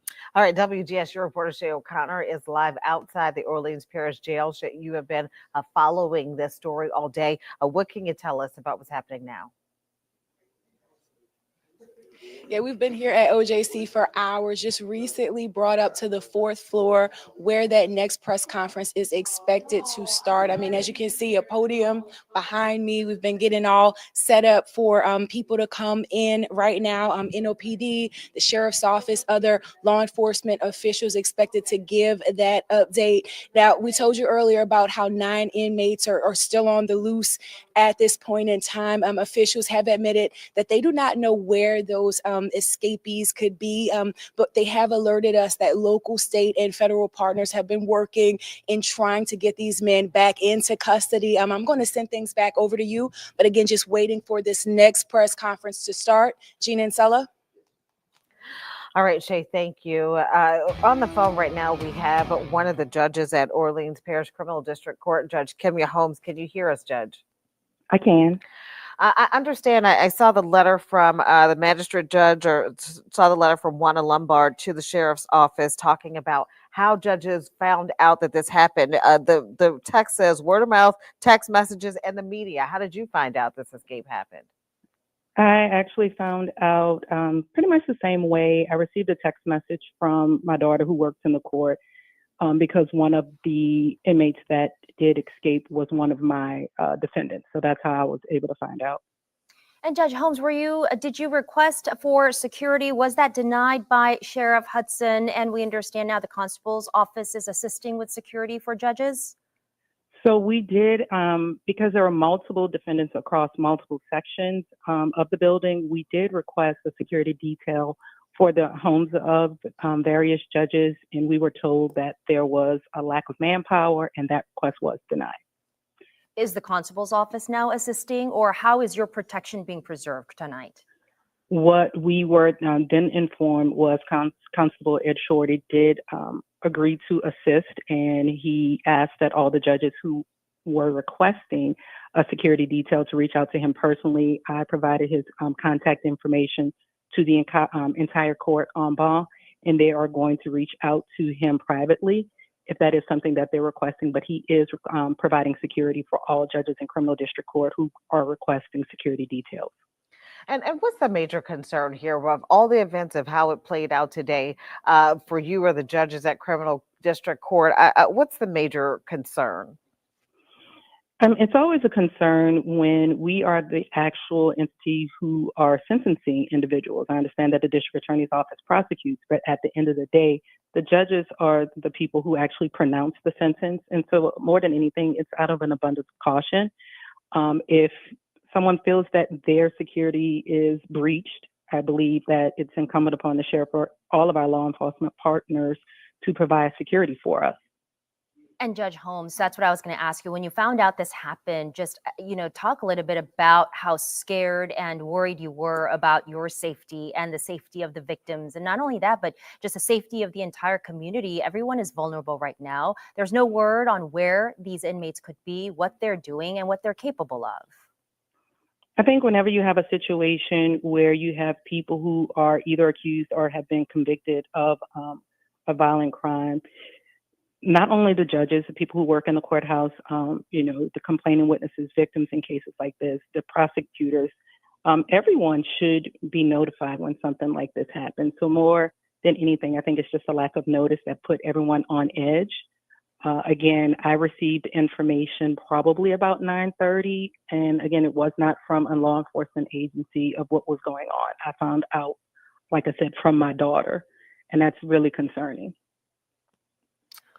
And then when you saw, these images, I don't know if you can see the images that we're showing on the screen right now. And I'm sure by now everyone's seen these pictures of the toilet that was pulled out of the wall and just this massive breach of security and the defective locks that Susan Hudson was talking about. What goes through your head about just the nature of this escape, how brazen, and how they said it took probably months or a long time to plan this, and that they probably got some assistance from outside, inside, that this was not something that just happened randomly?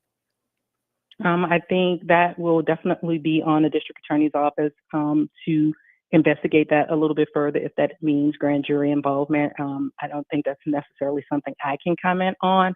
I believe that we need to get to the bottom of this security breach because this is brazen. This is 10 individuals who were in the care, custody, and control of the sheriff's office, and now 9 of the 10 are on the streets. Judge Holmes, I'm assuming, for you and other judges at criminal district court, this is not the first time that you guys have had security concerns about how the court was secured and what was happening there in terms of the presence of sheriff's deputies. So this is kind of an ongoing conversation that y'all have been having with the sheriff about security at the courthouse as well. Well, security is always at the forefront of my mind. I am the chairperson of the security committee for criminal district court. So it's always something that is important to me. It's not just the security of the judges, it's the security of our staff, it's security of the prosecutors, the defense attorney, the public who is coming in for jury duty, victims, witnesses. It's very important. And I think we all have to work together to ensure that criminal district court is safe. And y'all had to close the courthouse today. How did that happen? To walk me through that process. Well, this was a security breach. There was obviously a lack of information. We weren't really sure what was going on. I know that there was a communication with the sheriff's office at some point with Judge Lombard. I wasn't actually involved in that conversation because I was still on the bench. But as time went on, we were requesting information about security of judges, and we weren't getting that information. So it was a conversation that was had with judicial, administrative support, and so on. And that was something that was done out of an abundance of caution, again, for everyone in the building. Do you feel safe tonight? What's the situation? And I know you understand, you said the constable's office at Shorty is assisting with the security of judges. What are your feelings about your safety tonight? I feel safe. I can honestly say I feel safe. I will never comment on somebody else's level of their safety or their security, but I am comfortable as far as me and my family is concerned. But again, we have witnesses who are involved in these cases. Some of the cases are closed, but most of the cases of the defendants who escaped are open. So I understand victims of those cases being afraid. I understand witnesses in those cases being afraid. But as for me and my family, I think that we are fine. I really appreciate Constable Shorty offering to provide security details to all of the judges who are requesting them. All right. Please stay safe tonight. Judge Thank you. Thank you for your time and kind of walking us through the concerns there with the judges and the court. It's still a lot of unanswered questions here. Elizabeth Kubel has been helping us with our coverage all day following this story. She has been at the NOPD headquarters with the latest on what's happening there. Elizabeth.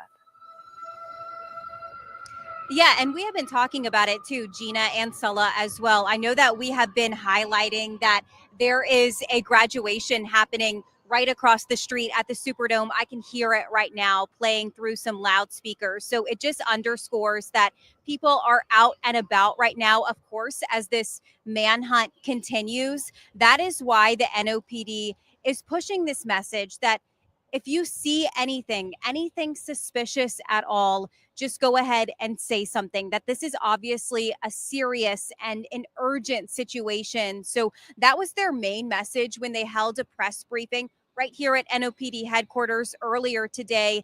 And the superintendent said she was doing that to be proactive, but most importantly, she said to be fully transparent, that she understood that this was a fluid situation, but she just wanted to get out there and alert the public, alert all of you to the facts and the circumstances that she is aware of right now. One of that being the NOPD's assistance, that she said they stood there ready. They were sending any and every resource possible toward the Orleans Parish Sheriff's Office to help them out with this very urgent situation. And I want you to go ahead right here and just listen to a clip here from Superintendent Ann Kirkpatrick. We're doing what we can to notify our community. We don't want panic, but we do want people to be mindful and to be a partner with us. Yeah, so that message especially ringing true right now as we watch people out and about in downtown New Orleans. I'm sure in the French Quarter, obviously, as well, the most popular tourist spot there. So that message there from the superintendent, just to be mindful, not to panic, but to certainly be on alert and on guard as they are still searching right now, all hands on deck for these escaped inmates, guys. All right, Elizabeth, thank you so much. And again, as Elizabeth mentioned, so many activities going on tonight, and a lot of people are out and about. So officials are encouraging you to just stay alert, stay vigilant, and take another good look here at your screen. These are the 9 inmates on the run right now. There's a massive manhunt to find them, but it has been more than about 16 to 17 hours, Gina, since they escaped. And you heard security expert Mike Kahn say no telling where they may be right now at this point. What happened? He also said it's possible that they could have carjacked someone and gotten a vehicle. We don't know right now, but again, a manhunt underway right now. Let's listen in. Sheriff Susan Hudson is giving a press briefing update right now. About the facility structure, and we'll also be showing a video that will be shared on the screen behind you. So surveillance video will be Surveillance shown. video Okay. will be shown, and we'll also hear from Crime Stoppers Costanza and FBI representative as well. How soon until we start?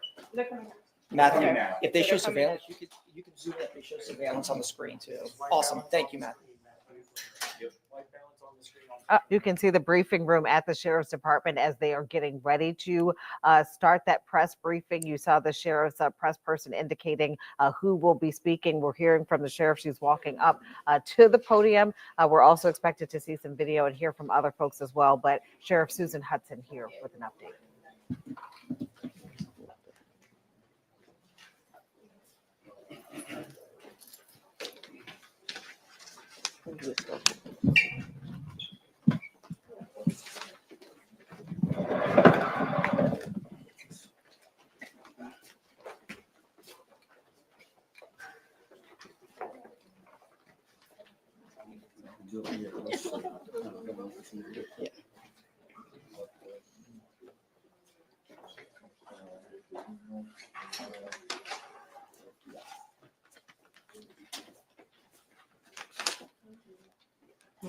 All right. Yep.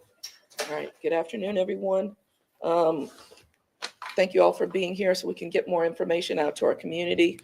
We are joined here today by our partners who are helping us to put this investigation together to get these folks back into custody.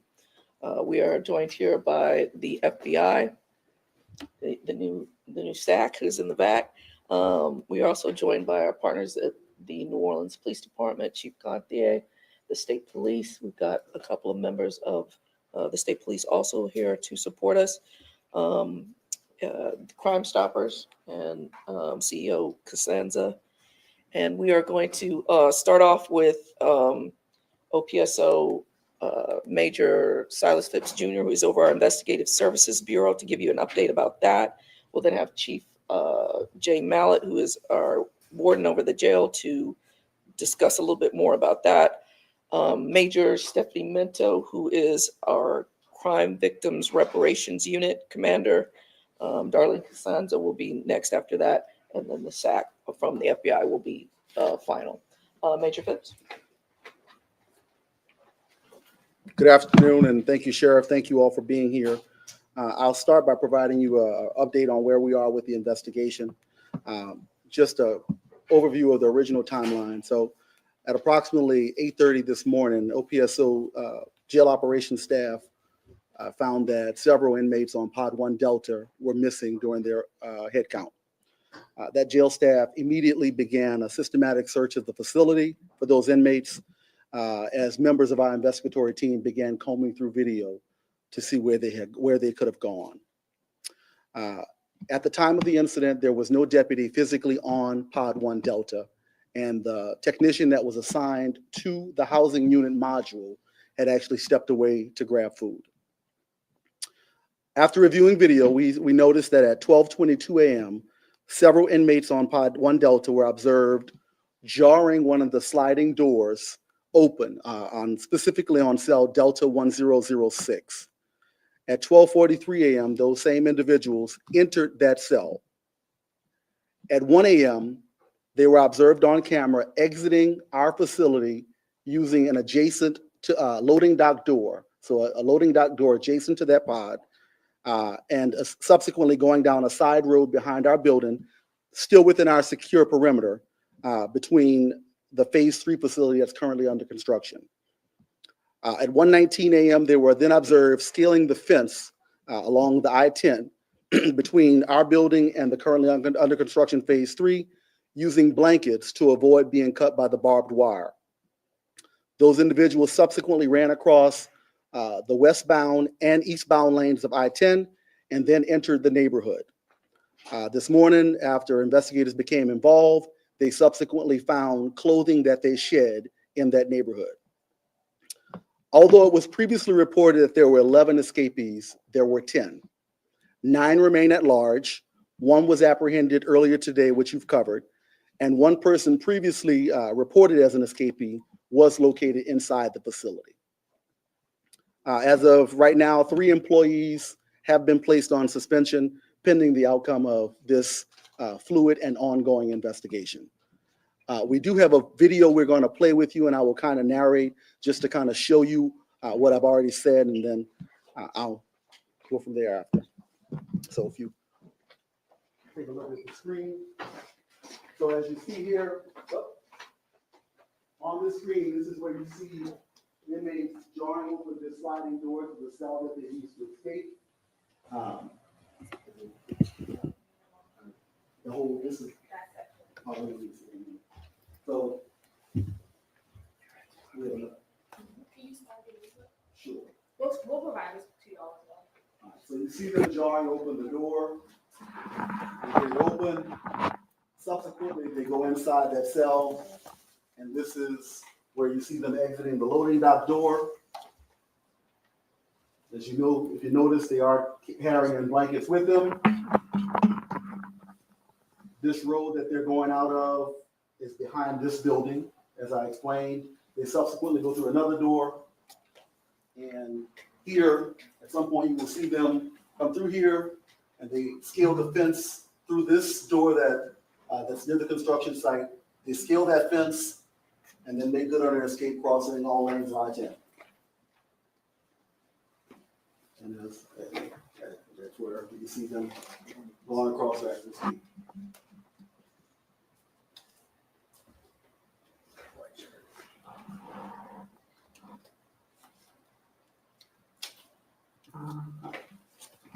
So, in this case, as Casey said, we will share those videos with you all.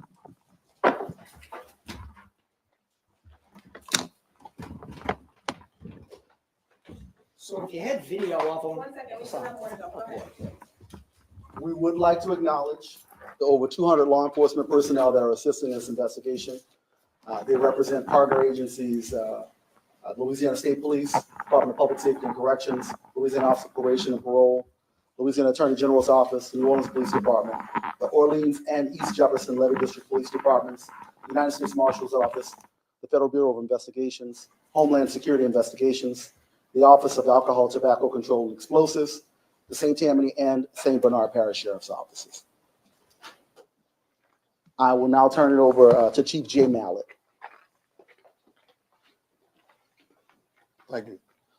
What I would like to do is kind of point to you what we believe is the exit point of where the inmates left.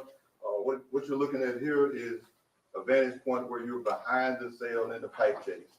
And as you can see, these are rebars that reinforce the structure. There are clean cuts here, and the plumbing had been removed. All this is on the outside of the cell behind in the pipe chase. This is how it looks initially. As you can see, we have bolts that hold those fixtures in place. These are again on the back side into the pipe chase. All of this has been removed, and these have been clean cut. We have reason to believe that there was some assistance with this. That's why we're thoroughly investigating. And as Major Phipps said, we placed 3 individuals on administrative leave pending the outcome of this investigation.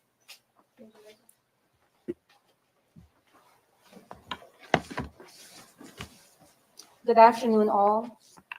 I am Major Stephanie Minter Gibson, and I oversee the Crime Victims Unit for the Orleans Parish Sheriff's Office. Once I was notified about the escapees, I immediately gathered a team of experienced staff, and we started calling victims and survivors just to make sure that they are aware of what was going on and that they are safe. For the records that had no information, I immediately reached out to our partners such as NOPD Special Victims Unit, Detective Walton, who was very grateful in helping us, and she provided us with other information that we were able to call those families and help them as well. Once we finished the first batch of victims, we started calling the second batch. And actually, the reason why I'm saying that is because I separated them. The chief from the DA's office, victims, Alison Morgarder, reached out to me, and we both were calling victims. What she had and I did not have, we shared information, and we both gathered all the information, and we made sure all victims were aware of what was going on. Most of the victims were very grateful for the calls. They graciously thanked us. We additionally sent our detectives to their homes for more safety measures, and that alone speaks measures. I strongly encourage all to educate the community on the importance of Vine Link. This is a free app that is listed online, and it is also a guide for victims and survivors to track offenders while they navigate the criminal justice system. The number for Vine is 1-800-277-7477. I'm sorry, it's 1-866-277-7477. We are located here on the 3rd floor of the Sheriff's Office, and our contact number here is 504-827-6754, 504-202-9229. Thank you. Good evening. As you know, Crime Stoppers has been in this community offering anonymous, asking for anonymous tips and offering cash rewards for that information for over 40 years, close to 50 years.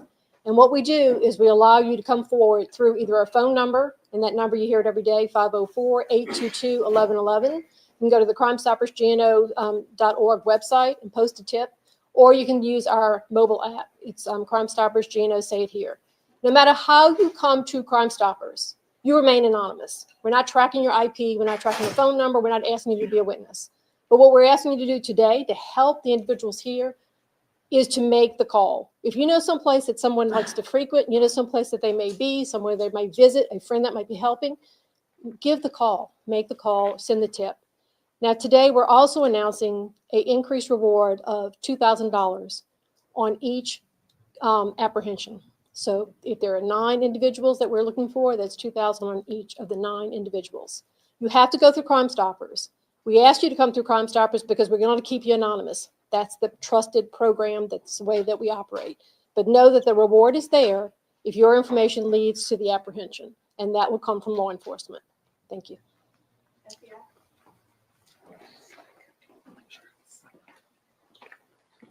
Thank you. Good afternoon. I'm Jonathan Tapp, Special Agent in charge of the FBI here in New Orleans. FBI New Orleans has a command post up and running to help search for the escaped inmates. We are offering a reward of up to $5,000 for information leading to the arrest of any of these escaped inmates.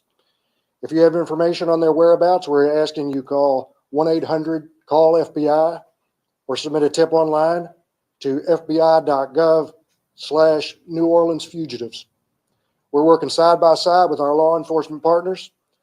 New Orleans Parish Sheriff's Office remains the lead investigative agency here, and we are helping. Thank you very much. We'll take questions from each. Go ahead from channel 4. Yeah, is there any indication that friends or family on the outside were aware in advance or communicating about these plans? And we're not going to get into the details of the investigation, Major Phipps, but we're looking at all angles. what does it say? And I mean this respectfully, but you said, and I'm going to quote you here, that you observed those guys running out at 1 o'clock in the morning. What does it say for jailhouse safety and security when you see a jailbreak like that, but you fail to notify anyone, NOPD, the public, anyone? We didn't say that. What did you say then? Yeah, we observed on the video later this morning. We had to pull that He video. said you observed at 1 a.m. So let's be clear. I said what we observed on the video through the investigation. So yes, when they looked at the video this morning after the staff realized they were gone, my investigators found that at 1 a.m. that's what happened. So no one was watching live video all night at the jail. I won't say no one was watching live video, And but how did nobody see them there are leaving the over jail? 900 cameras. How did nobody see them There are- leaving the jail? There are over 900 cameras I in know. this It's facility. just, how did no one see a massive jailbreak? We're the why and how is part of the investigation. So we have interviewed, I think, all of our employees, and we are interviewing all of the residents of that particular pod as well. And then there's a lot of people that you've got to wade through their interviews to find out, to get down to the details of what happened. There was somebody on duty. Sheriff, the source told us that phone calls haven't been monitored over the past week, and escaped inmates were planning how they were going to get out through phone calls.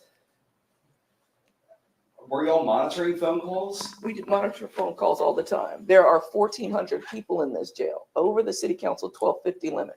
So can you monitor every single person every day? No, we don't have the bodies to do that. But we do monitor, and we rely on tips, and we have an intelligence unit that monitors what's going on in the jail. There's a lot of things at any given time going on. But it's your job. It's your job to monitor every single person in this facility every day. Visually, with our deputies on the pods. Yes. I did have a question. The former sheriff, Marlon Gusman, he disputes the claims that there were a lot of issues here at the facility after he left. Do you stand by your statement about the issues with it? And also, we learned that you have a $14 million fund balance. Why wasn't that money used to repair the locks? If you could talk about that. I can speak more intelligently, I believe, to the physical plant in the jail.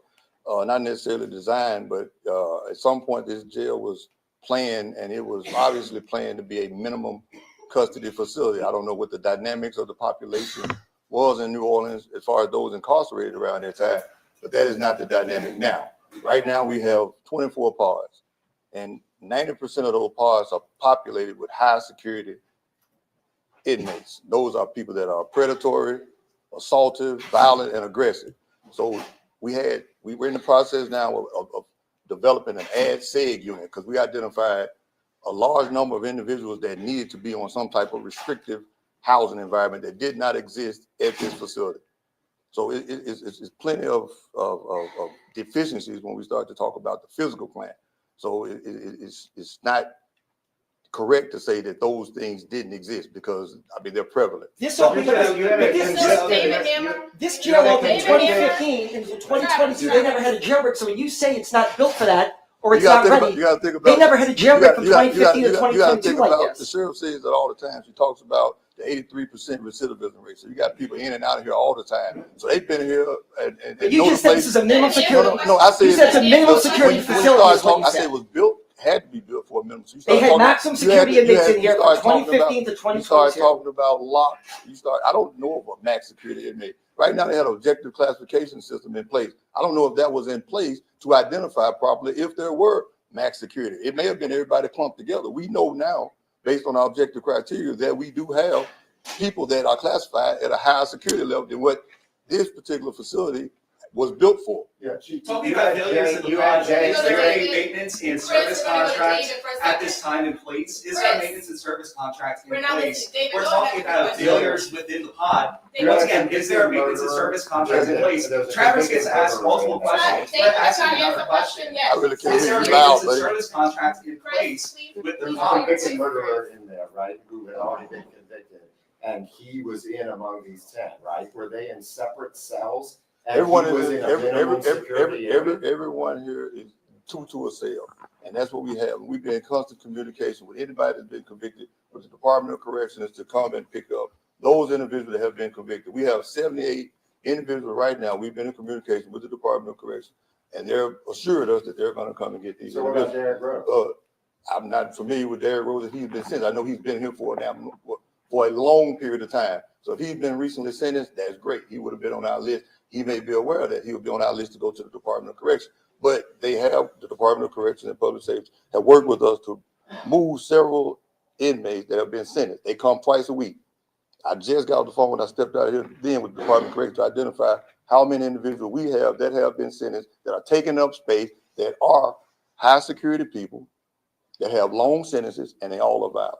And what's been done Talking to about protect the- the witnesses talking about the in difference- that case? Is there something being done to protect the witnesses who testified against him? There'll be someone. That's what Captain had to address earlier. All those have been in contact. The Talking about Go ahead, Chris. talking about the pods and the deteriorating conditions, is there a maintenance and service contract in place to make repairs? And we're also hearing that critical cameras were down for weeks.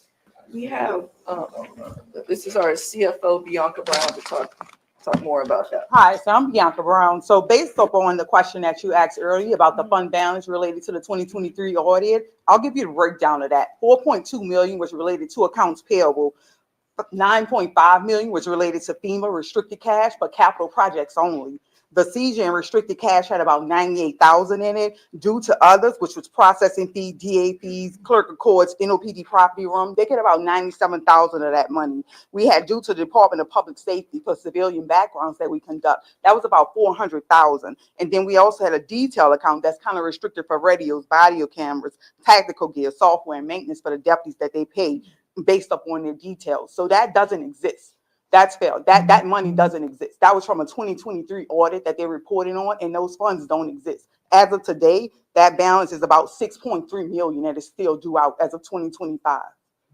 So if we could answer my question, we asked What the is your question? nobody answered. What is your Once question? again, we asked multiple times, is there a maintenance and service contract in place to take care of the deteriorating conditions within the pods and within the jail? We can't We're also afford a hearing that maintenance there's and service critical cameras contract. that are not working. So right now, we can't afford a maintenance service contract. We have maintenance staff that are on board that do the day-to-day. But right now, our current budget sits at about 68 million. 41.1 million comes from the city, 13 million comes from the millage, and about 10.1 million a quarter is given to us. Right now, our payroll is about 9.6. Our food expenses is 780,000 a quarter. That eats up the money. We don't have the funding available to have a full maintenance contract to do this. We've explained this on multiple occasions. Just on Monday, we went to the City Planning Commission and we reported this out. We asked for the money to secure this. So the funding is not available to do what needs to be done, and it hasn't been done. Not appropriate enough to handle violent offenders like the ones that escaped today. Have you all considered potentially shipping them elsewhere? Also, just really quickly, your budget is bigger than Marlon Gusman's was. Do you all realize that the last sheriff had a smaller budget than you have? The budget was bigger, but guess what? Things are being deprived. So what you're seeing is a result of what's happening now. Broken doors, you got facilities, wear and tear. All of that is occurring now due to that budget. This size facility, this should have a $150 million budget easily. The budget that we have, it doesn't support what we need. I've laid out the numbers. You see, it's critical. I want, if I could, speak to what you said. Have we explored shipping outboarding individuals? Yes, we have. We've sent out numerous individuals, high security people, to various places. Department of Correction and Public Safety has helped us with that.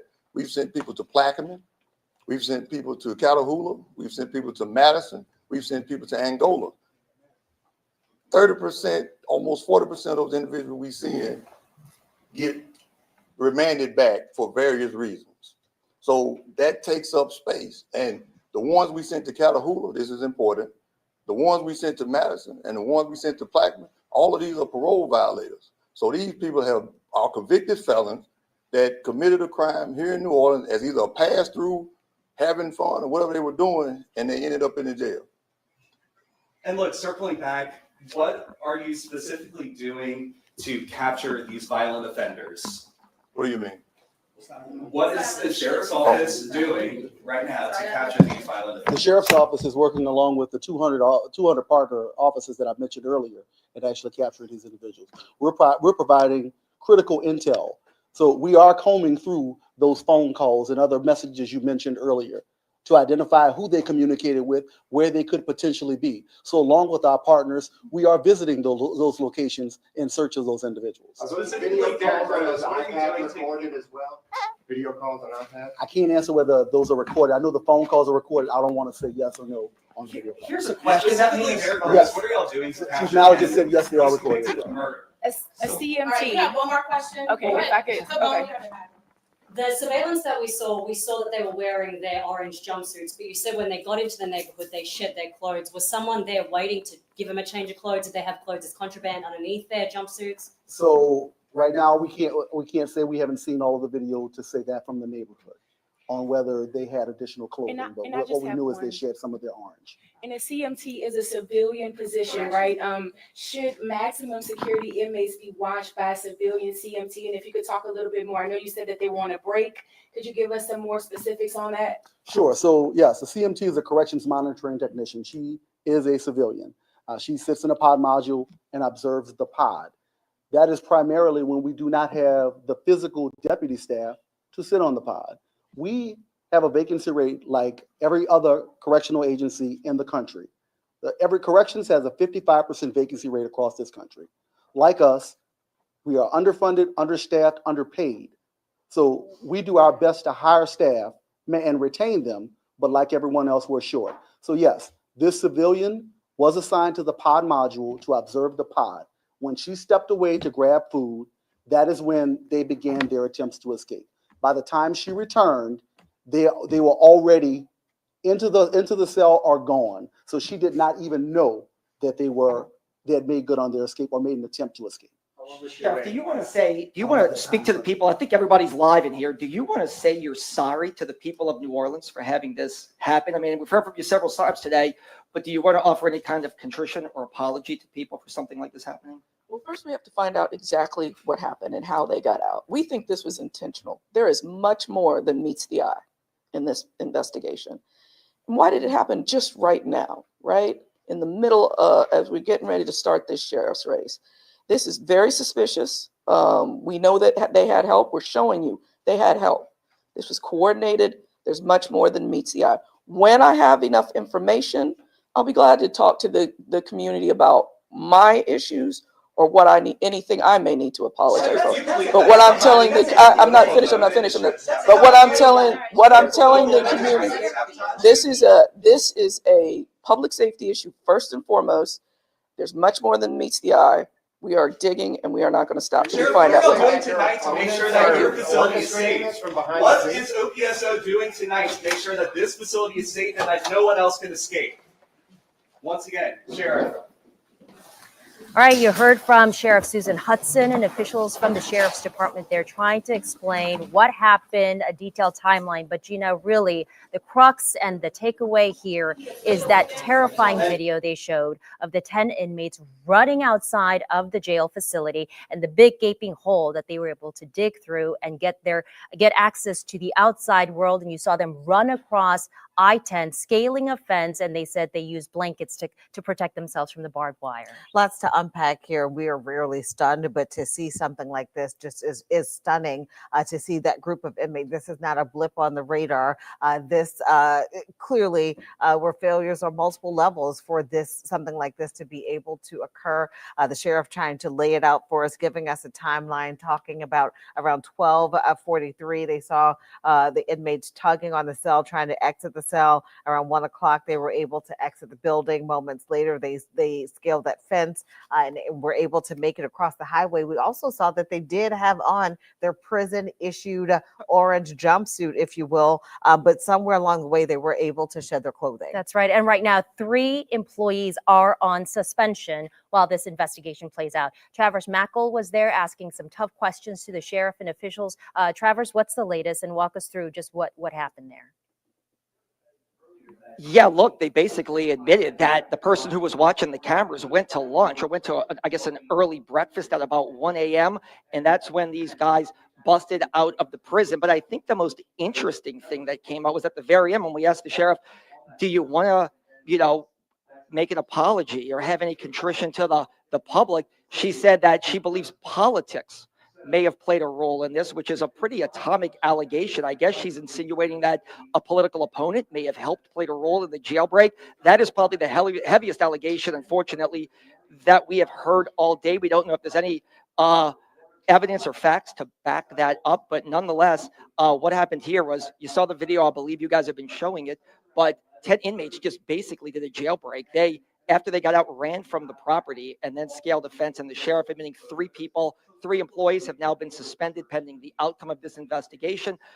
But having said that, the person, who was a civilian, by the way, watching the cameras, went on break, so they didn't see these men essentially breaking out of the jail and scaling a fence onto I-10. Gina and Sulla. Trevor's trying to get a little bit more information. We know 3 employees have been suspended. Is it, do you get the sense that it was just negligence on the part of the employees, or was there a sense that there was some more involvement, some type of untoward involvement that on the part of those employees? About live television right now. Shay O'Connor and I are both here live, but everybody saw what the sheriff had to say. I think that they're painting this as human error and negligence, and just a breakdown of what they're saying is a lack of funding, lack of resources at the jail. We should point out the sheriff has more funding than her predecessor, Marlon Gusman. The city council has made sure to allocate enough money that they feel is necessary to this jail. But yes, Gina, to answer your question, it does appear that that is the stance, is that this was not enough guards because they don't have the budget for it, and human error by a civilian who was watching cameras and went on break. And that's when these men escaped, which would play into the theme of this may have been an inside job, because how would you know to leave if somebody was watching the cameras? But clearly no one was at about 1 a.m. when all these men broke out of prison. Yeah, speaking to, someone watching the cameras, I remember you asked clearly, you mean no one bothered to look at live camera or live feed from 1 a.m. to 8:30 when you had your routine head count, is when they discovered that the inmates were missing. What was their response when you asked? Nobody was monitoring cameras overnight?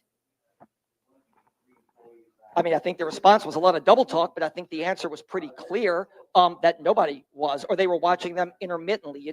We asked the sheriff this. It is her job. She ran for this office. It was a heated race between her and the man she defeated, Marlon Gusman.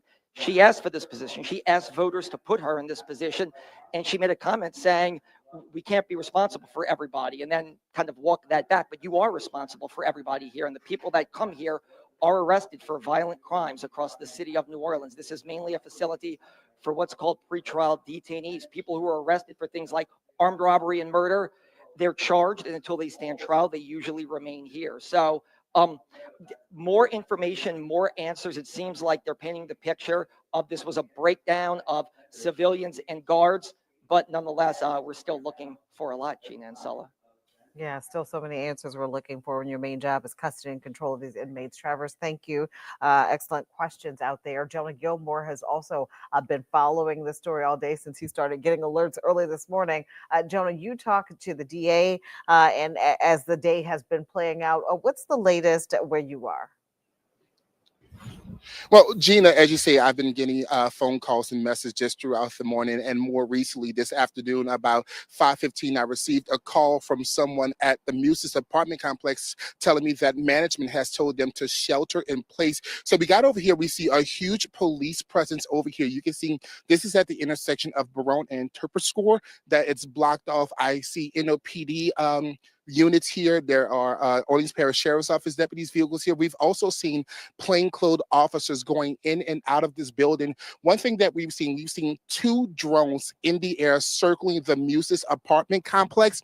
We've also seen K9 units being brought in, several of those K9 units being brought to the area just ahead. Again, I spoke with some people who live inside the Muses apartment complex. They tell me that property management reached out to them about 5:15, telling them to shelter in place, that possibly someone was inside the building. Who that someone is unknown right now, but we've been monitoring this situation. I know there are several people out here just spectating, some people on their porches looking on as this investigation continues. Again, this is a very fluid situation. Not many details known right now, but I can tell you it's a heavy police presence. And even if you take a look further down there, you can see that they actually have an SUV with the back lifted up, where we see several what appears to be deputies in vests, in khakis and green shirts. Not sure what agency they are with or a part of, but we've seen several of them walking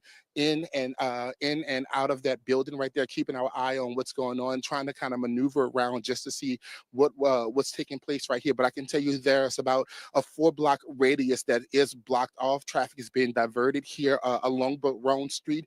Again, 2 drones in the air, several K9 units, multiple agencies here on scene.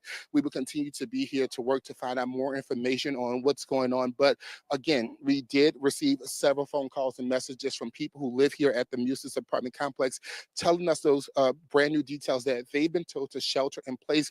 The people who I am in contact with telling me that they're staying in their apartments, they're looking out windows just to see what's going on, and they'll keep me updated on what's actually taking place on inside. Gina, Sella.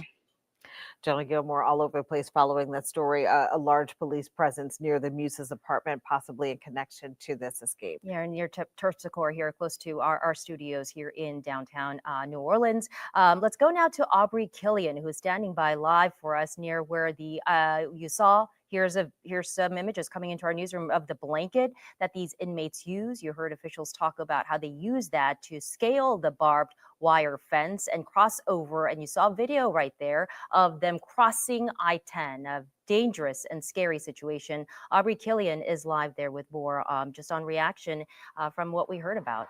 Aubrey? Hey, Sola. So I really want to just kind of paint a picture for you and give you some perspective. So here is the large wall that they were able to get over. Here is the fence. I mean, you can see this is not in good condition at all. We don't know if this was the blanket used or if it was used somewhere else, but clearly there's one here. After that, now come walk with me. The inmates, they went across the interstate. You can see the traffic, how fast it's moving right now. Let's also put into perspective, sources tell me that deputies are supposed to be out here 24/7 to prevent this from happening. Take a look up here. I want to give you a close-up shot. There's a camera right there. And then if you move further over, Lawrence can show right over here, more cameras all up in this area. And then if we go straight on over here as well across the interstate, you can see cameras there. So clearly there are plenty of cameras to track and monitor this. My sources tell me there are supposed to be deputies out here 24/7 to prevent this from happening. Again, we did mention that blanket. We don't know if this is the blanket used. It could have been used in another section, but it is eerie to see this right here. If Lawrence were able to just kind of show that. And as well, the fence. I mean, this is the fence that protects, people from getting into this area. It's not kept up. It's, we've seen this literally all the way down. It's bent. It's not in good shape. There's multiple cameras all around here. So clearly a lot was missed in this situation. I've spoken to people that are outraged. As soon as I get more information, I'll pass it on. Back to you.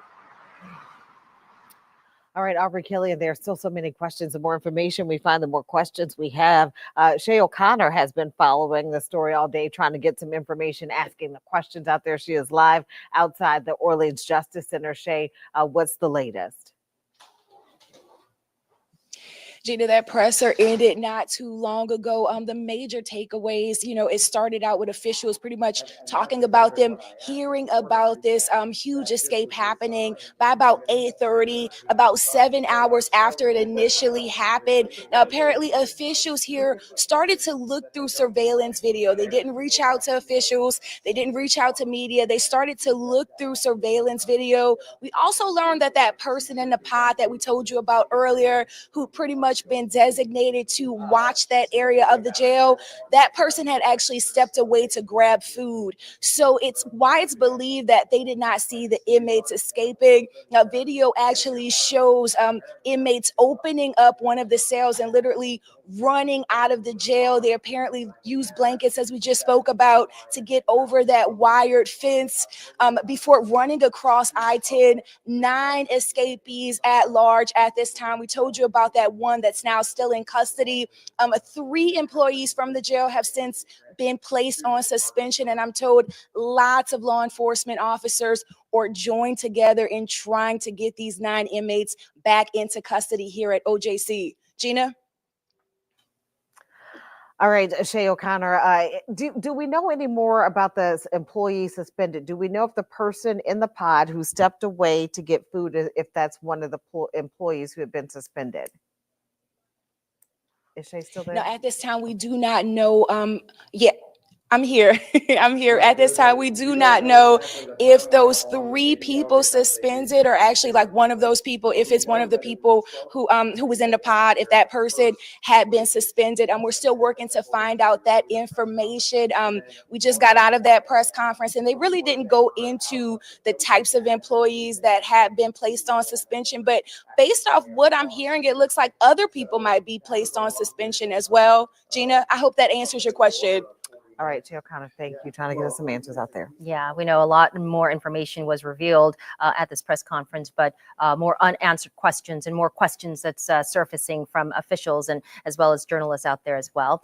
We did also obtain this letter from magistrate court judges to the sheriff claiming that they were not initially notified about the inmate escape until after the media started reporting it, despite the fact that during this press conference, the sheriff's office claimed that they did reach out to the victims and they notified appropriate personnel, but this letter disputing that claim once again, saying that they were not notified. Right, in the letter, the judges write, no information on the escaped individuals has been shared from your agency. They're writing this to the sheriff other than the warrants presented for review and signature. They also add that the incident highlights a lack of protocol and poses a risk to public safety and undermines the judicial process. And the judges write that they want a review and an update of notification protocols. They want some new training programs and the establishment of a communication liaison. So they're making these requests after they claimed they were not notified. We spoke with Judge Kimya Holmes earlier, as you heard, who said that she did request assistance for security and said it was denied because of a lack of resources and lack of staff. Then she asked Edwin Shorty in the constable's office is helping to secure judges in the area, so providing that security for them. So she said she felt safe. But again, this back and forth tonight, once again, with the judges claiming that they were not notified and asking for assistance and security. And tonight it's the constable's office providing that. We've been talking about how this is an all hands on deck effort with so many law enforcement partners working to capture the inmates who are still on the run tonight. Elizabeth Kubel has been monitoring the situation from NOPD headquarters. Elizabeth, where do you pick up in this part of the story? What does NOPD have to say about it all?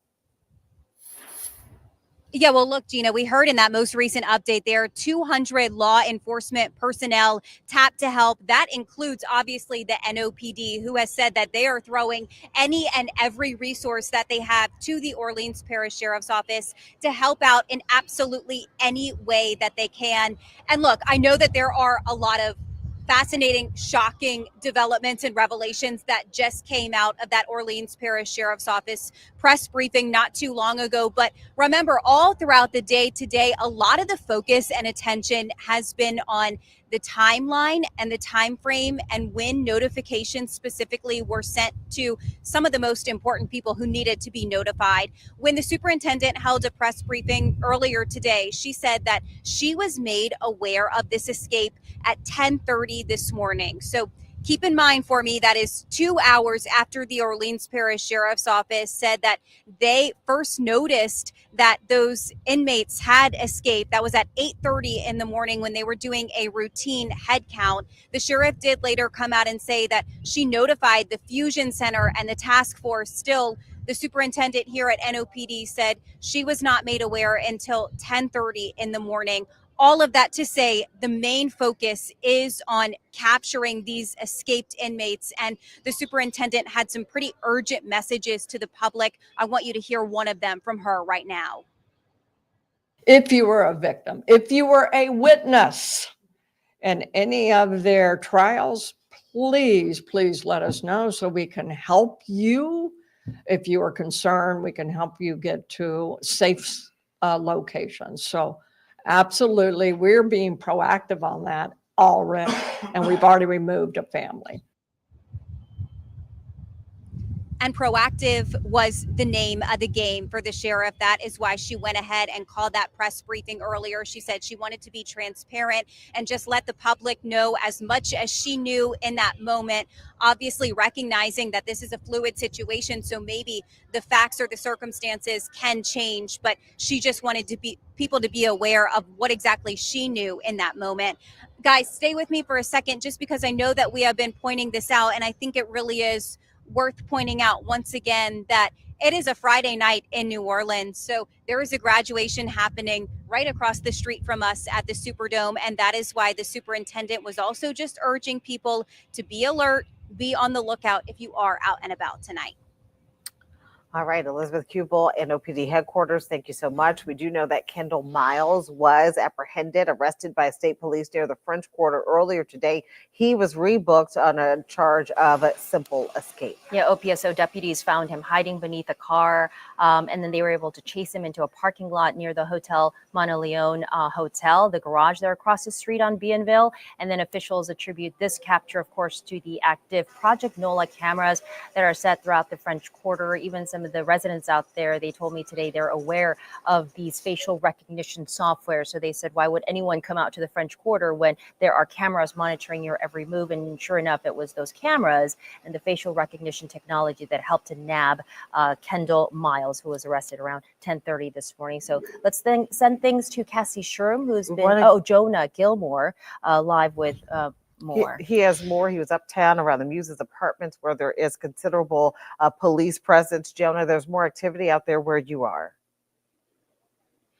Yeah, Gina, saw more activity. We just saw 2 state police vehicles with their sirens speed away from the scene. And we've also seen the NOPD cruiser that was just right here behind us put on their lights and move further. We are now seeing more people, more police or law enforcement agent members come out of that building now. So it appears that we had some vehicles drive away, speed away with their lights flashing. And now we're seeing more law enforcement foot traffic here. So I'm assuming whatever they were investigating or looking at inside that building, it seems to be over now as more of them come out of that vehicle. And I don't know if you can hear, but right now we can actually still hear sirens around the area, around us as they move from this area.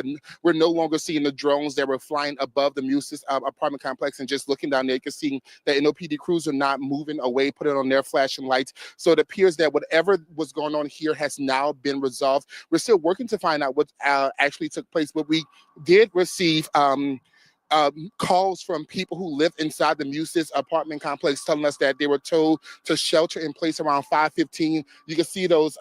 Let's see if we can get those vehicles going around. But we were told that people who live in the Muses apartment were told to shelter in place around 5:15 this afternoon. Those people said they were shelter places. Just look down there, you can see one of the deputies carrying a large gun in their hand right now. So it seems like whatever was inside was pretty serious or pretty intense. Here, again, we're still working to find out more details. I'm talking to people in the area. We're now also starting to see more people who are living inside the Muses apartment complex come out to the sidewalk right now. But again, that presence is starting to die down here as multiple vehicles leave this area with those emergency lights on and sirens speeding away from the scene. But we'll be sure to kind of work this area and find out more details about what actually occurred here. But Gina, Sulla, I'm going to toss things back to you all in the studio. Yeah, and Gina, Jonah, earlier you were telling us that you talked to some other residents from Muses, and you said the apartment was on lockdown or they were told to shelter in place. Can you kind of walk us through what they told you again? Yeah, Sala, I received a few phone calls and text messages from people who live inside the Muses apartment complex telling me that property management told them to actually shelter in place because it appears that someone walked inside of the building. The person that I was actually on FaceTime with was showing me the police present from their window with multiple people just walking through the apartments and just looking at investigating or looking for someone or something. But we did receive numerous phone calls and text messages from people telling us that they were told to shelter in place. Right now, it looked like several people are now leaving, walking toward us. So we'll be here, Sulla, Gina, to learn more and bring you the very latest on air and online. All right, Jonah, thank you so much. And you can imagine, Gina, they're probably going ahead and taking every single tip and lead seriously. And from here on out, because the FBI is offering a $5,000 reward for any tip and information, and the Crime Stoppers also offering a $2,000 reward where you can remain anonymous. They're, I imagine, getting a lot of tips from viewers. We just heard that briefing from Sheriff Susan Hudson and other members of the Sheriff's Department. There were so many questions about how this could have happened and who was watching the cameras or who wasn't. Let's listen in to what officials had to say when we asked the question. Was assigned to the pod module to observe the pod. When she stepped away to grab food, that is when they began their attempts to escape. By the time she returned, they were already into the cell or gone. So she did not even know that they had made good on their escape or made an attempt to escape. And of course, our crew was out there, Shay O'Connor and Travis Mackel, asking some tough questions, but especially the question about whether they feel any remorse or contrition to the viewers and the people of New Orleans, because everyone is vulnerable right now. We've got graduation ceremonies and people out and about, and 9 inmates have escaped and they're out there. So we asked if they feel sorry about that. But Sheriff Susan Hudson, you heard her response talking about how this alluding and insinuating perhaps this may be political, and that there were a lot of security gaps. She blamed it on shortage of staffing and staff members and locks that are in disrepair. Right, and it is still coming together. They're still piecing it all together. But on your screen, this is who authorities are still looking for. These men still on the run this hour, this evening. They should be considered dangerous. All hands on deck, as we have been saying, as they are working, trying to find them. Police certainly tracking every lead, as we just saw on Jonah Gilmore's live shot. That there was a large police presence there, but that has since they have since wrapped that scene. But again, the manhunt is on and will be until these escaped inmates have been captured. Yeah, we'll have an update for you every hour from here on out, and then you can go to WDSU.com for the links.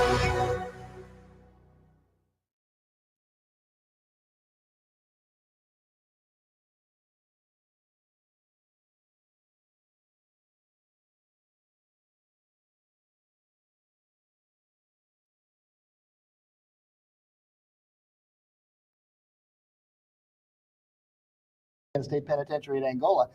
Some of the people, including the Groves, who was convicted of murder and awaiting transfer to Angola, that's where they keep people who have mandatory life.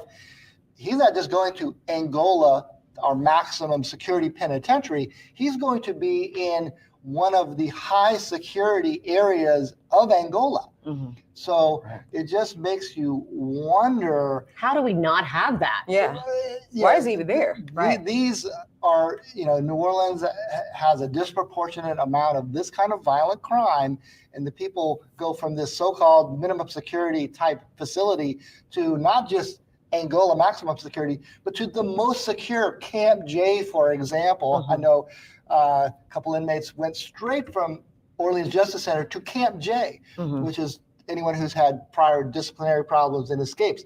Some of these inmates have the kind of rap sheets that land you in the most secure areas of the maximum security penitentiary in this state. It makes you wonder, if there was this little staffing on this tier with these inmates in it on this night, how often is that the situation? How often did they have no supervision when they're sitting in that jail, like we've all talked about? They had nothing but time to plan, nothing but time to get ready for this. So if you're sitting in a jail cell unmanned like this over and over again, it just is ripe for catastrophic failure. And think about, you would think that it was circumstances lent itself to this, with a employee who's supposed to be watching cameras going out to get something to eat. Now that probably, with the advanced planning that clearly was involved here, that probably involved inmates noticing that there are many windows when you can of opportunity for this sort of thing. Here's so-and-so taking that dinner break once again. So-and-so's going to eat, we know. Right. And I'm not suggesting that the person who went to go get something to eat was in on it. There just might be a pattern there that they know. They just might have been, These inmates, as you said, they have nothing else to do but watch and take notes and Think about Obviously, how- they all know find the about loopholes, they yeah. obviously all know about the problems with the doors. So Sure.